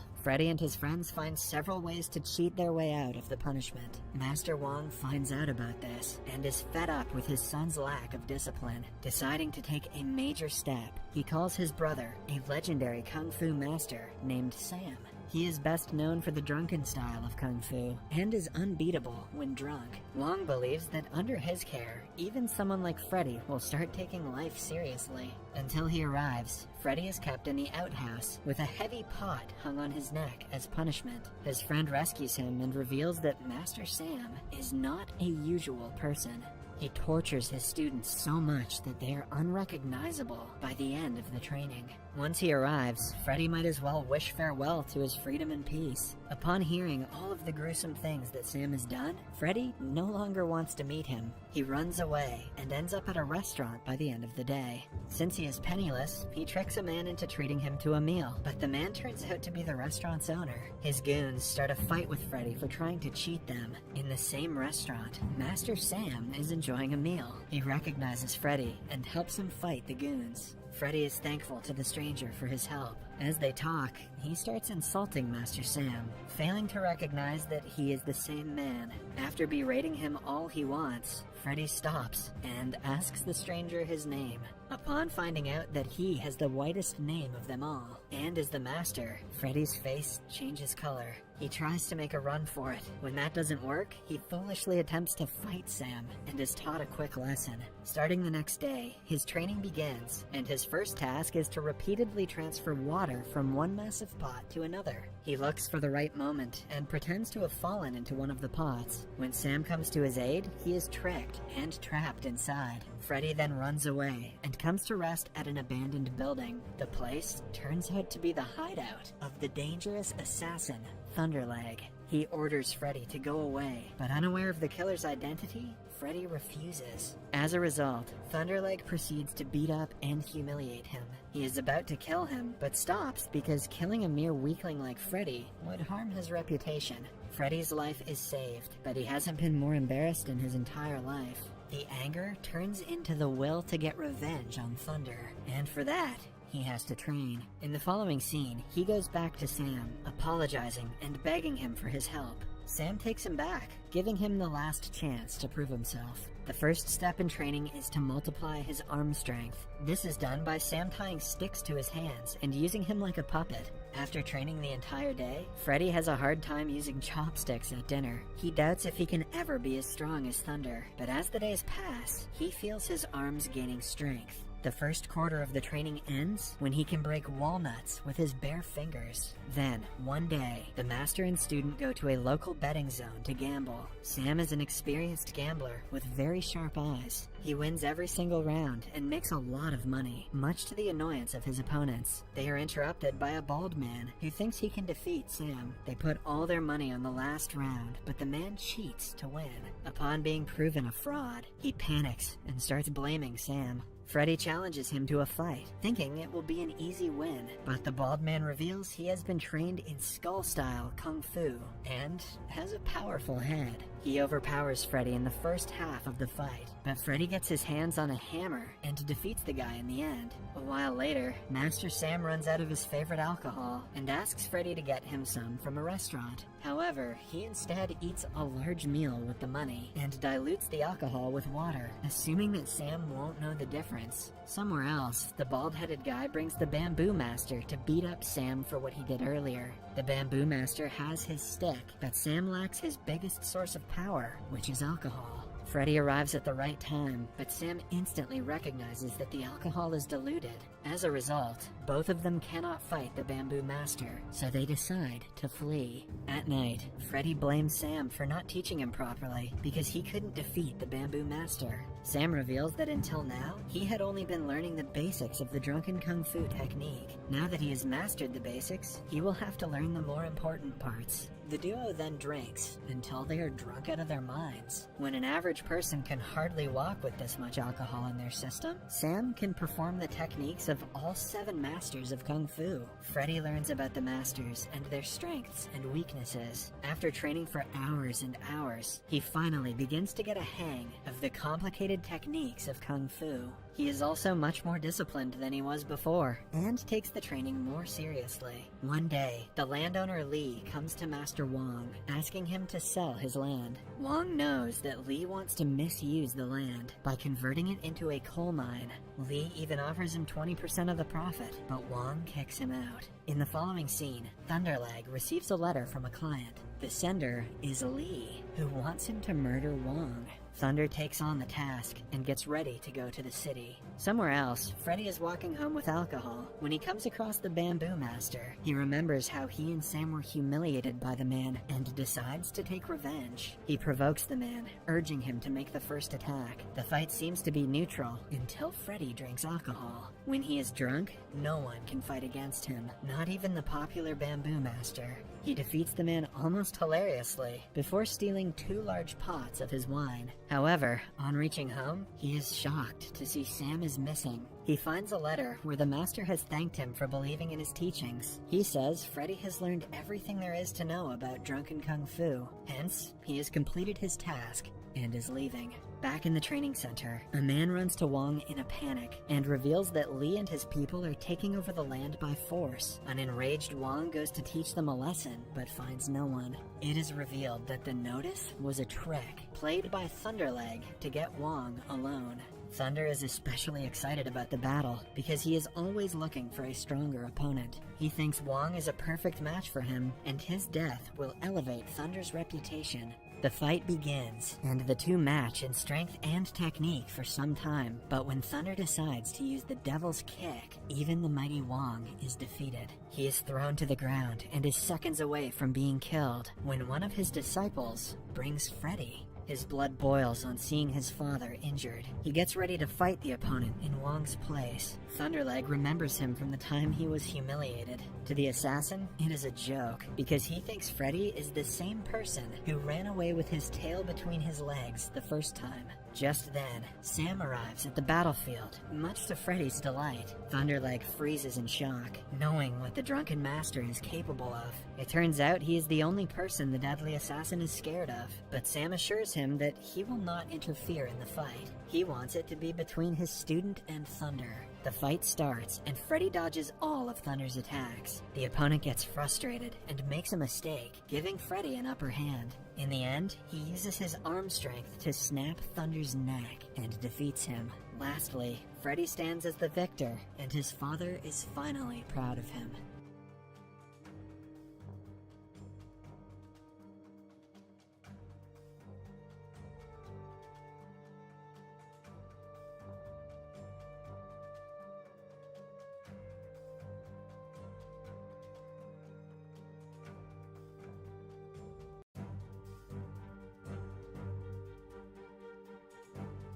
Millions of years ago, when humans and gods didn't exist in the universe, there lived a supernatural entity called the Titans. They were the most powerful and divine creatures, but their reign was ended by their own sons, Zeus, Poseidon, and Hades. The oldest brother Zeus was the smartest of the lot. He convinced his brother Hades to create a beast with his powers, a beast so strong and evil that it could defeat their parents. From Hades' flesh, the unspeakable horror of Kraken was born, who ended the Titans and gave immense power to the brothers. During the distribution of their parents' powers, Zeus gets to be the god of the heavens, and Poseidon gets to be the god of the sea. But Hades is tricked by Zeus into being the bearer of the trauma and sadness of the underworld. Next, Zeus creates humans whose prayers keep him and other gods immortal. At the same time, Hades uses humans' fear to gain powers. However, as time passes, war and suffering multiply in the world that Zeus once thought was perfect. People start questioning why their father would put them through such hell, and their trust in God starts to fade, hinting towards a terrifying thought of a battle between gods and the mortals. Alright, let's see what happens. The scene changes to a poor fishing man sailing through a dangerous sea storm. Far away, in the dead of the sea, he sees a coffin-like box floating towards him. He somehow fishes it into his boat and comes across a horrifying sight. Inside the coffin is the corpse of a mother holding her newborn baby, who is fortunately still alive. The fisherman takes the baby boy into his arms and swears to protect and feed him. Somewhere nearby, a mysterious woman is watching them intensely. When the kid grows up to be a teen, the fisherman's wife gets pregnant. While the boy is afraid his father will forget him after holding his own blood in his arms, he is assured that their bond is stronger than any relation by blood. Time passes, and the kid one day becomes a brave fisherman named Perseus. He has a little sister who he loves more than anything in the world, and a loving family of 4. By now, human rebellion against the gods has multiplied. Several nations have burned sacred statues, led forces to Olympus, and stopped praying altogether, all of which have posed a great threat to the lives of the immortals. One afternoon, Perseus, with his family, is on his boat traveling a long way to fish. However, even after hours of trying, their nets come back empty. His father blames the gods for punishing them with hunger and starvation, while his mother claims that at least they are blessed with life. Perseus stands neutral to the conversation, as his only concern is his starving family. Suddenly, they see a massive statue of Zeus being attacked by some men. They are soldiers of the country named Argos, whose king had ordered them to knock down the statue. After the massive art of concrete falls, there is a moment of silence before something starts moving in the water. All of a sudden, bat-like humanoids soar up to the sky and kill the soldiers one after another. Perseus and his family watch in horror, too afraid to move and grab the birds' attention. When the killings stop, the birds merge into one and transform into Hades, the god of the underworld himself, there to punish the foolish who dared to disrespect his brother. Hades' eyes land upon the boat Perseus is in. He pushes it with a slight force, sending the entire family into the sea. Perseus tries his best to get his loved ones out, but in the end, he is the only survivor. In the following scene, a rescue team from Argos arrives and brings Perseus to the palace. Although he was the only surviving one from the fight, the king sees it as a victory and orders his men to celebrate. The queen, going along with her husband, calls herself the god and insults Zeus with her harsh judgment. Before she knows it, the terrifying Hades appears in front of them and sucks the beauty and youth out of her. Perseus tries foolishly to attack him, angered about his family's death, but a woman stops him. Since human fear feeds Hades' power, he doesn't want to simply kill everyone in the palace. Instead, he gives them a choice. They offer their beautiful princess as a sacrifice to him, or the unspeakable horror of Kraken will be freed upon Argos. After announcing that the king has the next 10 days to decide, Hades turns towards Perseus. He freezes for a second and calls him the son of Zeus before disappearing. Perseus doesn't know what to make of his words, but everyone else figures out that he is a demigod, the offspring of a god and a human. He is thrown in prison and tortured in hopes that he will find a way to save the city. The kind-hearted princess tries to stop the soldiers. She is happily ready to sacrifice her life if it means that her people will get to live, but the king doesn't want that. In the next scene, a woman is allowed to meet Perseus in prison. She is the same mysterious woman who was around when the fisherman found Perseus, and the same one who stopped him from attacking Hades earlier. She introduces herself as Io, a mortal who once refused the advancement of a god and was cursed to never age or die. But Io explains that she had to watch all of her loved ones die and live on without them. Since she has been alive for almost 1,000 years, she knows everything about Perseus, his mother, and the story of how they ended up in the sea. Several years ago, the rebellion king of a country led a large army towards Olympus, angering the gods. Zeus, who loved humans as his own, didn't want to kill them, so he thought of making an example of the king instead. Disguised as the king, Zeus went to the queen and made love to her. When the king returned from the battle, he found his wife impregnated by his worst enemy. Burning with rage, he put her into a coffin and threw her into the ocean, where she gave birth to Perseus. Perseus finally has answers to how his life came to be, and now his only goal is to kill Hades for revenge. Io explains to him that if he kills the Kraken, Hades will be at his weakest, which is his best chance to kill him. And so, Perseus joins the Argosian soldiers on their journey to find and kill the Kraken. Time passes quickly, and on the 4th day of their journey, the chief in command asks Perseus if he knows how to use a sword. He is given a little demonstration before being attacked out of the blue. Perseus falls at first, but quickly catches up and surprises everyone. Given his natural-born talent in sword fighting, he is told that he indeed has the flesh of a god. Then we are introduced to Perseus' stepfather, the king, who is now living as a peasant in a dark cave. Hades approaches the man and reveals that he is working in Zeus's favor to gain his trust and strike him at his lowest. Since the former king also wants Zeus dead, he is ready to do anything to make Hades happy. Hence, the god of the underworld turns him into a demon and sends him to kill Perseus. Somewhere else, as the soldiers take shelter for the day, Perseus wanders off into the jungle and finds a sword and a bunch of flying horses. They were sent to him by his father Zeus, who wants his son to have a fair chance at winning. However, Perseus refuses both the sword and the pure black horse sent for him. Suddenly, he hears a soldier cry for help and discovers the demon sent by Hades is here to kill everyone. He leaps at Perseus with a deadly strike, but the hero is fast to defend himself. The soldiers join him and overpower the demon, cutting off his left hand and urging him to flee. They quickly follow him, but have to split into 2 groups to look for him. The demon disappears, but instead, the soldiers are attacked by a giant scorpion living under the sand. A fierce battle ensues, ending the lives of many soldiers one after another. At one point, Perseus is almost stunned, but is saved at the right time by Io. Just when the scorpion dies, and they think that they have won, they are surrounded by many more, even bigger scorpions. The soldiers get ready to fight again, and are surprised when the giant creatures stop in their tracks. One of them points towards a figure standing nearby, who happens to be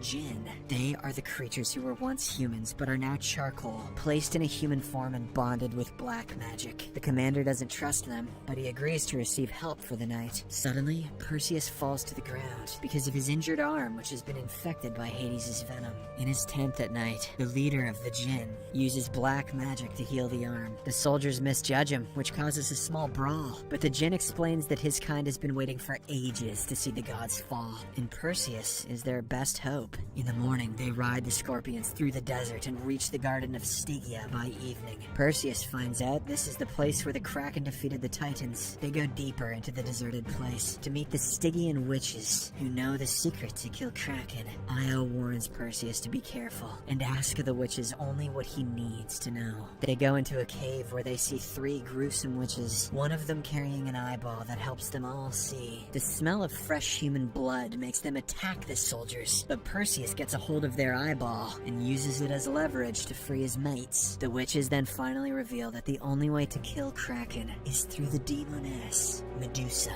Long ago, the god of the sea Poseidon liked a beautiful Medusa and took advantage of her. She prayed to the goddess Athena for help, but instead, the goddess was repulsed by her. Hence, Medusa was cursed to never be seen by any living creature. Anyone who gets a look at her face will turn into stone, including Kraken. Not long after, the group sets off to the underworld to look for the prison Medusa is in. On their way, Perseus runs into his father Zeus, who offers him to come to heaven and live a happy life. Perseus refuses the offer, but accepts a gold coin Zeus gives him as a parting gift. In the following scene, the group is in front of the sea that leads them to the underworld. The Djinn bribes the ferryman using Perseus's coin, and as a result, they are taken right to the Medusa's prison. Io has to stay outside, because only men are allowed inside the prison, but she warns them that no man has ever made it out. As the group enters the prison, they immediately hear a feminine chuckle. Perseus tells everyone to keep their eyes down and guard up. Suddenly, arrows begin flying their way, hitting the commander in his chest, and before they know it, they are being attacked by the demoness. Perseus almost falls into a pit of fire, but is able to save Jin and himself at the right time. As they are looking for the rest of the group, Medusa troubles two of the young soldiers. Both of them mistakenly take a glance at her face, which costs them their lives. Next, she catches Jin and tries turning him into stone, but because of his black magic, he is able to attack her one last time before dying. The commander takes this opportunity to stab her tail before he is also turned into stone. Finally, taking advantage of her weakened state, Perseus beheads her with his sword. An anxious Io sees Perseus come out with the bag of Medusa's head and is ecstatic, but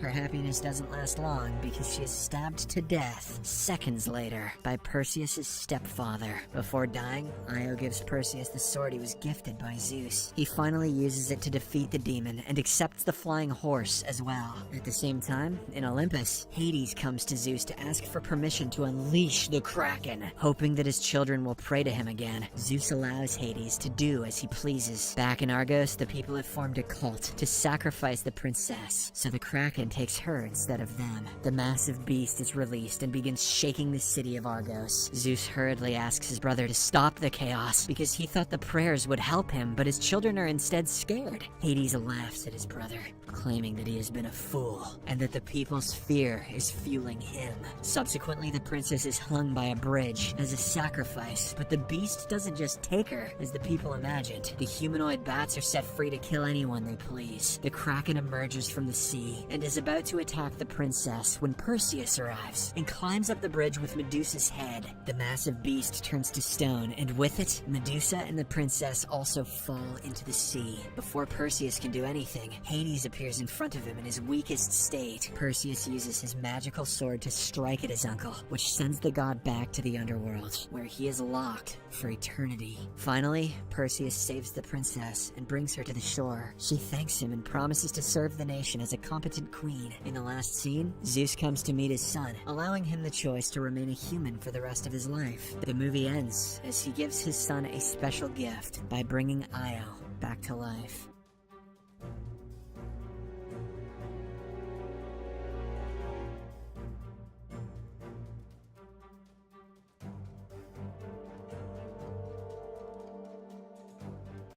In Mombasa, Kenya, the U.S. military Air Force troops, including the veteran soldier Ray Garrison, are on a rescue mission. They are about to take down a group of mercenaries who have already killed 4 hostages and disposed of their remains. As they cannot locate the target, the troops receive a sitrep from their comrades that they will move to another location. Meanwhile, Ray finds the target area and hears the mercenaries talking inside a building. This prompts him to stand outside and impinge on the door, where the mercenaries make a response by firing from inside. Ray takes out a stun grenade from his pocket and throws it inside, making the mercenaries temporarily blind as well as lose hearing and balance. He then immediately asks, despite the lieutenant's order, to hold on to the breach, single-handedly taking out all the targets with his rifle before going searching for further hostages. As Ray inspects the ground floor, he suddenly hears creaks on the ceiling, so he goes upstairs. On the second floor, he reloads his rifles and shoots more of the mercenaries. Once they are all down, Ray throws a smoke grenade into a room and silently enters, where he finds the last mercenary pointing his gun at the hostage's head. He slowly approaches them, but stops when the mercenary orders him to drop his rifle. Afterward, he inquires about what the mercenary wants, learning that he needs Ray's forces to pull back and a helicopter to flee with. Ray orders his teammate to hold fire while negotiating a deal with the mercenary before providing him with a chopper. He asks the mercenary where he keeps the phone, and as soon as the guy turns his head to show him, Ray pulls out the gun and shoots him. This leads Ray and his troops to a successful rescue operation as they get their target hostage secured from the mercenaries. After that, the US military aircraft transports them to Aviano Air Base in Italy, where the US Air Force has permitted them to spend their vacation anywhere inside the country. Since that is the case, Ray feels happy to be able to reunite with his wife, Gina Garrison, who is waiting for his arrival on their base. They will finally get the opportunity to spend time together and enjoy the holiday by going to a coastal village in Italy located on the Amalfi Coast. Once Ray and Gina reach their destination, they immediately drop themselves at a hotel to get some rest. The following day, when Ray wakes up, there is a letter from Gina telling him that she is going out to get something for their breakfast. While waiting for Gina to return, he goes to take a bath when suddenly 2 mercenaries appear from within the room and abduct him. Soon after, Ray discovers he is being held captive by a bunch of mercenaries while strapped to a chair. Martin Axe, the leader of the group, eventually appears in front of Ray and confronts him about the involvement of the US military in their objective to take hostages. Ray remains silent, so Martin presents him with Gina, who is also abducted by them, and presses him once more for information about who gave him the heads up to intervene in their hostage-taking in Mombosa. But Ray still refused to disclose anything, claiming he was merely following orders and had no idea who might have tipped him off. In light of this, Martin brutally murders Gina in front of him, who promises vengeance after witnessing the act. But before he can do anything, Martin already takes his life. And yet, Ray wakes up later at the Rising Spirit Technologies laboratory, where he is in an experiment led by the head scientist, Dr. Emil Harding.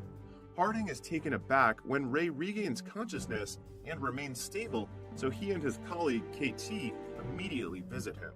Once inside Ray's room, Harding explains to him that the US military usually lets RST take over disabled military veterans and other military patients so that the cutting-edge biotechnology here can cure them. But Ray's case is exceptional because he was the test subject of their experimental nanite technology, which brings him back from the dead. This makes him the first successfully resurrected RST human subject of the RST's Bloodshot program to have his whole bloodstream replaced with nanites. This piques Ray's interest, and he demands Harding to break down every aspect of nanotechnology for him. After showing him the operating room and saying they work on developing methods to increase the speed and strength of the military's armed forces, Harding then brings Ray to his private laboratory room and suddenly slashes his hand to demonstrate the nanites. He reveals that the nanites are helping his body recover from injuries, and it can also make him stronger. However, Harding cautions Ray that his nanites can run low, so they need to be recharged regularly to keep them from wearing out and causing him to die again. As the demonstration is over, he brings Ray to the rehabilitation center, introducing him to fellow patients like former U.S. Army Ranger Marcus Tibbs, who enhanced his sight with ocular prosthetics, and former Navy SEAL Jimmy Dalton, who engineered his feet. Even though Ray has already met KT, a female ex-swimmer for the United States Navy, Harding introduces her again, saying that KT's enhancements are her larynx and trachea, which allows her to breathe through clavicle-mounted respirations. Later at night, Ray struggles to sleep because he dreams of Gina and Martin and gets out of bed. He goes to the rehabilitation facility to work out, but stops when he sees KT taking late-night diving. They chat and both decide on having a drink to relieve themselves from trouble sleeping. While imbibing, Ray unexpectedly hears the music Martin played while killing them, and he is immediately taken back to the moment when his wife was murdered. This prompts him to leave the RST and seek revenge for Gina's death by killing Martin. He hacks into RST's system with his nanites and utilizes the information to pinpoint Martin's precise location. When Ray learns that he is in Budapest, Hungary, he doesn't waste much time getting there and killing everyone connected to Martin, including the security personnel. Meanwhile, Harding observes Ray on the RST computer screen, witnessing firsthand how effectively Ray dispatches his targets. It is then revealed that Harding plots on making the Bloodshot program successful and eliminating every former associate who betrayed him, using Ray as his weapon. Therefore, he issues an instant order to KT, Tibbs, and Dalton to take Ray back to the facility. Once Ray returns, Harding puts him to sleep and orders Eric, his co-scientist, to begin resetting his nanites and alter his recollection of Gina's death, replacing the person who kills her from Martin to a person named Nick Barris. KT protests this plan of Harding, but he ignores her and even threatens to shut her enhancements down if she tries to get in the way. When Ray awakens again with no memories, Harding pretends to be surprised again and begins reintroducing RST and the new developments in his body. As Harding continues to speak, Ray starts recalling Gina's death, in which he accuses Barris of kidnapping and brutally killing her. Livid, Ray leaves the RST again and follows Barris to East Sussex using his nanites. However, as Harding observes Barris's hideout via computer, he becomes suspicious seeing an unfamiliar man conversing with Barris. So he asks Eric about him and learns that he is Wilfred Wiggins, a skilled programmer and an open source contributor to many of his innovations, including the nanites. This alarms Harding and KT, but their worries escalate when they find out that Wiggins is ordered by Barris to come here because Barris can't stop panicking, knowing that Harding will send someone to kill him. He forces Wiggins to place an electromagnetic pulse bomb that can incapacitate Ray in the room. Wiggins then sets it in motion and hands Barris the remote, telling him to wait until the EMP bomb is fully charged before detonating it. Once Barris fully notes the instruction, he orders Wiggins to leave and return to his office. Harding immediately orders Ray to stay away from the place, but something is intercepting their signal.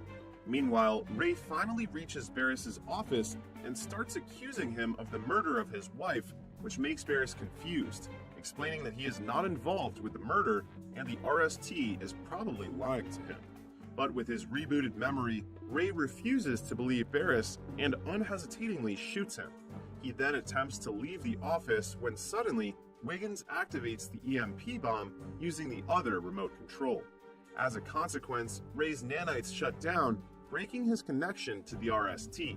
When Ray falls to the ground, Wiggins immediately takes him to his office, where he uses higher voltage to wake him up and make his nanites function again.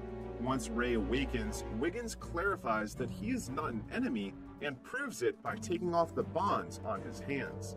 Seeing that Ray is persuaded, he flips the lights back on and keeps eating his noodles while introducing himself to Ray and boasting about his extraordinary coding abilities.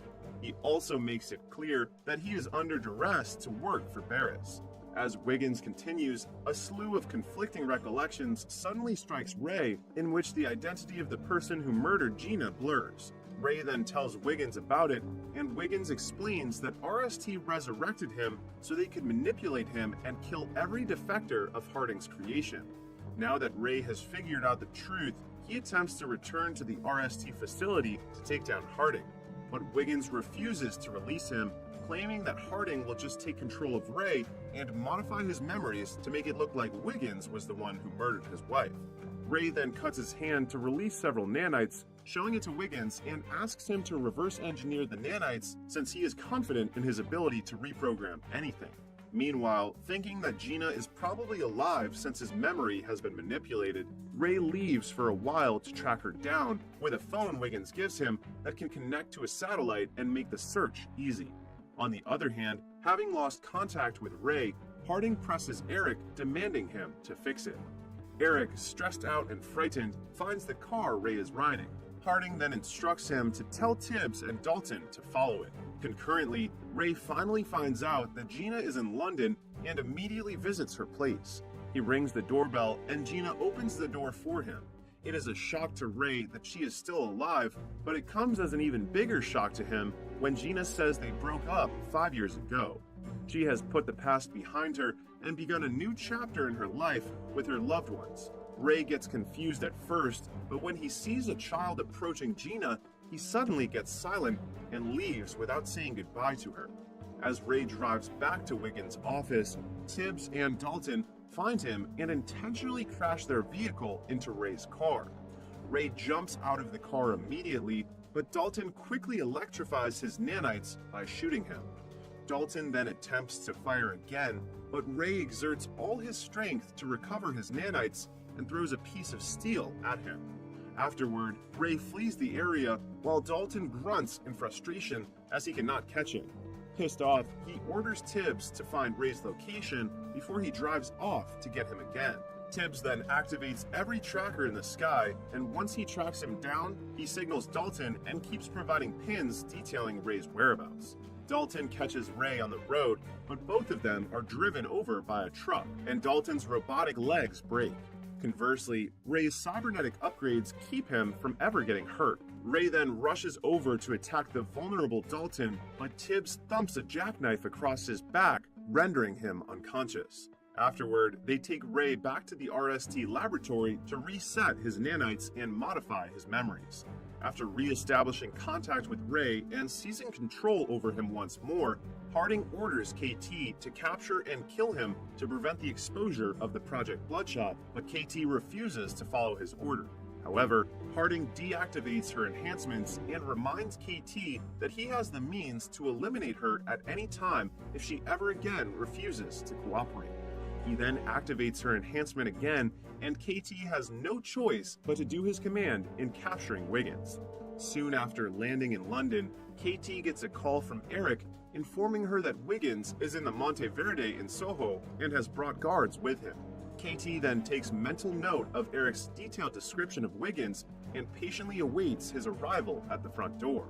When she finally spots him emerging from the building, she launches her strategic attack by borrowing a lighter from him and blowing smoke right at his face until he passes out. KT then knocks off Wiggins' guards to ensure that no one would stop her from capturing Wiggins. But instead of murdering Wiggins, she plots a scheme with him against RST. KT has favored him for his potential assistance in her plan to escape RST's control and destroy the company's Bloodshot project. A while later, she returns to the RST facility alone and tells Harding that Wiggins managed to escape since he was anticipating her arrival. She then places the responsibility on Eric, saying he was careless in his search for Wiggins, leading to Harding's disappointment. Having exhausted all other options, Harding implements his backup plan, which entails giving Eric strict instructions to implant in Ray's memories that Wiggins must be killed. This prompts KT to storm out of the laboratory and immediately proceed to the control room, where she disrupts Ray's reprogramming process. She alters the sim and connects it to Wiggins' computer to let him do the rest. On the other hand, Harding quickly realizes that KT has tampered with the simulator and rushes to the command center to stop her. But it's too late. Wiggins has already gained access to the RST administration and takes complete control of the awakened Ray. In preparation for Harding's arrival in the control room, KT suits up in body armor laden with smoke grenades. Once inside, Harding makes another attempt to use his remote to shut down KT's rebreather, only to find that he has been locked out. KT throws the smoke grenade at him and runs out of the command center. Afterward, she initiates phase 2 of their operation and destroys the RST technologies using canisters. Meanwhile, Harding informs Dalton and Tibbs that KT has gone rogue and Ray is awake and offline, and commands them to find Ray, shut him down, and eliminate him if necessary. In the light of this, Dalton and Tibbs instantly put on their combat gears and grab their high-tech weaponry. Tibbs tracks down Ray with the help of the cybernetic eyes monitoring system, while Dalton is on the mission of bringing him to heal. As they begin their task, Tibbs spots Ray on his way to the 74th floor level and notifies Dalton. Dalton, anticipating Ray's arrival on the floor, activates his advanced technology weapon and waits for an opportunity to attack. As expected, a battle breaks out between the two. However, it soon becomes clear that Ray is too powerful to be stopped alone, causing them difficulty recapturing him. Their battle gets more intense when the building begins to collapse and Dalton lets Tibbs fall even though he hears him yelling for aid. Dalton has no remorse and is solely focused on destroying Ray, but also gets killed when Ray falls, dragging him off the building. Ray, on the other hand, survives due to the nanites that protect him from damage. Afterward, he prevents Harding from driving away by throwing Dalton's artificial leg extension in his direction. This causes Harding to get out of the car and pull out his modified weapon to fire at him, trying to wear off the nanites in Ray's system.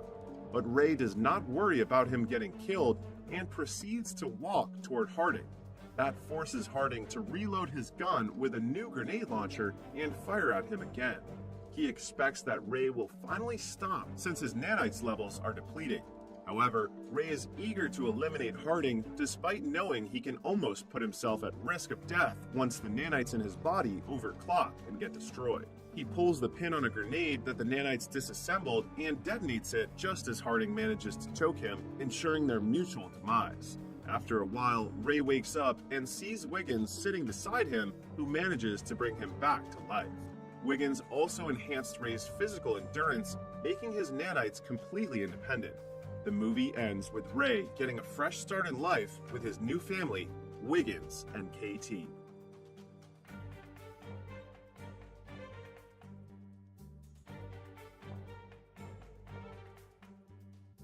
"800 years ago, Calder and his friends are working as witch hunters, looking for the witch that has cursed their town with the Black Plague, which has killed dozens of families.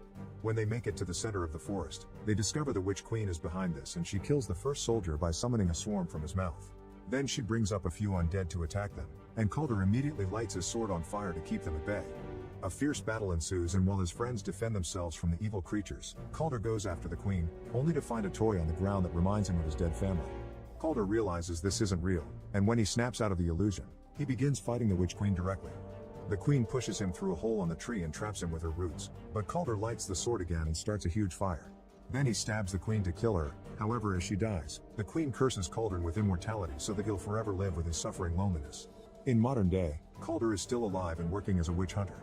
Currently he's on a plane, and when he breathes against the window, he sees a symbol indicating the presence of magic. Using a pin on a glass of water as a compass, Calder finds the witch and gets rid of the person on the seat next to her by spilling the water on his lap. It turns out this witch is traveling with some ancient runes in her bag, and that's causing a storm that will make the plane crash soon. In fact, the plane suddenly begins to shake, but Calder grabs the runes and deactivates them, making the storm instantly go away. Sometime later, Calder visits his dear friend the 36th Dolan, who works for the Axe and Cross organization like him.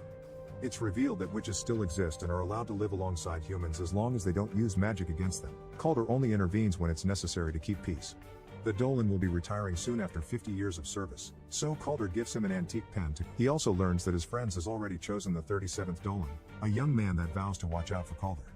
Afterward, the 36th Dolan takes a cab to go home while the mysterious Belial watches from afar.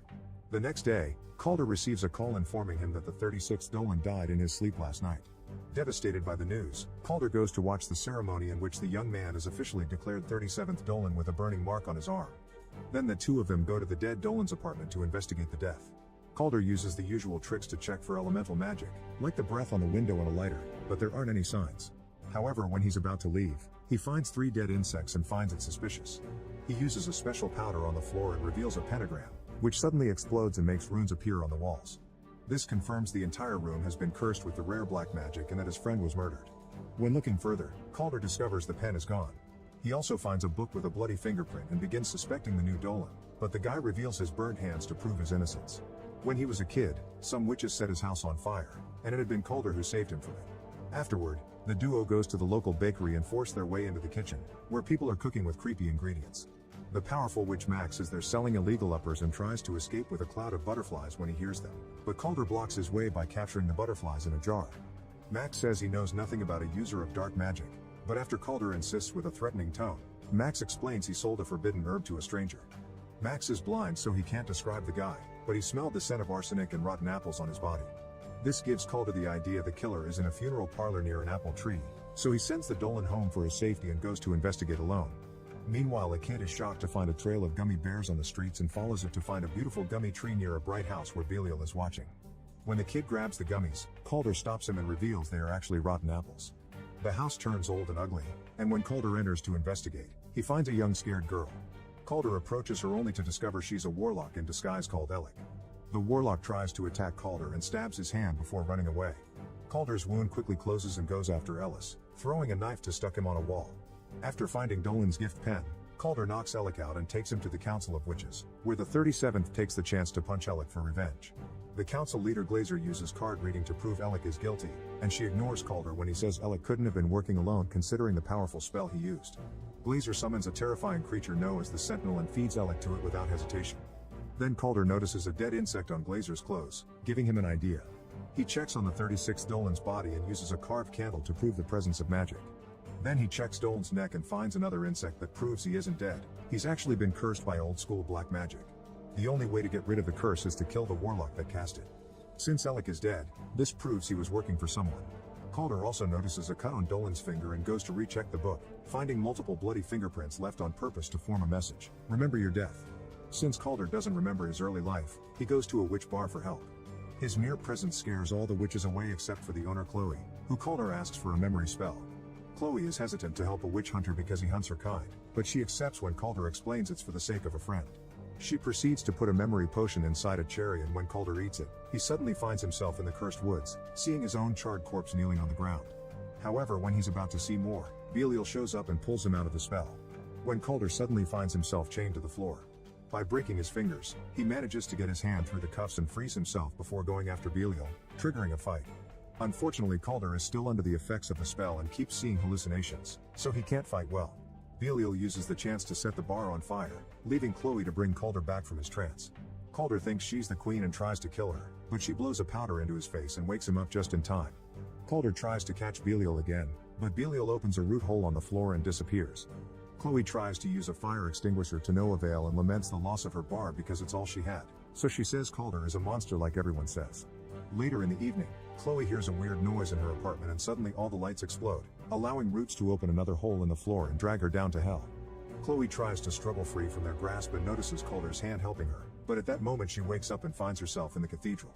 Calder and the 37th Dolan are researching Belial, and Calder asks Chloe for help again, convincing her to collaborate to get revenge for her bar. Chloe accepts, but with her bar gone she needs ingredients for the potion, so she takes Calder to a friend's house. When they arrive there, Chloe is devastated to discover her friend has been murdered and all the important plants were stolen. At that moment she gets a call coming from her friend's phone, but it's Belial with a message threatening them with more attacks incoming. Since they don't have other choice, Calder goes to see the dangerous witch Danique, who accepts to lend them the plants. However, while Chloe is distracted checking the plant, Calder suddenly begins seeing illusions of his family. It turns out Danique is a traitor, and while her employees catch Chloe, Calder gets trapped in a memory spell. He enjoys seeing his family again, but his happiness is interrupted by Chloe, who keeps talking and pushing until he wakes up. Back in reality, Calder finds himself being dragged away by Danique's men. He immediately knocks them all out and finds Chloe, freeing her before interrogating Danique. The witch swears she doesn't know Belial's intentions, she only got him the plants he needed. Calder decides to leave without punishing her, but Chloe takes revenge by stealing Danique's magical gem and destroying it, which reveals Danique's real hideous face. Afterward, Calder has a chat with Chloe and confirms she's a dreamwalker, meaning she shouldn't need potions to get into someone's mind. Chloe confesses she's afraid of her ability because when she used it on her brother he died, so Calder takes her to a sacred place that shows the history of witches. After teaching her of her legacy, he reminds her he can't die and guides her through the process of seeing his mind. The duo revisits the night of the curse and finds Calder's charred body, which roared when his friends came closer. When the first Dolan tried to destroy the queen's heart, Calder began screaming in pain, meaning they couldn't kill the queen without killing Calder too. The heart was kept hidden, and Chloe realizes Belial killed 36th Dolan because he knew where the heart is and will use it to bring the queen back. Meanwhile, Belial kidnaps Max to take him to the old woods, where he puts it against a tree to sacrifice him to the witch queen as he summons it with the heart. Back to Calder, he goes to the cathedral and yells at the 37th Dolan because nobody in the organization ever told him they hid the heart. The young man responds the 36th Dolan had been considering destroying the heart to grant Calder his freedom. He also provides Calder's with the location of Belial's truck, which can be tracked.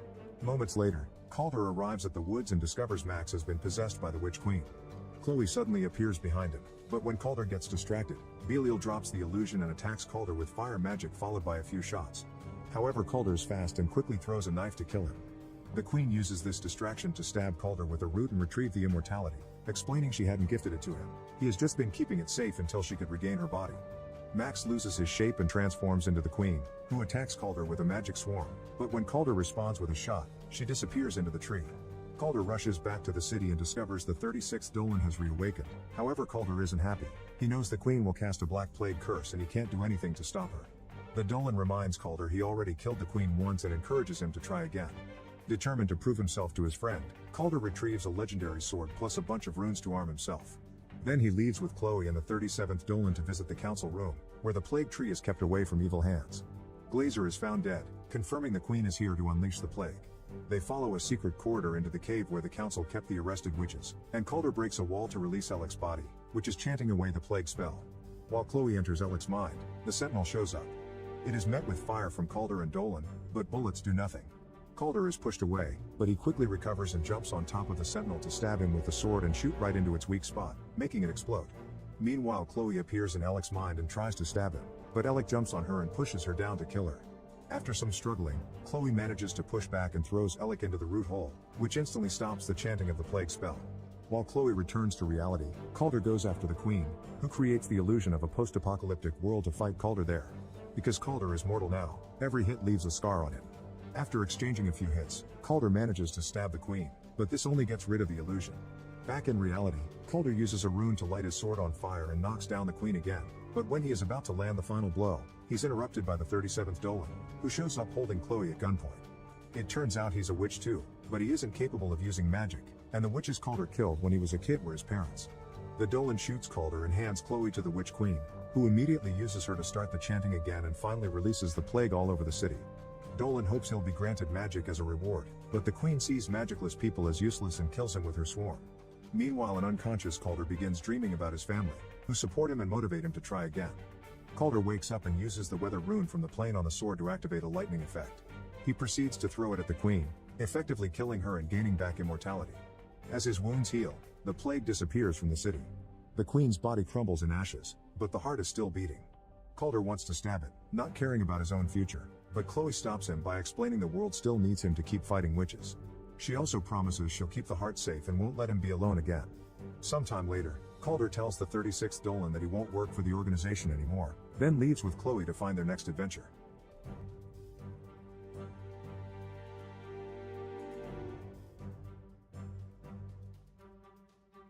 Steve Rogers is a small, skinny kid who constantly gets bullied by those around him. It's the middle of World War II and he decides that he wants to enlist in the military to help out. But he's half the size of every other man there, and has a bunch of different conditions and diseases. He's so pathetic that the army refused to let him join as he would be too much of a liability. He respects everyone that fights for their country, and his only wish is to do the same. Steve hates bullies and stands up to them whenever he has the chance. However, it usually ends with him getting beaten up and thrown around like a rag doll. He does have one friend, Bucky Barnes, who defends him whenever he can. Unfortunately, Bucky is leaving to go to war tomorrow, so Steve will soon be all alone. They decide to spend one last night together at a science expo and meet with two pretty girls. But they are both interested in Bucky and neither one of them pay attention to Steve. Probably because he's 5'3". A man named Howard Stark is on stage showing off his new invention, a flying car. Even though it fails, everyone is still impressed. While Bucky is distracted by the show, Steve sneaks off to try and get into the army again. There is a recruitment center at the expo. His friend tracks him down and tells him it's a bad idea. Even if he gets into the army, he is too weak and could end up dying. Steve insists on trying again. He believes it's his responsibility as a man to protect those around him. A strange doctor overhears their conversation, and when Steve tries to enlist, the doctor enters and starts asking him questions. He finds out Steve has applied to join the army over 5 times and wants to know why he wants to kill Germans so badly. Steve explains that he doesn't want to kill anyone and just hates bullies. The doctor decides to give the skinny kid a chance and approves his enlistment form. Meanwhile, a German man named Johann Schmidt is trying to build weapons of mass destruction. He has recently discovered a blue glowy cube known as the Tesseract, and wants to use it to help Germany win the war. With the help of his assistant, he manages to harness unlimited energy from the Tesseract, and realizes that he can use this power to take over the world. Elsewhere, Steve is going through basic training. The doctor has created a serum that can turn anyone into a super soldier, giving them immense strength, power, and endurance. But he is only able to give it to one person and thinks Steve is the right man, and so does Agent Peggy Carter, who takes a liking to Steve when she sees that despite his shortcomings, he continues to keep pushing forward and never gives up. However, the Colonel doesn't like him and thinks it's a waste of time trying to train such a puny man. To use the serum on Steve would be like throwing money down the drain. Steve starts to wonder why the doctor wants him to be a super soldier when everyone else is clearly so much better than him. The doctor explains that it is because Steve is a good man, who only wants to help others even though the world is horrible to him. His muscles may be tiny, but his heart is big. The day of the procedure arrives, and Peggy takes Steve to a secret facility, hidden underneath an antique store. It is filled with doctors and nurses who are ready to inject him with their juices. He takes off his shirt and enters a weird-looking machine. The Colonel watches from above with some of his colleagues. Howard Stark is also there working with the doctor. The machine closes and the procedure begins. He gets injected with the serum, but he starts screaming out in pain. Peggy yells out to stop or he will die. Before Howard can turn the machine off, Steve tells him not to, and says that he can do this. The procedure continues, and when it is finished, the machine doors open, revealing a fine specimen of a man with juicy muscles. He is no longer a weakling, and everyone is shocked. Suddenly, a man in a suit steals a vial of the serum and shoots the doctor before running away. With his last dying breath, the doctor reminds Steve to always be a good man. Steve chases after the thief as fast as he can, surprised that he is now able to run super fast without getting tired and can jump over fences with ease. He starts jumping from car to car until he lands on the vehicle the thief is driving. While trying to shake Steve off, the driver crashes the car and is forced to continue on foot. He takes a hostage and shoots at him, trying his best to get away. When he runs out of bullets, he disposes of the hostage and gets into a high-tech submarine.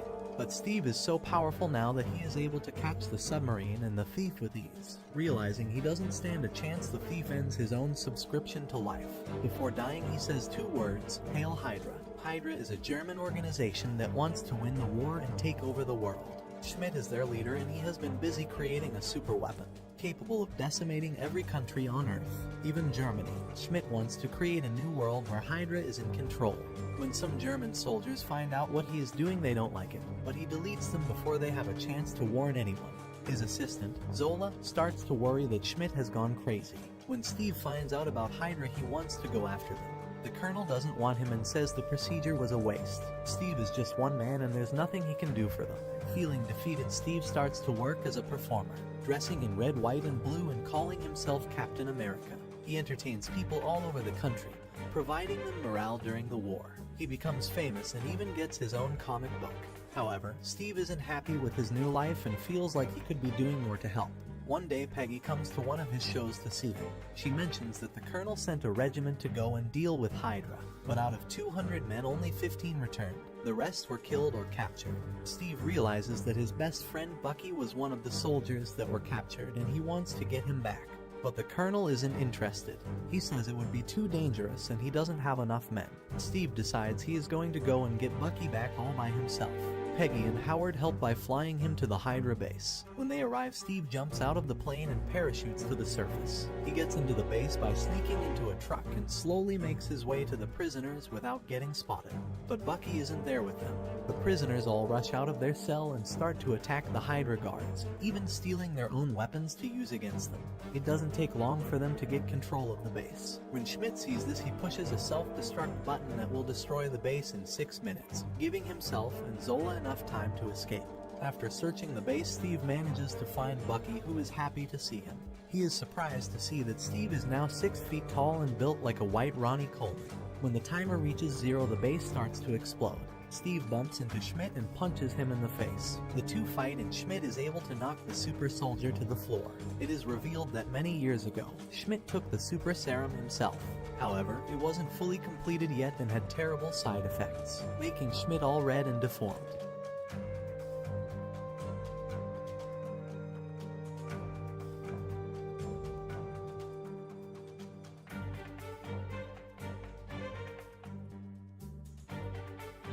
Then he takes an elevator to the roof where he flies away, leaving Bucky and Steve to die in the burning building.